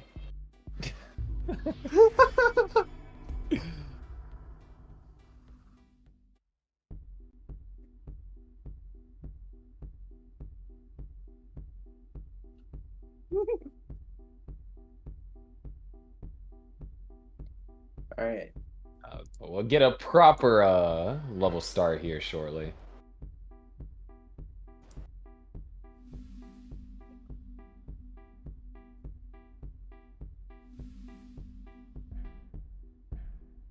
Yeah, here it is. Level 18, back at it again.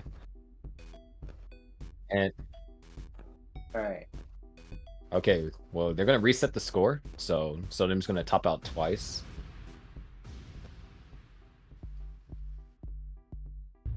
It's all Sodium's fault, guys. And Huff completes the sweep.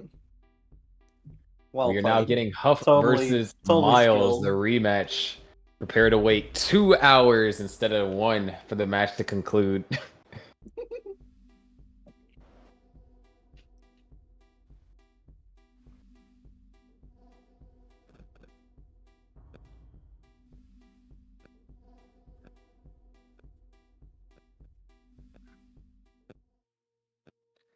All right. And here we go. We need a little bit of time to cook this one.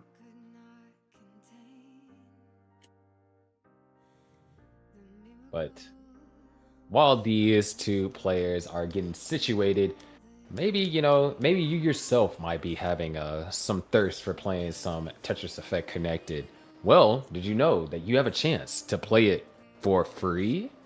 If you type connected in the chat, you yourself can get one of these amazing Tetramino shaped collector's boxes, as well as enamel pins, 32 postcards, and a soundtrack, and most importantly, Tetris Effect Connected for whatever platform you want, whether it be Xbox, PlayStation, Steam, Amazon Luna, not Google Stadia though, because it's been discontinued, but still, Rest in peace. other platforms, Nintendo Switch, you could take it with you on the go. So when you're traveling to any of the various Tetris lands. I remember getting the TEC on the Switch so I could, like, when I was going to Portland last year, I could play TEC on the Switch during my flight. It was a good time. So if that sounds like something you want in your life, well, like, here's your opportunity. You can get it for free. Just type connected and you'll be entered in the giveaway.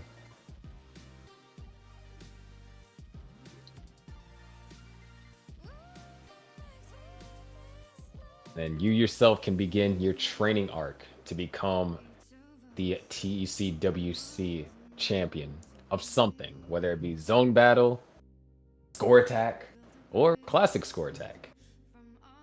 Or you could even go all the way and win the trifecta. Yes.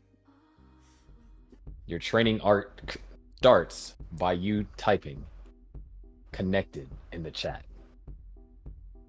All right. It looks like we are back, Things I'm just gonna and do. we're playing the game at level 18. So, Sodium, interestingly, not taking the 15 start. Might just be a bit more comfortable with 18, so can't really judge there.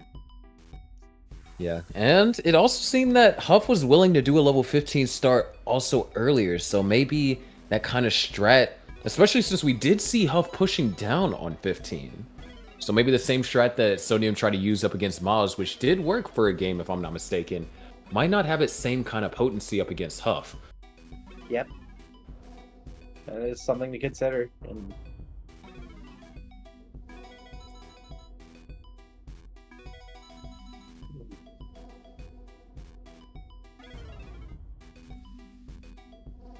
oh, we had a 2-point difference for a moment.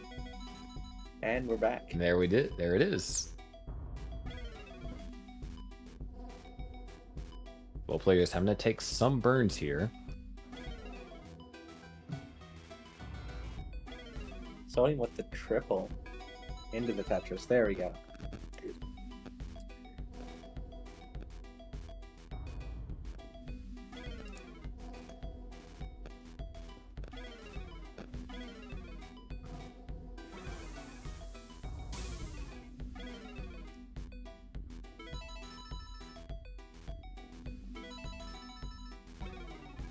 And looks like things are pretty calm here. Yeah, hey. Alright, we're good. Oh, it is?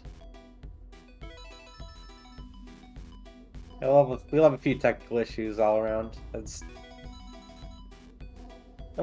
always happen. Any sort of event. But I'm not seeing too many issues on either board right now, and though Sodium does notably have a 40,000 point lead. But yeah, Huff is in a pretty good spot too. Just maintaining a clean stack. Even opting to use 2 eyepieces on the right side to build up a well. And there's the third for the Tetris. Great L piece. Yeah, that was a very smart skim. I love seeing like just different ways that like these players can like creatively skim out of a situation. Like that L piece is a pretty good example. Like it's something that like most people would not even think about, and yet they just do it so naturally.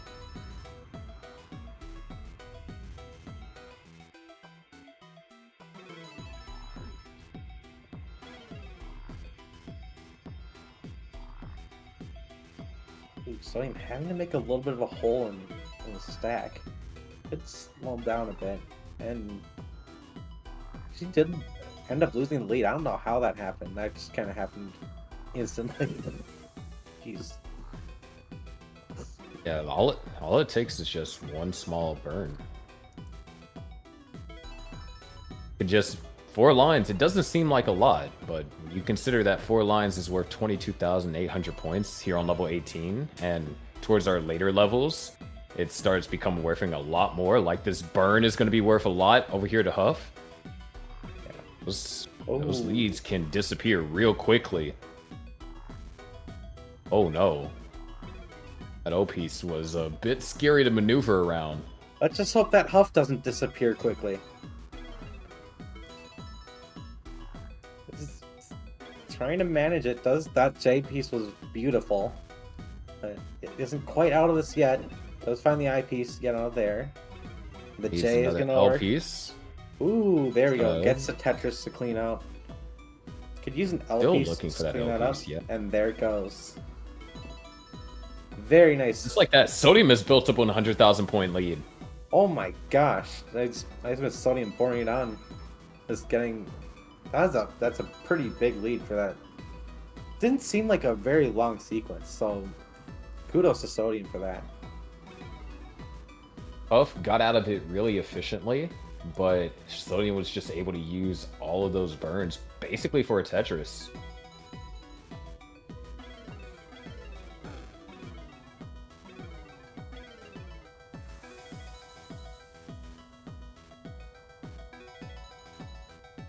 Being said, we are closing in on the level transition.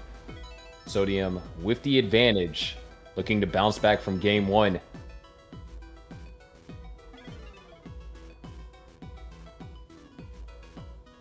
Ooh, Sodium going for the row 2, column 3 Tetris. Gets it going into transition. Over there too. from Huff. Oh, wait. There's a dirty... Oh, no! Oh, my gosh! Gets it over still. And gets that other eyepiece over too. What was that? That eyepiece teleported over there. It's fine. Huff is just now J-piece dependent. Opens up the well, knocks down the Tetris. Yeah, nothing's wrong. No, there was a problem? Yeah. I don't think there was ever a problem. No, it's all good. Both players here in the post transition. Sodium cooking up a 70% Tetris rate, going into level 21 even.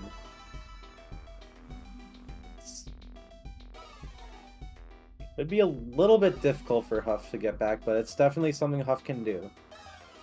Yeah, Huff was Gets the holding J out for piece that when he J needs, piece. and the Tetris soon after.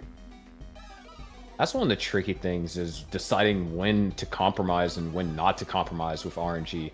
You know you need that one piece to be at peak efficiency, and that misdrop That J is does skim off with the actually roof. goes for the eyepiece for the left. And decided not to Wow. use the J piece for the burn initially. Out of Somehow Tetris, but still alive after that. there it is. Well is open. Tetris for Huff. And only down by around 50,000 points. Of course, ahead by a decent chunk of lines. That does kind The of Sodium has also been struggling to score and set up the T-spin. Ooh, opts to not go for it. It covers it up with a J, but that's also really awkward board to deal with. So, gonna slow down and let Huff take the lead back. So there is still that 10-line difference.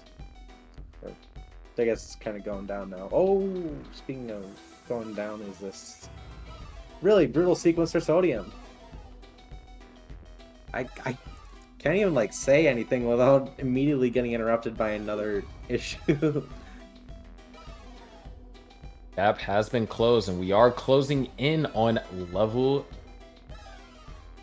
29. Sodium's going to be kind of stripped for scoring potential. Was able to grab a couple of lines up against Miles in their match earlier, but the couple is not enough to whenever your opponent can go all the way to level 41. Oh, nice flat burn. Sodium still trying to stay alive. Doesn't get the T-piece over, though. And Do that's it. going to Huff be once it. again Huff's takes going game to number take 2. another round.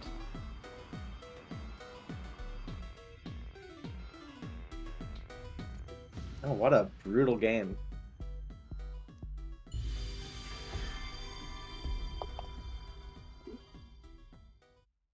Sodium now, tournament life on the line. It's now or never. It's do or die. Fortunately, Go Sodium home. has made it into top 4, so he will have a chance to qualify, or he does qualify for the trifecta. So there can be some form of redemption there. Like we've been saying as earlier, far as Sodium is actually a pretty solid modern player, so does have that ace up his sleeve. It's not just cracked at classic Tetris.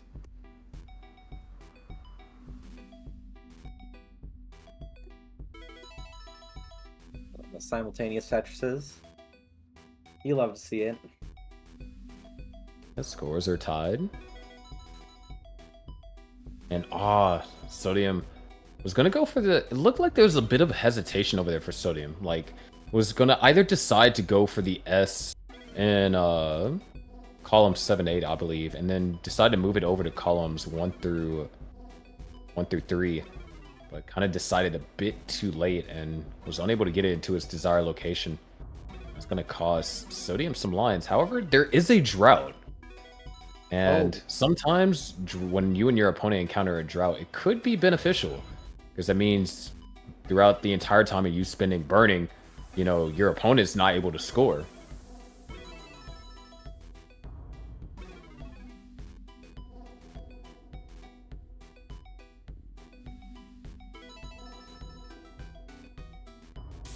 I think Huff taking advantage of that sequence that Sodium had to deal with, getting up to a 60,000 point lead. Early on in this game too. It's kind of running into a drought, but not too bad.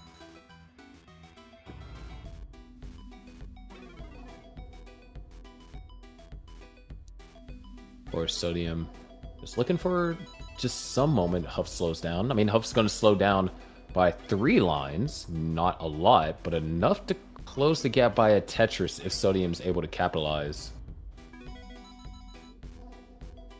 It does find a Tetris is there. Set it for another. Ooh, a nice adjustment of that S piece for the O. It's very smooth.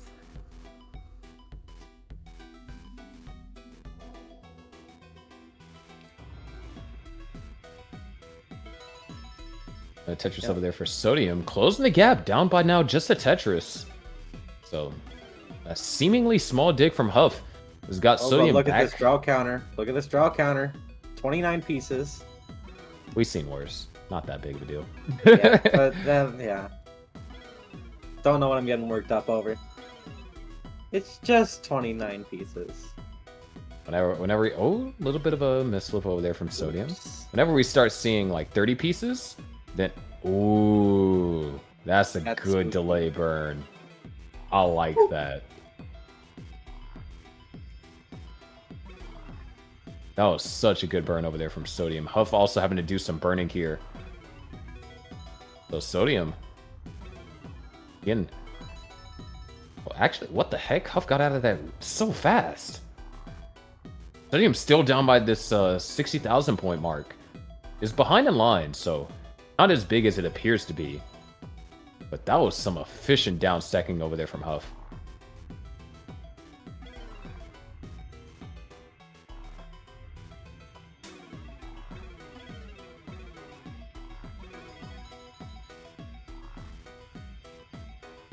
Ooh, misplacement on the T piece. Does have a few pieces to burn, but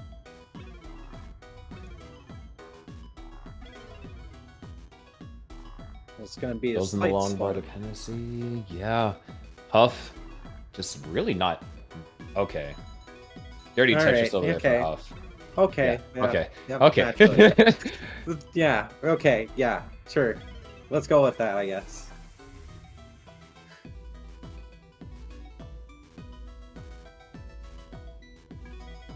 And with that, we are past the 100 line threshold for both players. One Tetris is still what separates them. And that hang from Huff is not ideal. That's for sure. Looks like he might be setting up for another dirty Tetris. Oh, It's actually just burns it out. standing away. And takes another triple. 'Cause that would have been kind of awkward to set up a Tetris with. Most likely have to make some more burns. So taking the smart play, going back to a left or not left, a right well. I swear I know my directions.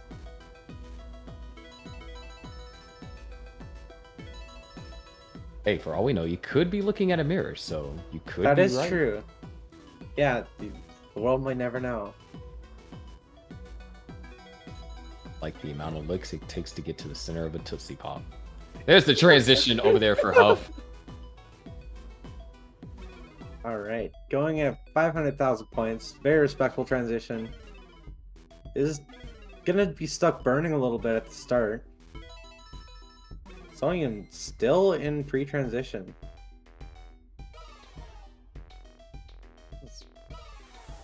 Oh, the next clear line though is going to send him over. Oh, that Elden burn, but still has a sequence to get out and get a Tetris right after. So Sodium's doing fine. And we're in the thick of it.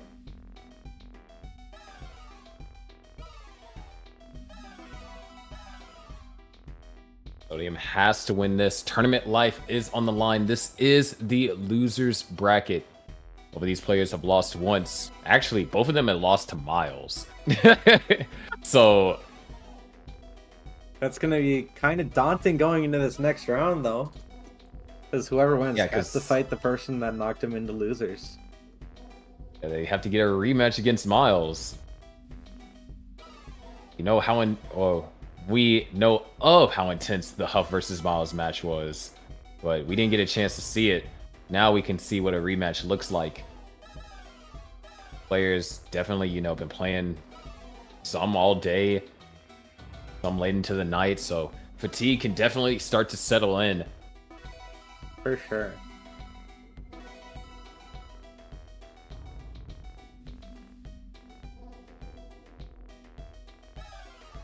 So I guess what we're saying is we could be here till 4 a.m.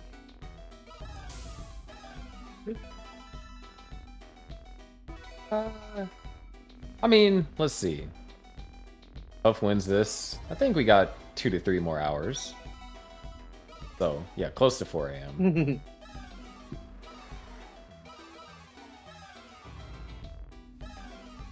But on that note, I do want to thank the people who are actually running this massive tournament. It's been a lot of fun so far. So many great matches on both, well, not both, but like all 3 formats we've seen so far. So mad respect to the organizers. We got Shen running the whole thing, and all the volunteers that are helping making this thing be awesome. So much. And mad respect to Sodium for getting out that dig on level 25. Down by 50,000 though. And we are closing into level 29. Ooh. Does have the advantage, so could make up that deficit, but Huff can play pretty comfortably on 29. Us playing pretty comfortably near the top of the board. I'm gonna have to be a little bit careful still. Does have that ability to play kill screen, but don't want to be killed before that screen. There it is, There another we go. Tetris. And wow, hold on. There's an opportunity for Sodium. Sodium has to get these okay. 2 Tetrises here. Wait, Sodium only has 1 more burn he can afford. 28 piece drought, 29, 30.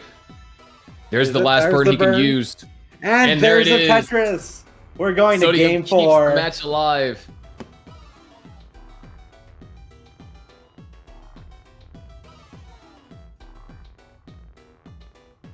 $237 lines. Very, very well done. What a comeback. Staying in the game even when hope seems pretty much lost. Could see the start of something. Could see the start of a reverse sweep. Who knows? Can't really say for sure. Sodium now. Do we see the 18? Or do we see level 15?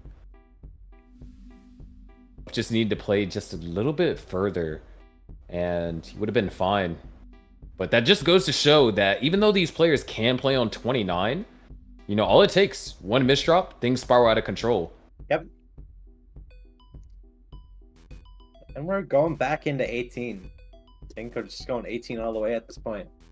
Nice little staircase to heaven over there from Huff. Okay, this is already a flaming hot start. Interesting. Okay. Never seen anyone use a double tuck to resolve that. Or with the, at least with the L. That's the first time I've seen that. That is certainly a way to do it.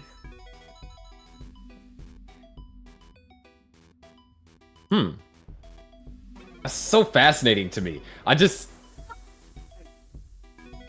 Wow. We get to see all new things at the TECWC. These dirty Tetrises aren't anything new.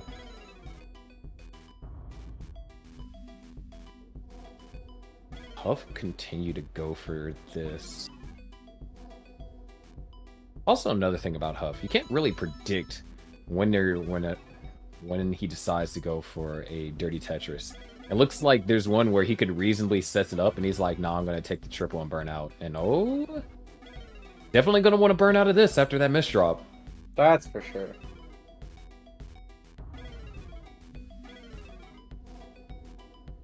This has gotten super uncomfortable. Okay. Oh, there's wow, that oh. eyepiece is perfect. Eyepiece coming in clutch there. Still definitely not out of it just yet. Has a little bit more work to do. Using the J to go into that little well. Oh, that piece adjustment. Perfect.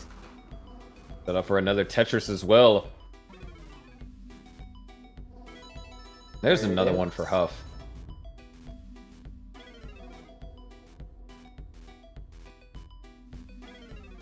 We think we might be seeing it. We're gonna see a burn down. Get back to the right well.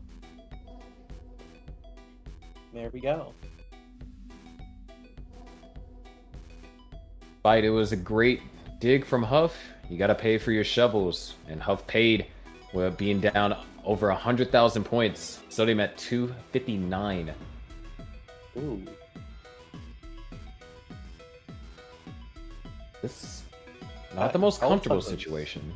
Interesting, but it worked out. Got another L to resolve that. Like another though. Or interesting. The double flip there. Ooh.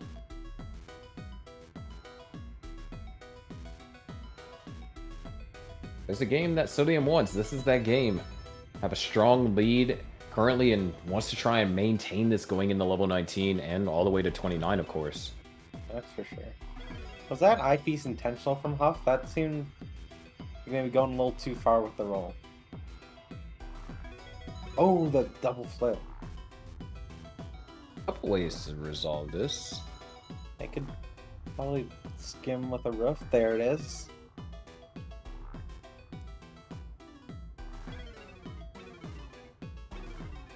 I might be going for that center wall Tetris. There it is.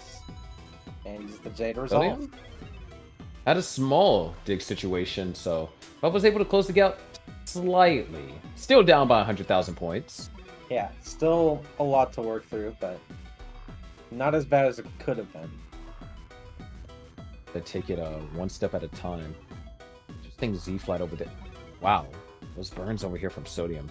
A lot of delayed burns being set up. It's Small not drought getting of the 20. eyepiece in the right time.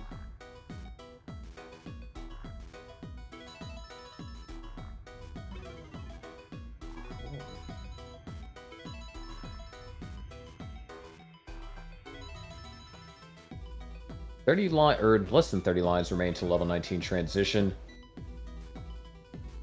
Yeah, we're getting close. See if these players can maintain a clean stack like this. You're gonna see a little bit more drama. Especially Sodium is fighting for a decider. Yeah, still on the tournament lifeline. I know. Wow, this lead's increased. 172,000 now for Huff, or 172,000 deficit now for Huff. Yeah, it's gonna be brutal. Gonna have to do a lot of work in post, but it's definitely something that you can do. Like, once again, very skilled roller.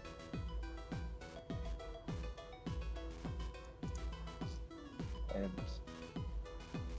There is no line discrepancy like what we've seen with previous 15 starts, where I believe that was Somalian that just like topped out with enough of a score to where Huff just did not have enough time to chase down, if I'm not mistaking that matchup. That was the game that Somalian did win to avoid the sweep. ooh, Huff's stacking really high on 19. Staying alive.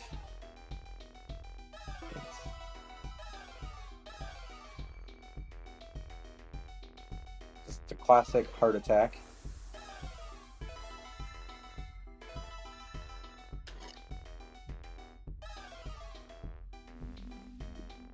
Ooh, going for it's a TP stuck. Texting another. You know. Close the gap slightly, down by Yeah. 130,000 now. Wow, this drought. Oh, man. Oh my gosh, Huff is really playing with fire. This drought's massive. Oh my. Oh, the long part couldn't be used. But there's another one. Sodium having to endure that same drought, but much lower than Huff was. Sodium's going to be just fine. Great drought management on Huff's end, and just precision to survive. Oh my gosh. Huff is now starting to string together some Tetrises rapidly fast, Really too. closing that gap. What the heck is that? Nice last second adjustment on that T to accommodate the Z. Skim to get Tetris ready, or just decides to get Tetris ready with the eyepiece. Wow, that works was too. aggressive, but it worked out.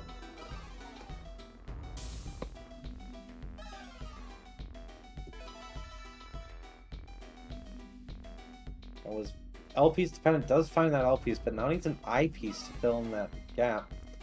And just gets the perfect pieces, like it's nothing.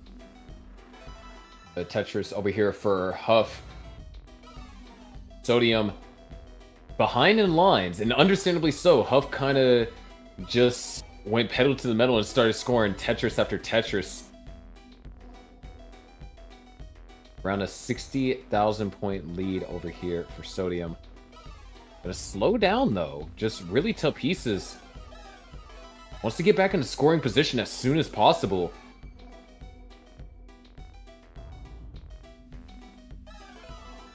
Gets a double to open up the well again. Gets the Tetris.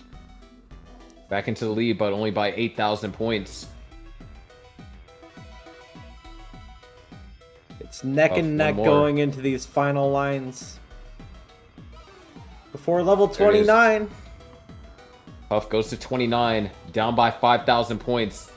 Not big at all. Sodium looks like he's going to try and set up. Oh, that Z piece. Really poor timing. There's not much Sodium can do but try and set up for a dirty here. Oh my gosh, super risky. Oh, I can't get it over. Up by 14,000 points. Huff is setting up for Tetris. Wait a second. No long bar. No long bar. We go to a decider.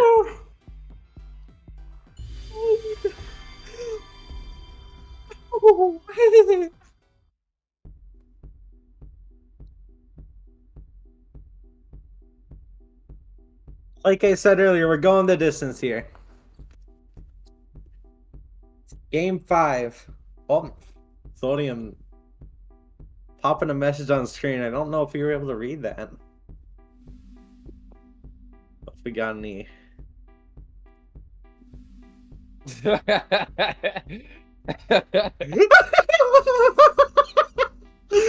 Somebody turn that into a GIF. We need a new Kingsman-like GIF. Oh my gosh. Stream has ended.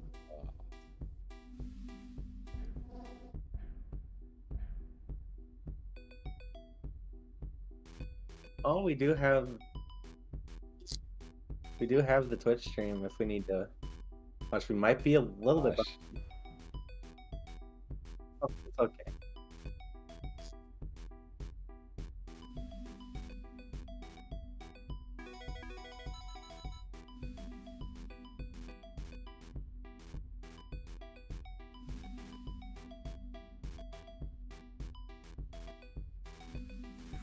Wow. Fantastic play over there from Sodium. Was trying to get the extra Tetris to kind of force Huff to play at least a little bit deeper. But at the end of the day, Huff set up for the Tetris. And unfortunately, this is classic Tetris. You're not guaranteed that long bar. And it did not show up. It's truly a tragedy. This is it. Winner advances to try and get revenge against Miles. Loser goes home and prepares for the trifecta. I mean, they're probably already home, but you get the point. I mean, you don't know that. You know what? Fair. My bad. I say that because at CTWC, I streamed from my friend's house that was there. So That's awesome.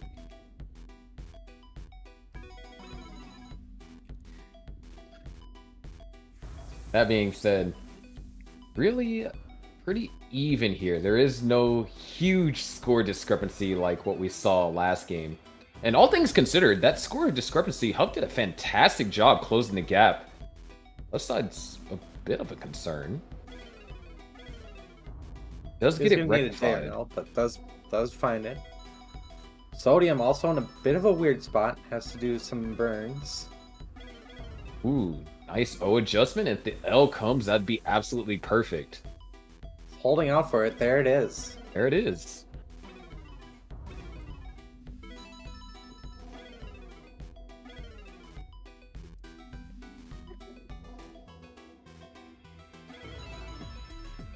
$282 to $242. Huff is on a tear here.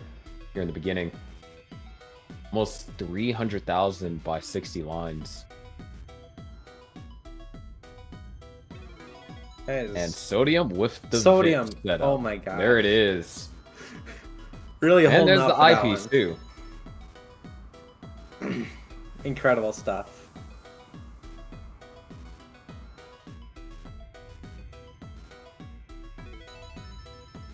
Oh, that Ooh, delay very burn is beautiful clean for burn. Sodium. Huff still with a Tetris and a half lead.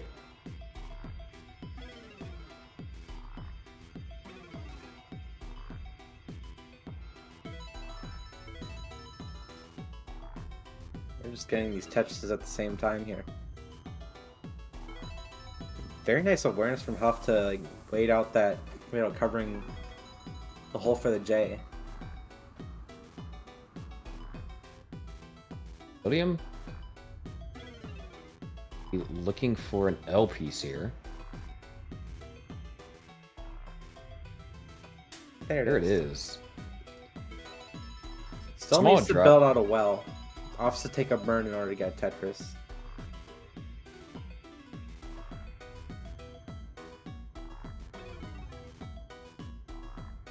These players fighting hard for a chance to get revenge against Miles. Miles, of course, sent Huff down to the loser's bracket to start top 8 off with. And then the very next round, Miles sent Sodium down to the loser's bracket. Both of these players have an opportunity to get revenge.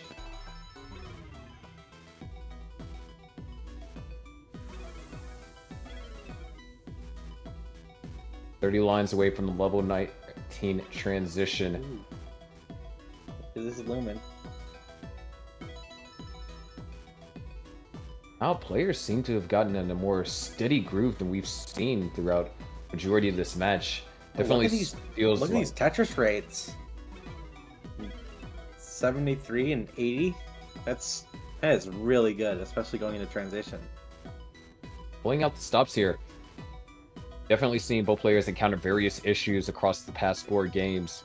But this game, it seems like they're really throwing it all on the Matrix.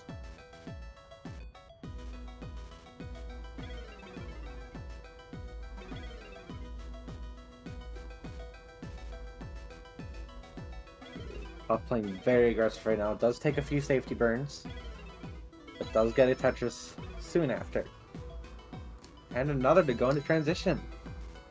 Sodium finds one and transitions with that line clear, unable to get the second Tetris off that eyepiece, looking for the L or the J, gets the L and knocks down the Tetris. 642 over here for Huff, a 57,000 point lead.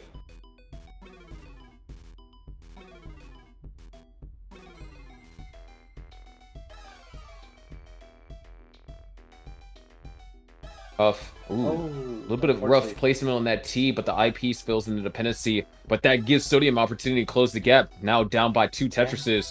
Both players score 1, and Huff scores another, which just stacked up so high.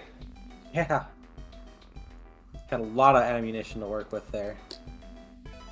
And still raining down those Tetrises. Bringing it to a 90,000 point lead, but does have to take a few burns. So does Sodium, but Sodium knocks down the Tetris, able to still try and fight back. Huff fills in the long bar dependency, set up for a Tetris, and so is Sodium. Tetris for Huff. And Sodium Tetris for Sodium. behind. 701 to now 763. Here in the decider, another Tetris for Huff. Sodium is prepared. Answers back in kind. This is a problem for Sodium. Oh! That hang on. That's exactly what Sodium needed to happen. A hang for Huff right there. Set up for a dirty Tetris, but now, even if the long bar comes, is going to have to try and deal with this sort of board state. And now it's getting out of control. Huff needs the long bar. Huff is going to top out. Sodium just needs less than a Tetris to chase this down. Can line it out. Yeah, it's just smooth sailing from here. I think even the next double will just take it. And that single's going to do it. Sodium advances to top 3 to face Miles. What a devastating time for a drought right there. Brutal. And uh-oh. Sodium's about to... Here goes Sodium. Yes, there's the Wumbo ties.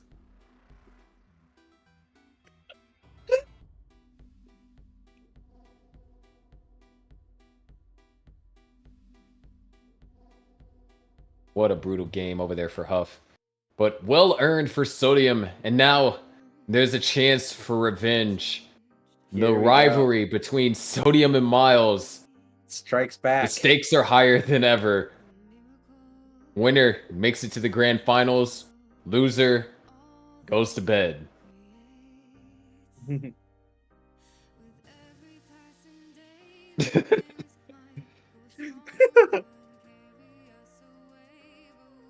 Yeah, excellently played by Huff there. But we unfortunately that will be the end of his run. We will be seeing him. We will potentially be seeing him in the trifecta bracket. He is qualified for it. So Pretty can't skilled count him out. at zone battle. Yeah. Could make some noise. And who else could make some noise? We got Sodium over here. Gonna have to go against Miles the Great. Famous TikTok star. I'm Sodium, I'm shaking in my boots. Last thing I want is to be have a clip of me on his TikTok. Maxing out the TikTok views counter.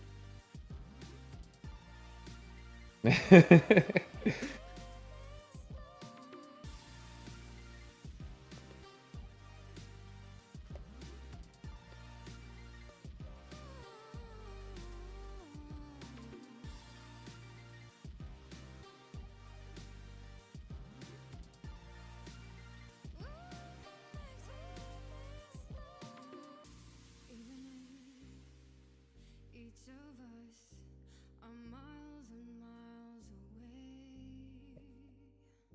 away. Okay, so we're gonna take a quick break, try and get some stuff figured out. Meantime, Yeah. Meantime, I guess you while you're guys want to waiting- experience this awesome action for yourself. You can too play Tetris Effect Connected for free if, and only if, you type connected in the chat right now to be entered in a giveaway to win the Tetris Effect Connected game for free 99, the best kind of price. Exactly. I mean, who doesn't want a beautiful set of like a beautiful game and a beautiful box with a lot of awesome bits of memorabilia with it. Like I've still got like I got the box with me. It's really shiny too. But yeah. Yeah, we will See you be guys back after our in a short moment. break.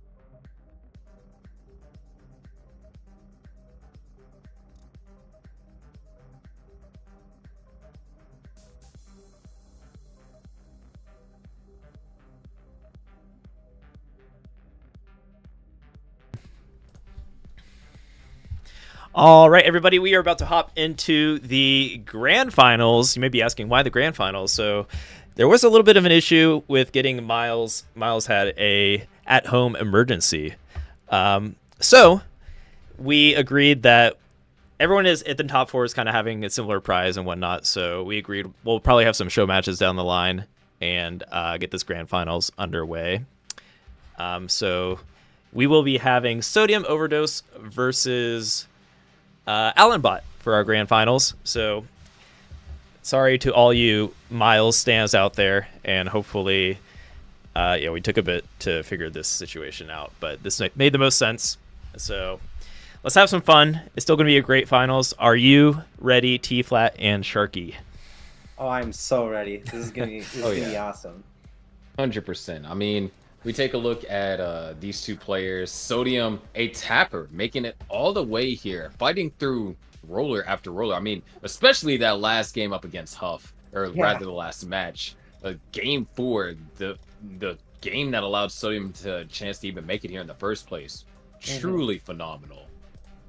It's incredible what we've seen so far from Sodium, and I'd say definitely more than oh, I completely lost my train of thought there.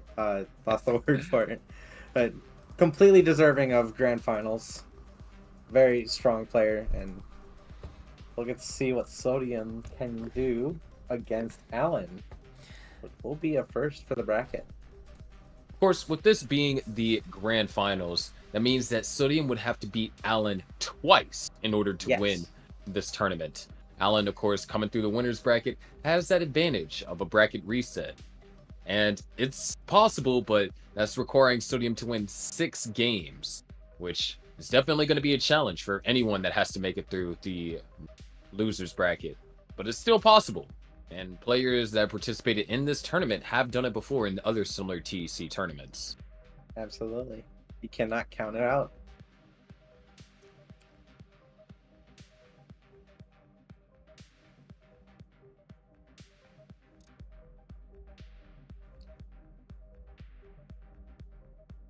So, something else to consider is that once this set is done, we will be drawing the winner to this giveaway that's going on today.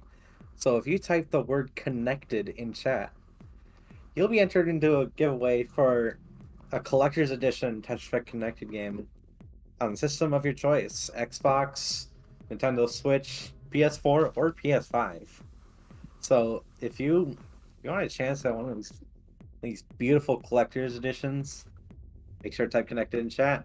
Get Tetris Effect for free, as well as a beautiful soundtrack, plenty of very cool postcards, some pins. It's a top-notch collection. So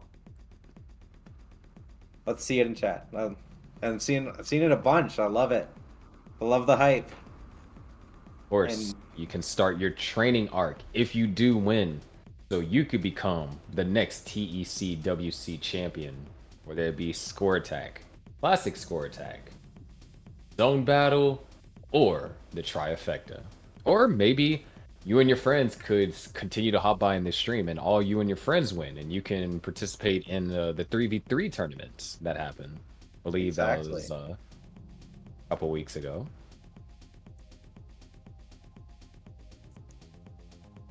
You can still register for Zone Battle right now.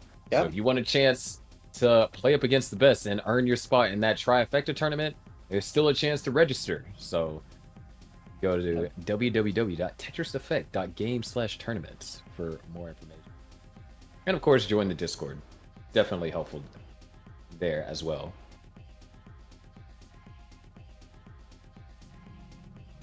Yeah, like we've been saying, next week is going to be our Zone Battle bracket.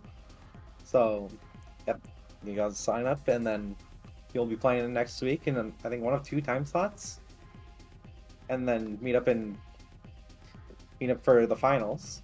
And the top 4 of each of these modes that you see, Score Attack, Classic Score Attack, and Zone Battle, will be meeting up in the Trifecta event on November 11th, which is basically all 3 modes in a best of 3 format.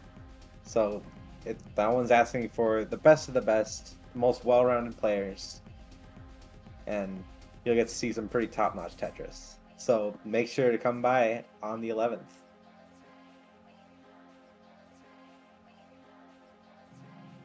Finalizing things as we speak. Chance to have this conclude, or for it to go another 2 hours. Imagine double deciders.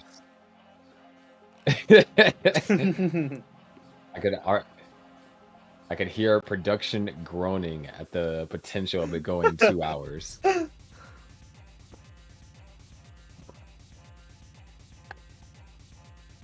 It's more Tetris than we can handle.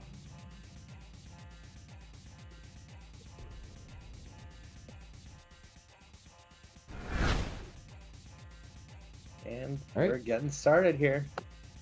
It's going to be exciting. The grand finals. Sodium versus Alan. The tapper versus the roller. Winner bracket player versus the loser bracket players. This is the grand finals, and we are starting off with 18. For a second there, it looked like Alan was maybe considering 15, but That would have been decided interesting. against it. Yeah, just going with the more comfortable speed. Don't want to risk anything, especially being in winner side of grand finals. You have some wiggle room. You aren't eliminated if you lose this set. You have to lose twice in these brackets in order to get knocked down. So Alan has one set of wiggle room. Wants to keep it safe. That's going to be, very advantageous for Alan, especially, can play however that he wants, either play it safe and then force Sodium to have to play well. Because Alan, if there's one thing that can be said about Alan's gameplay so far today, it's that Alan has been very consistent on 29 play, arguably the most consistent 29 player that we've seen today here in TEC's Classic Score Attack portion of the TECWC. So Sodium really have to kind of hone in and have a good level 18 and 19 through 28 and really force Alan to make the mistakes here. And we're gonna have to push Alan to the limit. So far, Sodium with a 74,000 point advantage. It's pretty big going into the start of this round. Yeah, Alan's just been forced to do a lot of burning. I wouldn't say that Alan has found himself in a lot of trouble, but Alan has definitely been taking burns that would be considered of the more conservative variety. However, like you said, Alan does have just a substantial advantage. He has to lose 6 games in order to lose this tournament. Has to lose 6 games, but only has to win 3. Well, 3 out of, 5. 3 out of the 5. In order to win.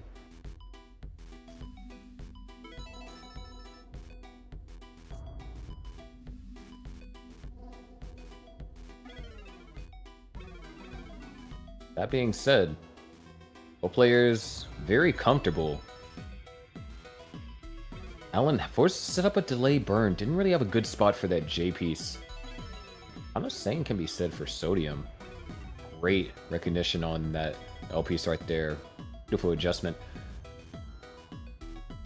Sodium off to a pretty good start here.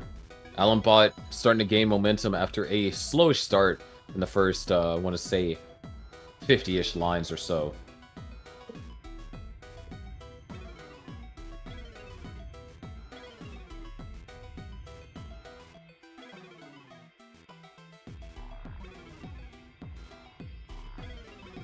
Sodium playing very high up right now. We're in a 30-piece drought and climbing.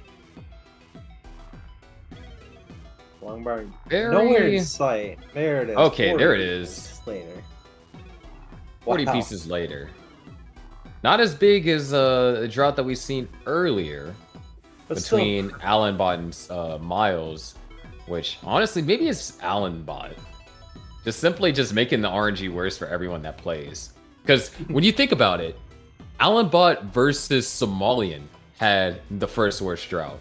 Then it was Alan Bot versus Miles. You know, I'll accept it. Just blaming Alan.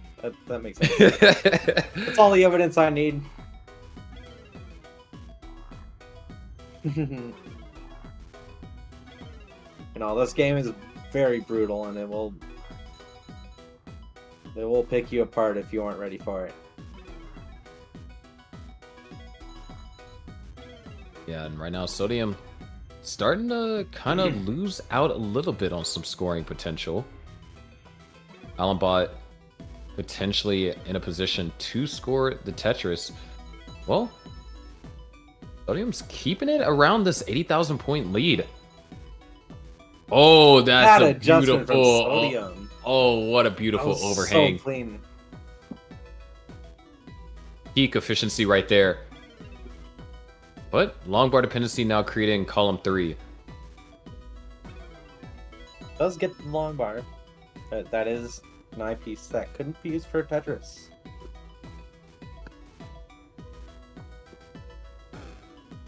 Still, very strong game over here for Sodium.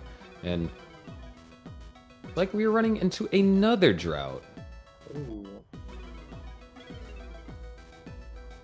Alan, why are you doing this? 32 pieces this time. Not as bad, but It's noticeable. yeah, that's So yeah, it's completely, everyone is Alan's fault. There's the transition for Alan and the transition for Sodium. A 100,000 point advantage at transition. So Sodium really, oh, delay burn, a bit risky. Sodium's just going to burn it all the way down. yeah. Like, play it safe here. Alan hanging the eyepiece to the left. Decides to take, wow, look at all those eyepieces. Oh my gosh. It's All right, that's the rest of the luck expended for the rest of the match. You know, I know this tournament had high stakes going into it, but I didn't know that the Blitz would come out with all those eyepieces. Ah, that's funny. If you don't get that reference, you should totally play the connected mode in Tetris Effect Connected. So, I hope you were making. I hope that was the reference you were making. That is exactly the reference I was making. Okay, Don't I was connect like, mode, as it's soon as great you mode. said it, I was like, oh my gosh, that's so hilarious. But definitely, the stakes are high, and Sodium's board is trying to bring it low. Not in a position to score currently.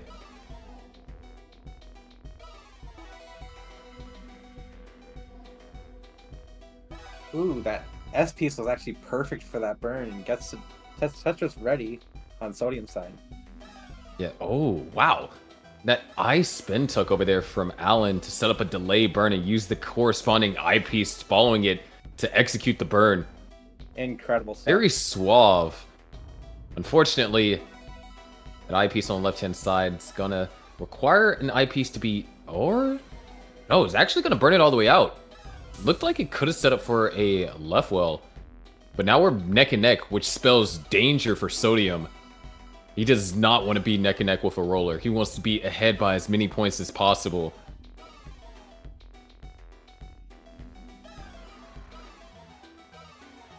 Ooh, nice skim with the T piece by Sodium, getting Tetris ready again, just in time. That was the perfect skim.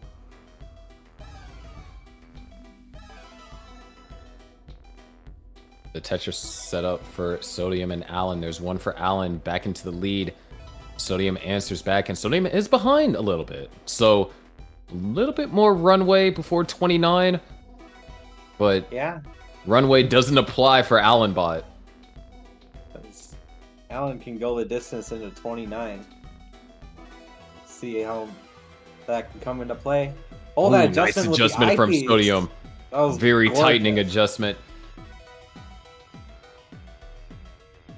Sodium in the lead by 4,000 points. And oh, that's painful. And Oh, that no. hang. The hang. I think that might seal the deal. Nothing Sodium can do, and Alan Bot has already surpassed Sodium's score. Alan Bot's going to That's take gonna game be number it. 1. Game 1. Going to Alan. Doesn't even need to go into 29. But it's But going he's to gonna play it anybody. anyways. Wait, Oh. what? That's what we like to call a little bit of network delay. Ah, yes. Oh no! Pretty Stop. sure That's Light Rod illegal. had mentioned something about how 29 just moves so fast that it just genuinely causes issues. So Yeah, then like, you'll yeah, occasionally when you see move- small quirks like that. Yeah, but these players are essentially placing 3 pieces in 1 second. That's pretty quick.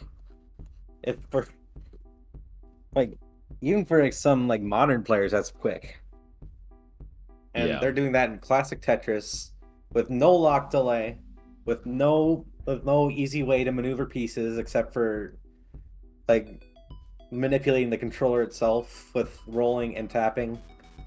It's incredible how they can manage that like that high speed.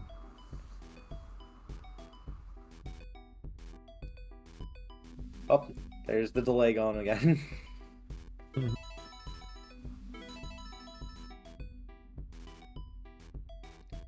But maybe if Sodium had more time, might have been able to figure out rolling for TEC. Because I don't want people to think that it's like, oh, why do certain players that, you know, roll outside of TEC, like Sidnev, not roll in TEC? And even though at the technical level, these games are exactly the same, there is still a lot more things when it comes to hardware and then input latency and things of that nature that make it real difficult for players to have the same kind of accuracy with rolling on TEC that they do on just, you know, original NES hardware and such. Definitely. And so then players like Sodium that have the capability to tap fast because they were a tapper before rolling was a thing, you know, they're able to utilize that same kind of play style on TEC. And we've seen Sodium have pretty good success. I mean, he beat Huff. Yeah. That is no small feat whatsoever. That's very, very strong in all forms of classic that we've seen.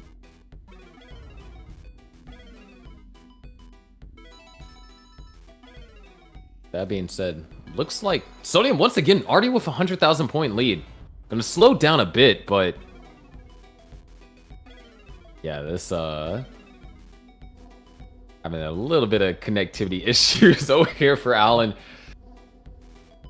Just making it hard to accurately commentate. It's like, oh, they placed something in the middle. Nope, that's all the way over to the right. I'm pretty sure AlanBot just figured out how to hard drop in Classic. I think that's what's happening. Bonkers. Hard drop and then... Oh my gosh!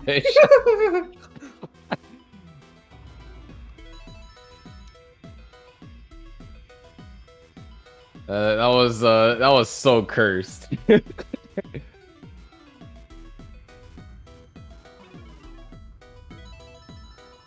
This makes me think back to it was either TECWC last year or the Honda Fan Cup, one of the two, where just it was so bad, but it was like, oh, that player's a misdrop. Wait, no, they didn't. That was just a prank. It was an internet prank. Yeah, the stack for Sodium is not a prank though. Having to take some burns. Like, Sodium's just fine. He's just chilling. Like, everything's moving nice and smooth. And then you got Alan teleporting pieces everywhere. It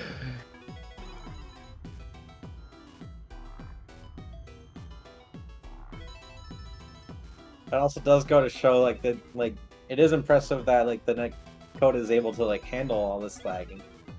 Like keep the game intact. Let the players play at their own pace. Because Alan, like, despite what you may think Alan is playing a normal game of Tetris right now. It's just not being displayed here.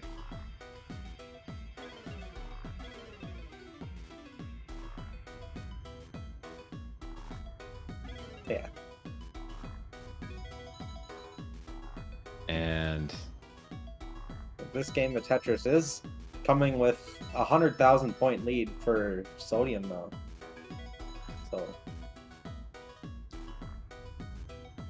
But Alan's doing his best to dematerialize that lead, just like his pieces are materializing on the board. This is so funny to me. It's just like It is very funny. oh wait, that's a genuine misdrop. I was Oh. expecting it to like go into place. It's like funny because it's stuff like that. It's like, oh, okay, I'm ready to see it, you know, zip over to a different location. Oh wait, that's an actual misdrop. It's just there. It's just there.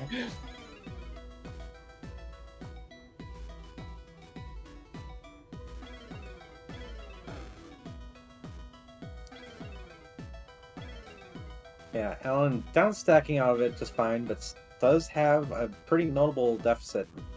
Building up. Oh, Sodium with the misdrop now. That Z piece did not quite get over to where he wanted.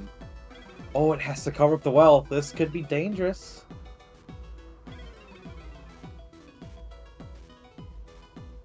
Sodium needs to find a way to burn out, and we are closing in on level 19. It's finding some good pieces, but still has to get out of this. Has to use an eye piece, make an eye dependency. Oh my gosh. Wait, no. No way. Dirty No. Tetris No. into transition. No. But wait, That's it's not over. Then Hank is allowed. going to do it. Get out of Tops out here. at 504. That's not allowed. No. I mean, apparently it wasn't allowed because Sodium topped out right after.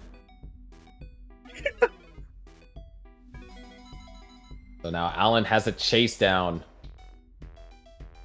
Could potentially line this out. It's a minute 40 for 47,000 points. Might need Yeah, to get a potentially. few slightly more efficient clears. Like that Tetris is immensely helpful. Now, honestly, with this lag, level 19 looks like level 18.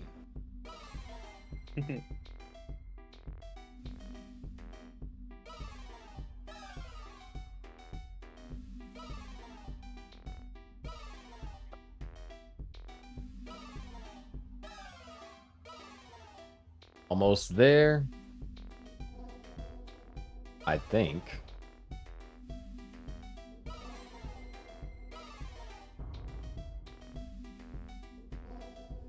Alan taking his time. Although there's about 50 seconds left, so. But I believe a double will be good enough. Or two singles, that works. Alan is one game away from being your TECWC Classic Alright. Score Attack champion. It's down to the wire for Sodium. Has to win 3 in a row to just stay alive and reset the bracket. But that's a tall order. But we'll see what we can do. Oh, wait a minute. Oh, level 15. Alan pondering the 15. Okay. No, we're going to 18. 18. Yes, we never got the level 17 set. Yeah, I was about to say, hey, can we get to see the 17 this time? Unless... Wait, what the heck? Bruh. Alan got a second chance to place the S piece. Oh my gosh. It's the way the pieces are sliding is make it look a little bit more like modern score attack.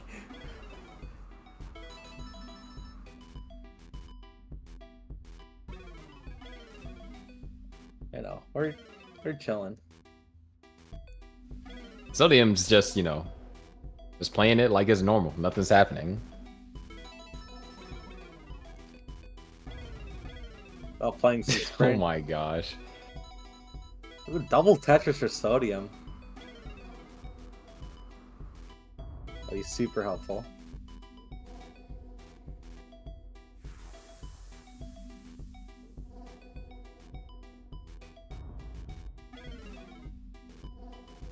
So far, the lead has been kept pretty close. I know in the past 2 games, Sodium has been able to build pretty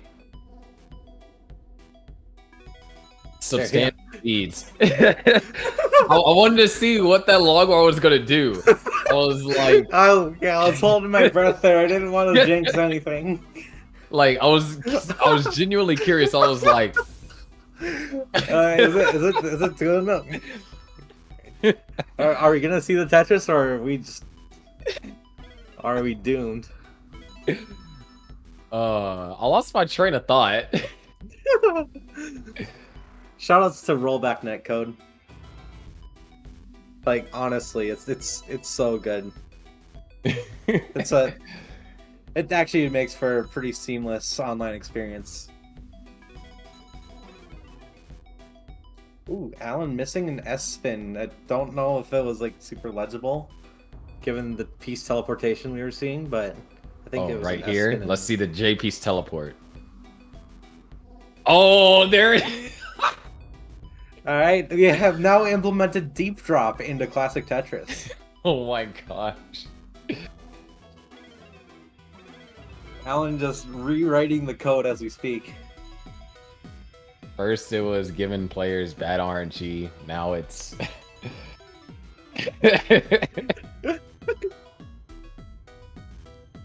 Now his game's just dead. Oh wow, we actually disconnected. No, it is straight up dead. Unfortunate. All right, so Alan is up 2-0. Sodium completely disgusted with what just happened. Oh my gosh. Yeah. Well, this is funny. that was a good time. I will never forget the long bar where I think everyone just like held their breath as like, is it gonna go where it's supposed to go?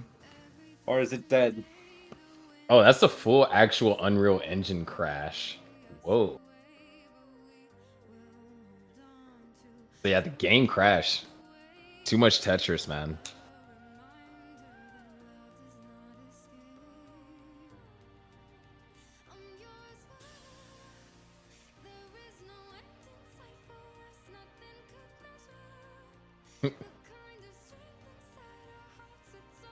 True, Alan got the TEC game crash. He's actually a cracked. He's done something that not even NES players can do.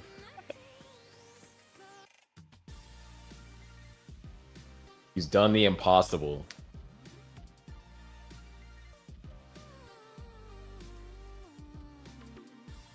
But you want to know what's not impossible? Participating in the giveaway. Exactly. I love your train of thought there, Sharky. Make sure to type connected in chat if you want a chance at winning one of these beautiful collector's edition versions of Tetris Effect Connected on Xbox, PlayStation 4, PlayStation 5, or Nintendo Switch. And who knows? You might even get the Allen edition. I cannot confirm or deny if that's true, but you guys see how much power you have in Classic Score Attack with the Allen edition. But you never know if you don't enter, if you are able to win said edition. Once again, I cannot confirm or deny.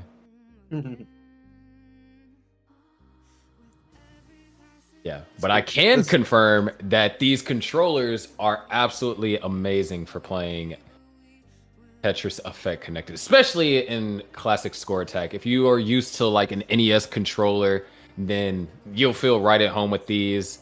Like I said, I really enjoy it. It helps me be not as nerfed as a classic Tetris main.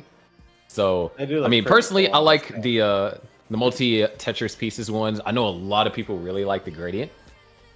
The gradient one does look really good. Yeah, plenty of options to choose from, and it's compatible with PC, Steam, Nintendo Switch. Like, hey, definitely an option there. Hey, win the giveaway for the Switch version, get the Hyperkin controller, and you are set. You are ready to become the next Allen bot, defying Tetris logic, one piece at a time.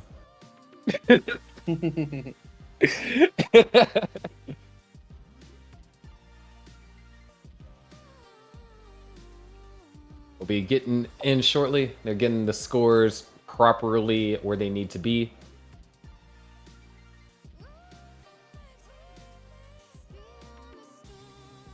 And do keep in mind we do have some merch for the TECWC. Some very cool designs for shirts, some hoodies, We are approaching the winter season in the U.S. and just the western or the northern part of the world. I forgot. that's Winter how it season, works. unless you live in Texas. Yeah, that's true. So if you're looking for a hoodie, this is a very stylish way to stay warm and rock your love for Tetris. And you can also get some stickers, and various other merchandise, which all looks really good. I'd love to cop some of that myself. But what we're about to cop is a game 3. Here we go. Here we go. Players are back, and it looks like things are under control. I think Alan is no longer teleporting pieces. There we go. Alan has officially materialized, is no longer phasing in and out of the Tetris reality.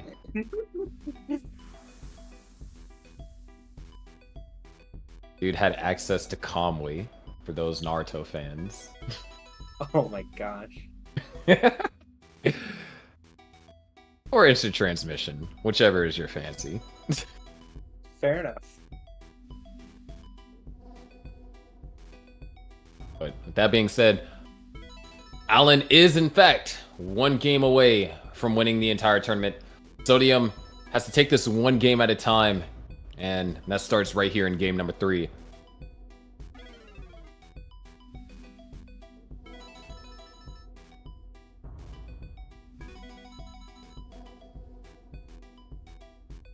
So far, we're separated by a single. Never mind, we are Just tied. kidding. Uh-oh. Alan, as soon as we get tied, he's starting to unleash some power. Has to try and build faster. Appears not to be pushing down points, so hard drop in classic score attack does not get you extra points.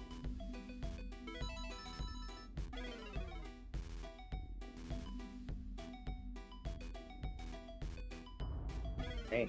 That being said, just super close game here. Yeah, absolutely.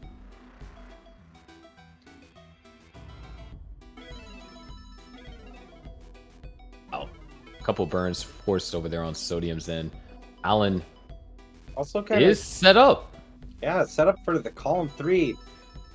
30 Tetris. I love it. And a gets clean another one to boot. follow. Well, there's a few ways we could solve this little divot.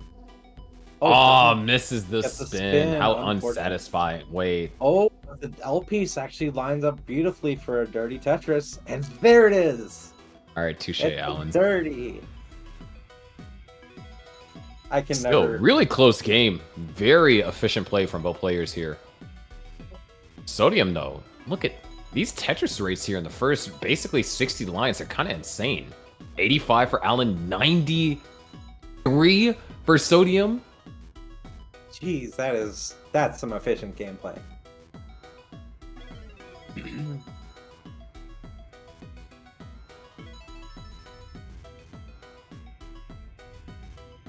Sodium going to be looking for a J piece here.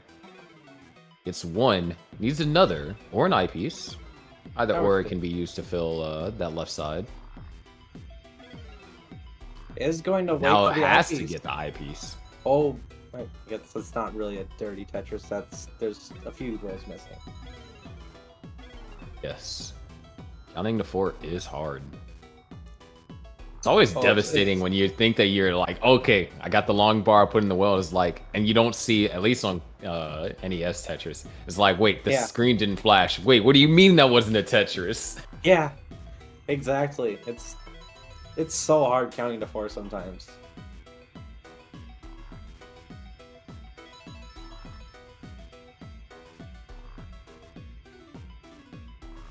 All right. Sodium using the S These flat. scores are kind of ridiculous, though. Yeah, 400,000 points. Like 450,000. We're at like 90 lines. Yeah, The efficiency is. It's it's incredible. off the charts. Maybe this was Alanbot's plan. He didn't like how the games, that particular game was inefficient for the both of them, and wanted game 3 to be a banger, because that's what this is shaping up to be. Oh, Oh, here comes the drought. Here comes the drought. There we go. Alan. it's only that's a 32 pieces. Yeah. Sodium's gonna respect it, so yeah. And still gets the Tetris afterward. Still maintaining a really high Tetris rate. Yeah, even a 30-piece drought's not gonna stop these players from getting a 600k transition.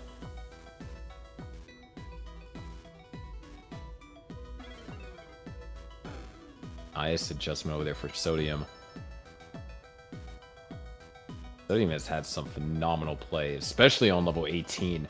That's been like Sodium's strength throughout the majority of the tournament. Oh! Oh no! Oh no! The controller! Uh-oh.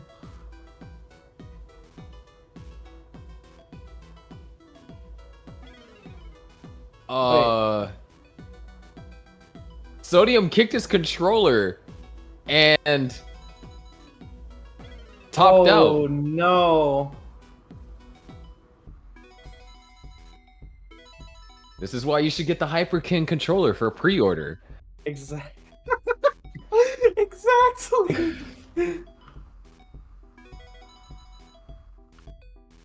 Oh.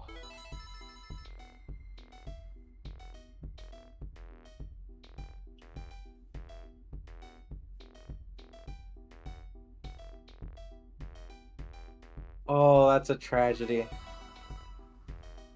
It always sucks when stuff like that happens, and it's not the first that it's happened to any player here. But it was going to be an insane game. Like, the Tetris rate was truly phenomenal. There, yeah, look at Sodium at 81%. And Alan maintaining that 80% in the transition.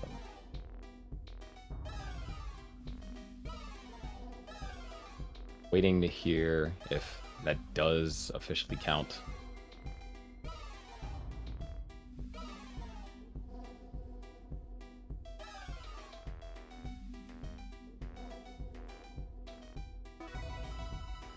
Truly. And I've had that happen before. Not necessarily with the cord, just Yeah. with my console in general. Like, I'm pretty sure it was on one of my few 700k transitions. It was like a great game, and then it just froze on level 22. There's nothing I could do about it.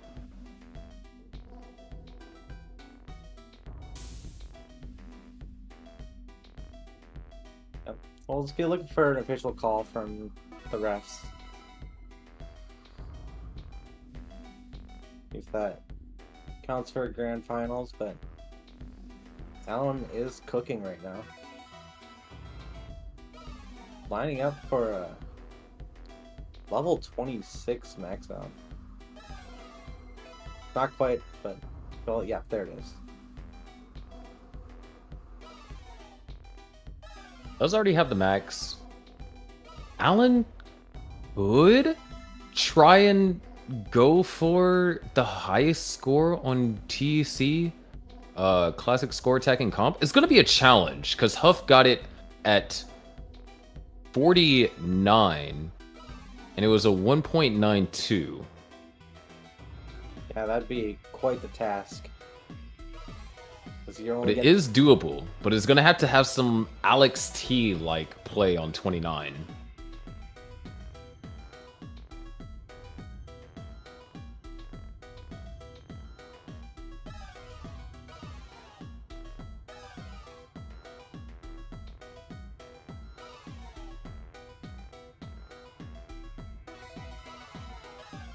I mean, Cole, the reason why I say it's doable is because Alex T, he got on Gauntlet, well, now it's not doable, but Alex T on Gauntlet, the event I host, he got 1.8 off of just 1,080,000 going into 29.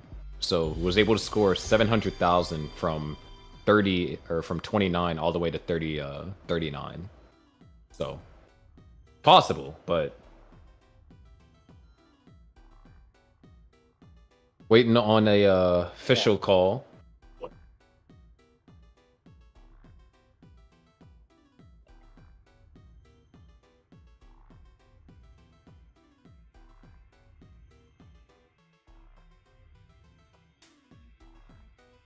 Yeah, just bear with us a moment.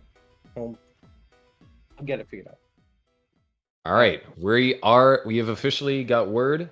We are replaying. We're doing this.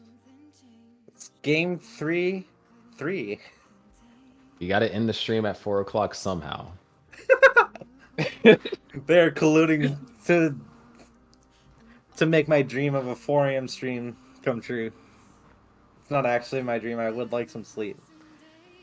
But hey, more Tetris than we can handle.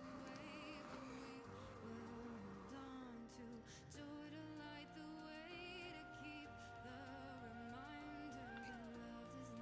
4 a.m. in a time zone. It doesn't. I didn't say it had to be 4 a.m. my time zone.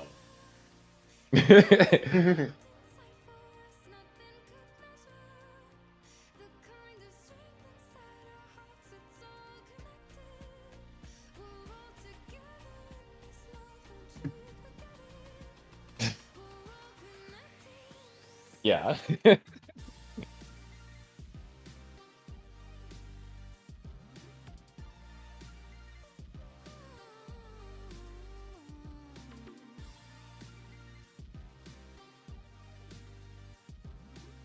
It's been quite the crazy grand finals, and definitely a different sense.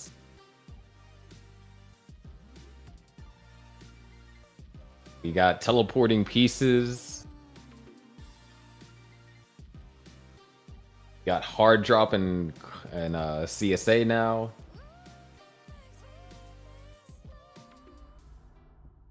Getting the whole variety. Oh, we were missing out. Now all we need 29 is a start. level 17 start.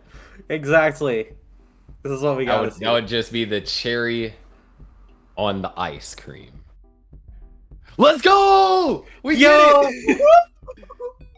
I need to not do that. It's freaking 2 a.m. in my apartment. That was a very bad idea.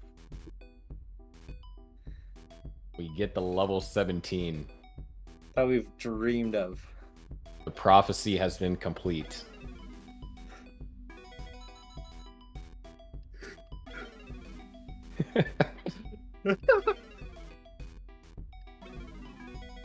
That also means that, I mean, some players, they said that they've used level 17 to throw off other players because of scoring being slightly different. And yeah, honestly, I can see it, but at the same time, I guess it just messes with your your internal pace calculator. But I don't feel like it would throw off your gameplay too much. What do you think?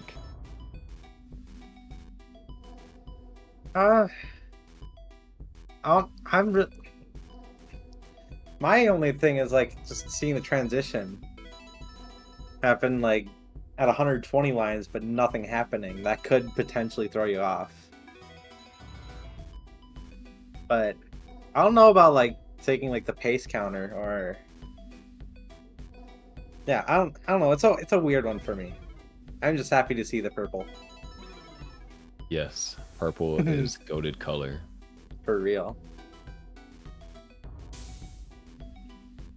Looks like Sodium off to a good start here. Alan had to do a little bit of burning early on.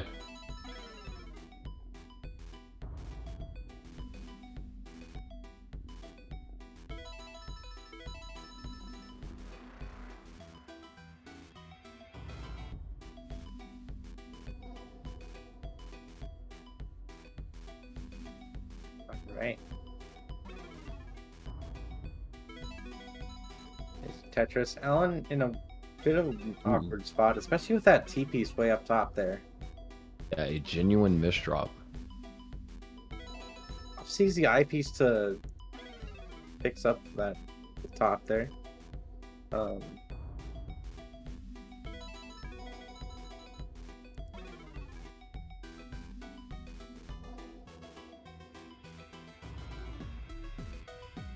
Right now, it does look like Sodium, once again, kind of off to what we've seen in a lot of the previous games, just being able to be really efficient on level 18.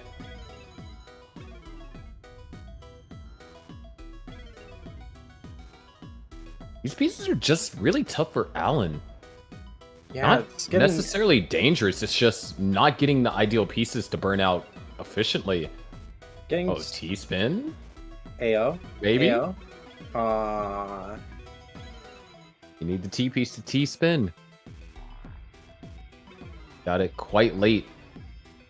126,000 point lead, roughly over here for Sodium.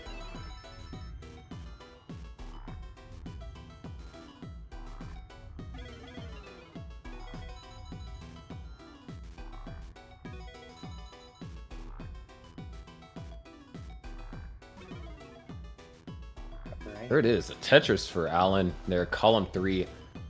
Sets up the delay burn. And that's going to commit 5 extra burns here. That's 4 burns that Sodium could use for a Tetris. There it is. Level 17 started really proving to be difficult for Alan. It's totally what it is. The pieces, it's just haven't been ideal for Alan. Yeah. Sodium has been able to maintain just a really accommodating stack, while Alan and those misdrops definitely don't help. Agreed. But, oh, Sodium was playing a little bit with fire there. Nothing too serious. And we actually haven't seen too many serious droughts. Definitely unwanted pieces, but droughts haven't occurred like what we've seen earlier today. Knock on wood. Right. I don't think you heard me on Discord, but I knocked the wood pretty loud. So. Discord noise. Oh, there's the bits for Sodium. Ooh. And that looked like an adjustment, but at the same time, it's a bit of a risky one. So,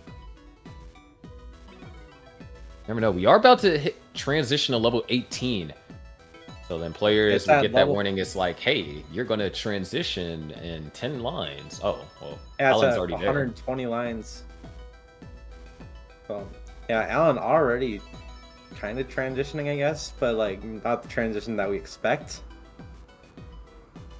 Just transitioning to different colors.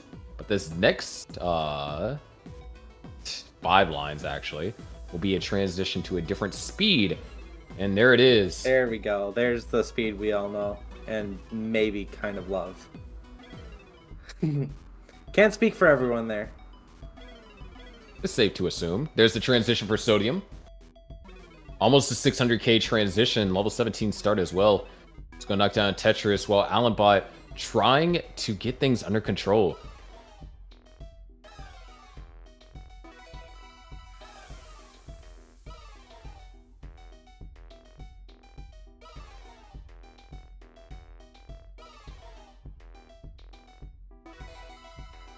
Tetris over there for Alan. And oh, Sodium not quite getting that piece all the way over to the left. So gonna decide to use the I piece to bring the stack down. And there is a T piece gap in Alan's stack. It's just there. It's just Time there. for an Imperial Cross.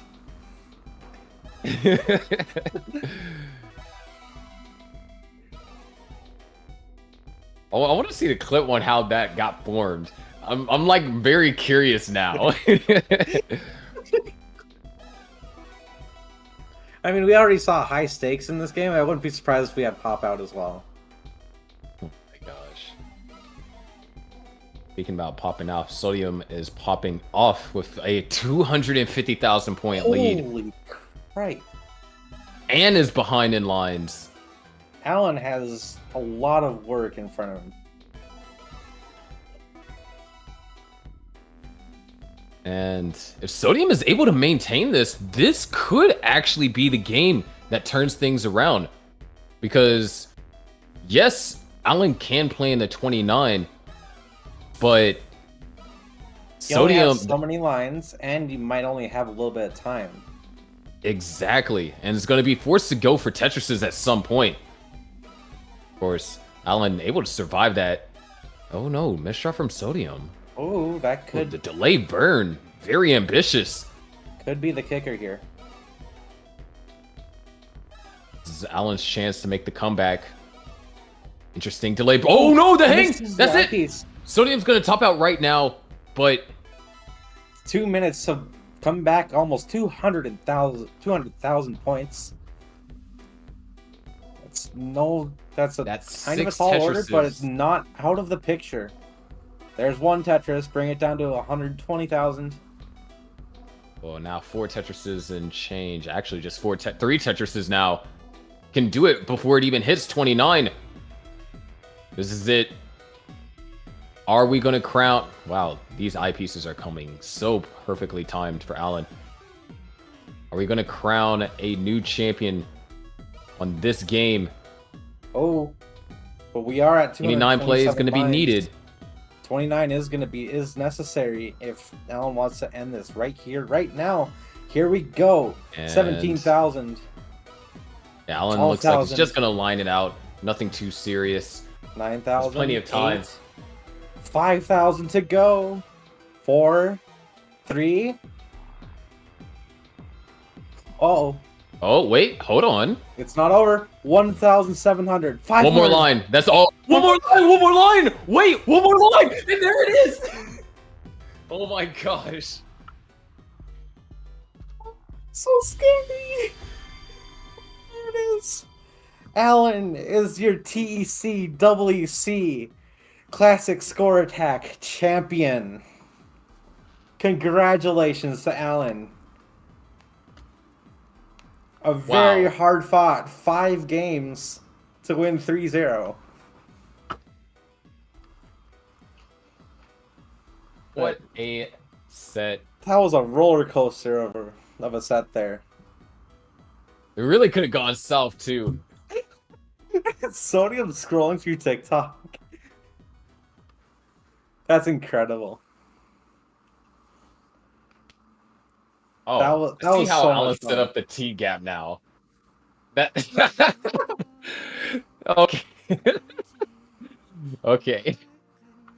But yeah, But wow. congratulations, Alan Bot. You've What a won the performance. classic score attack portion of the TECWC. Apparently, according to Austin, after only 1 day of playing. That's ridiculous.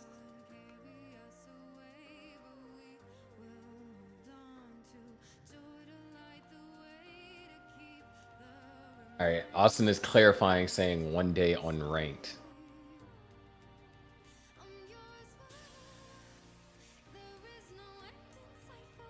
But regardless, amazing play by all the players tonight. I mean, this top 8 was so freaking stacked. Like, Oh, that actually That ridiculous. was incredible. So much good play.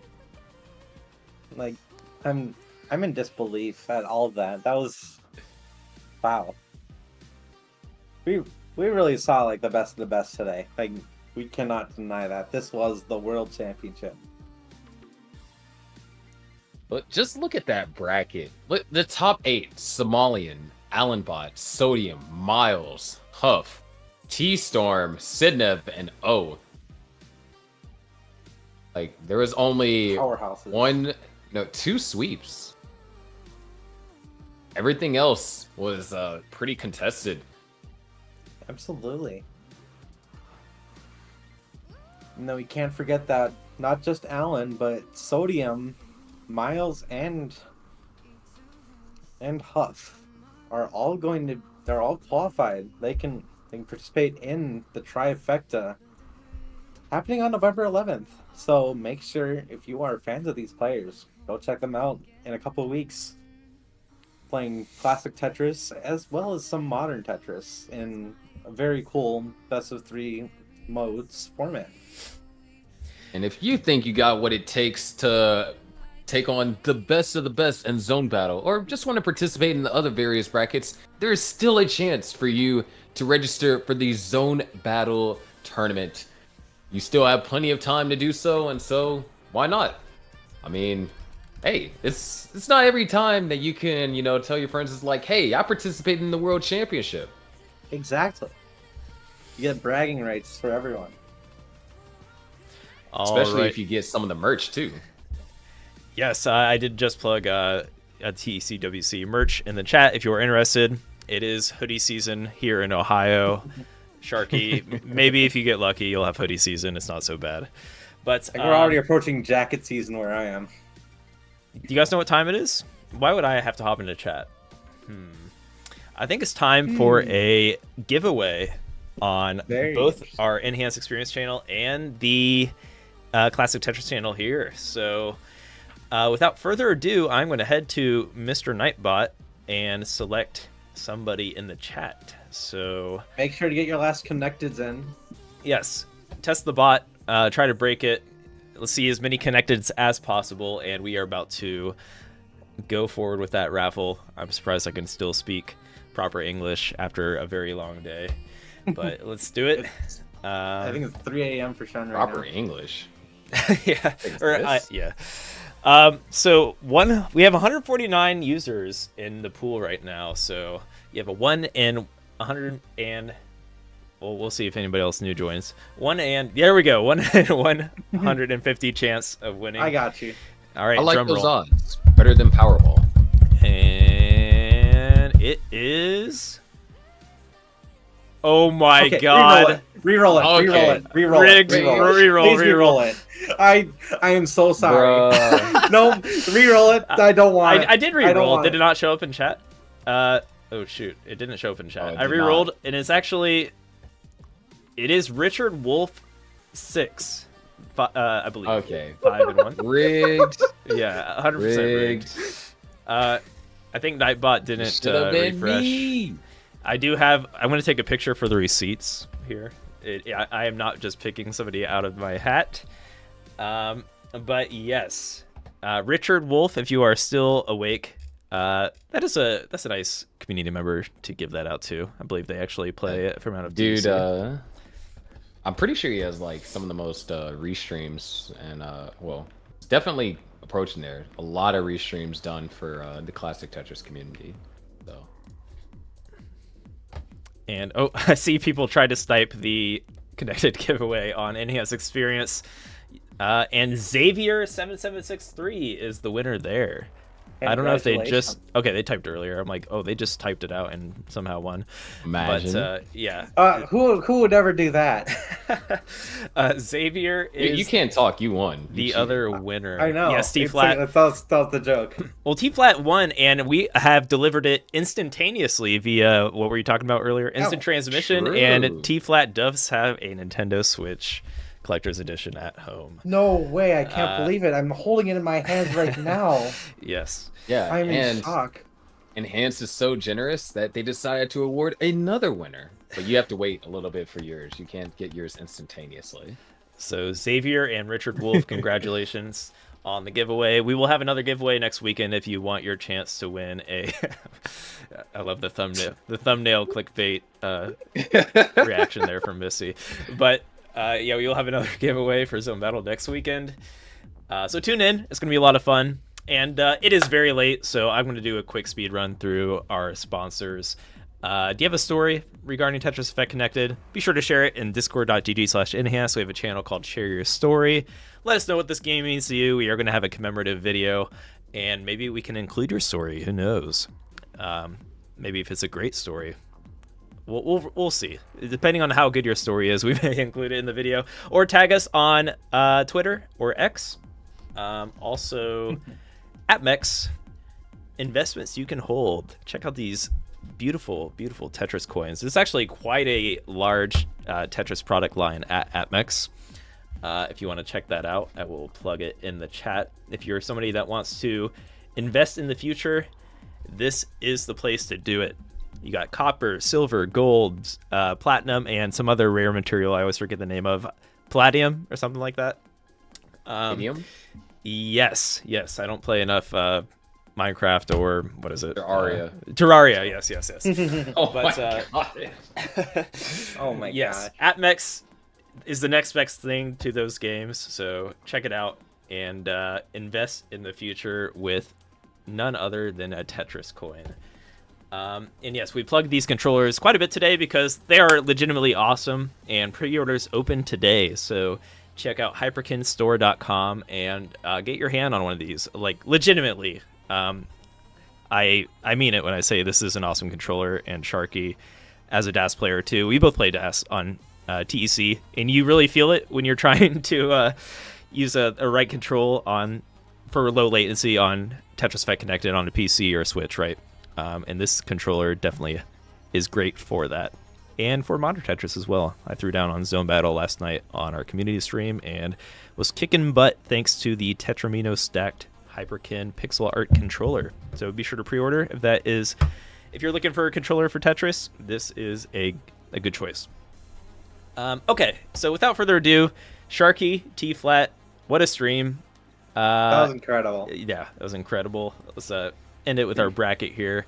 Totally stacked top 8, as you mentioned earlier, Sharky. And what a year. That's a great 2023 regarding Classic Score Attack. And we will likely see these players in the Trifecta coming up on November 11th. So until then, thank you. Any last words, T-Flat and Sharky, before we sign off? Oh, shoot. Yeah, you put on a spot like that. Yeah, sorry to not segue over time there, but yeah, it was a great tournament, and hopefully you two had a good night. And I'm going to stop talking so we can go to bed. But Yeah, I'm your favorite underwater host, Sharky, and I'll see you in the TEC Trifecta event. Heck yeah. All right.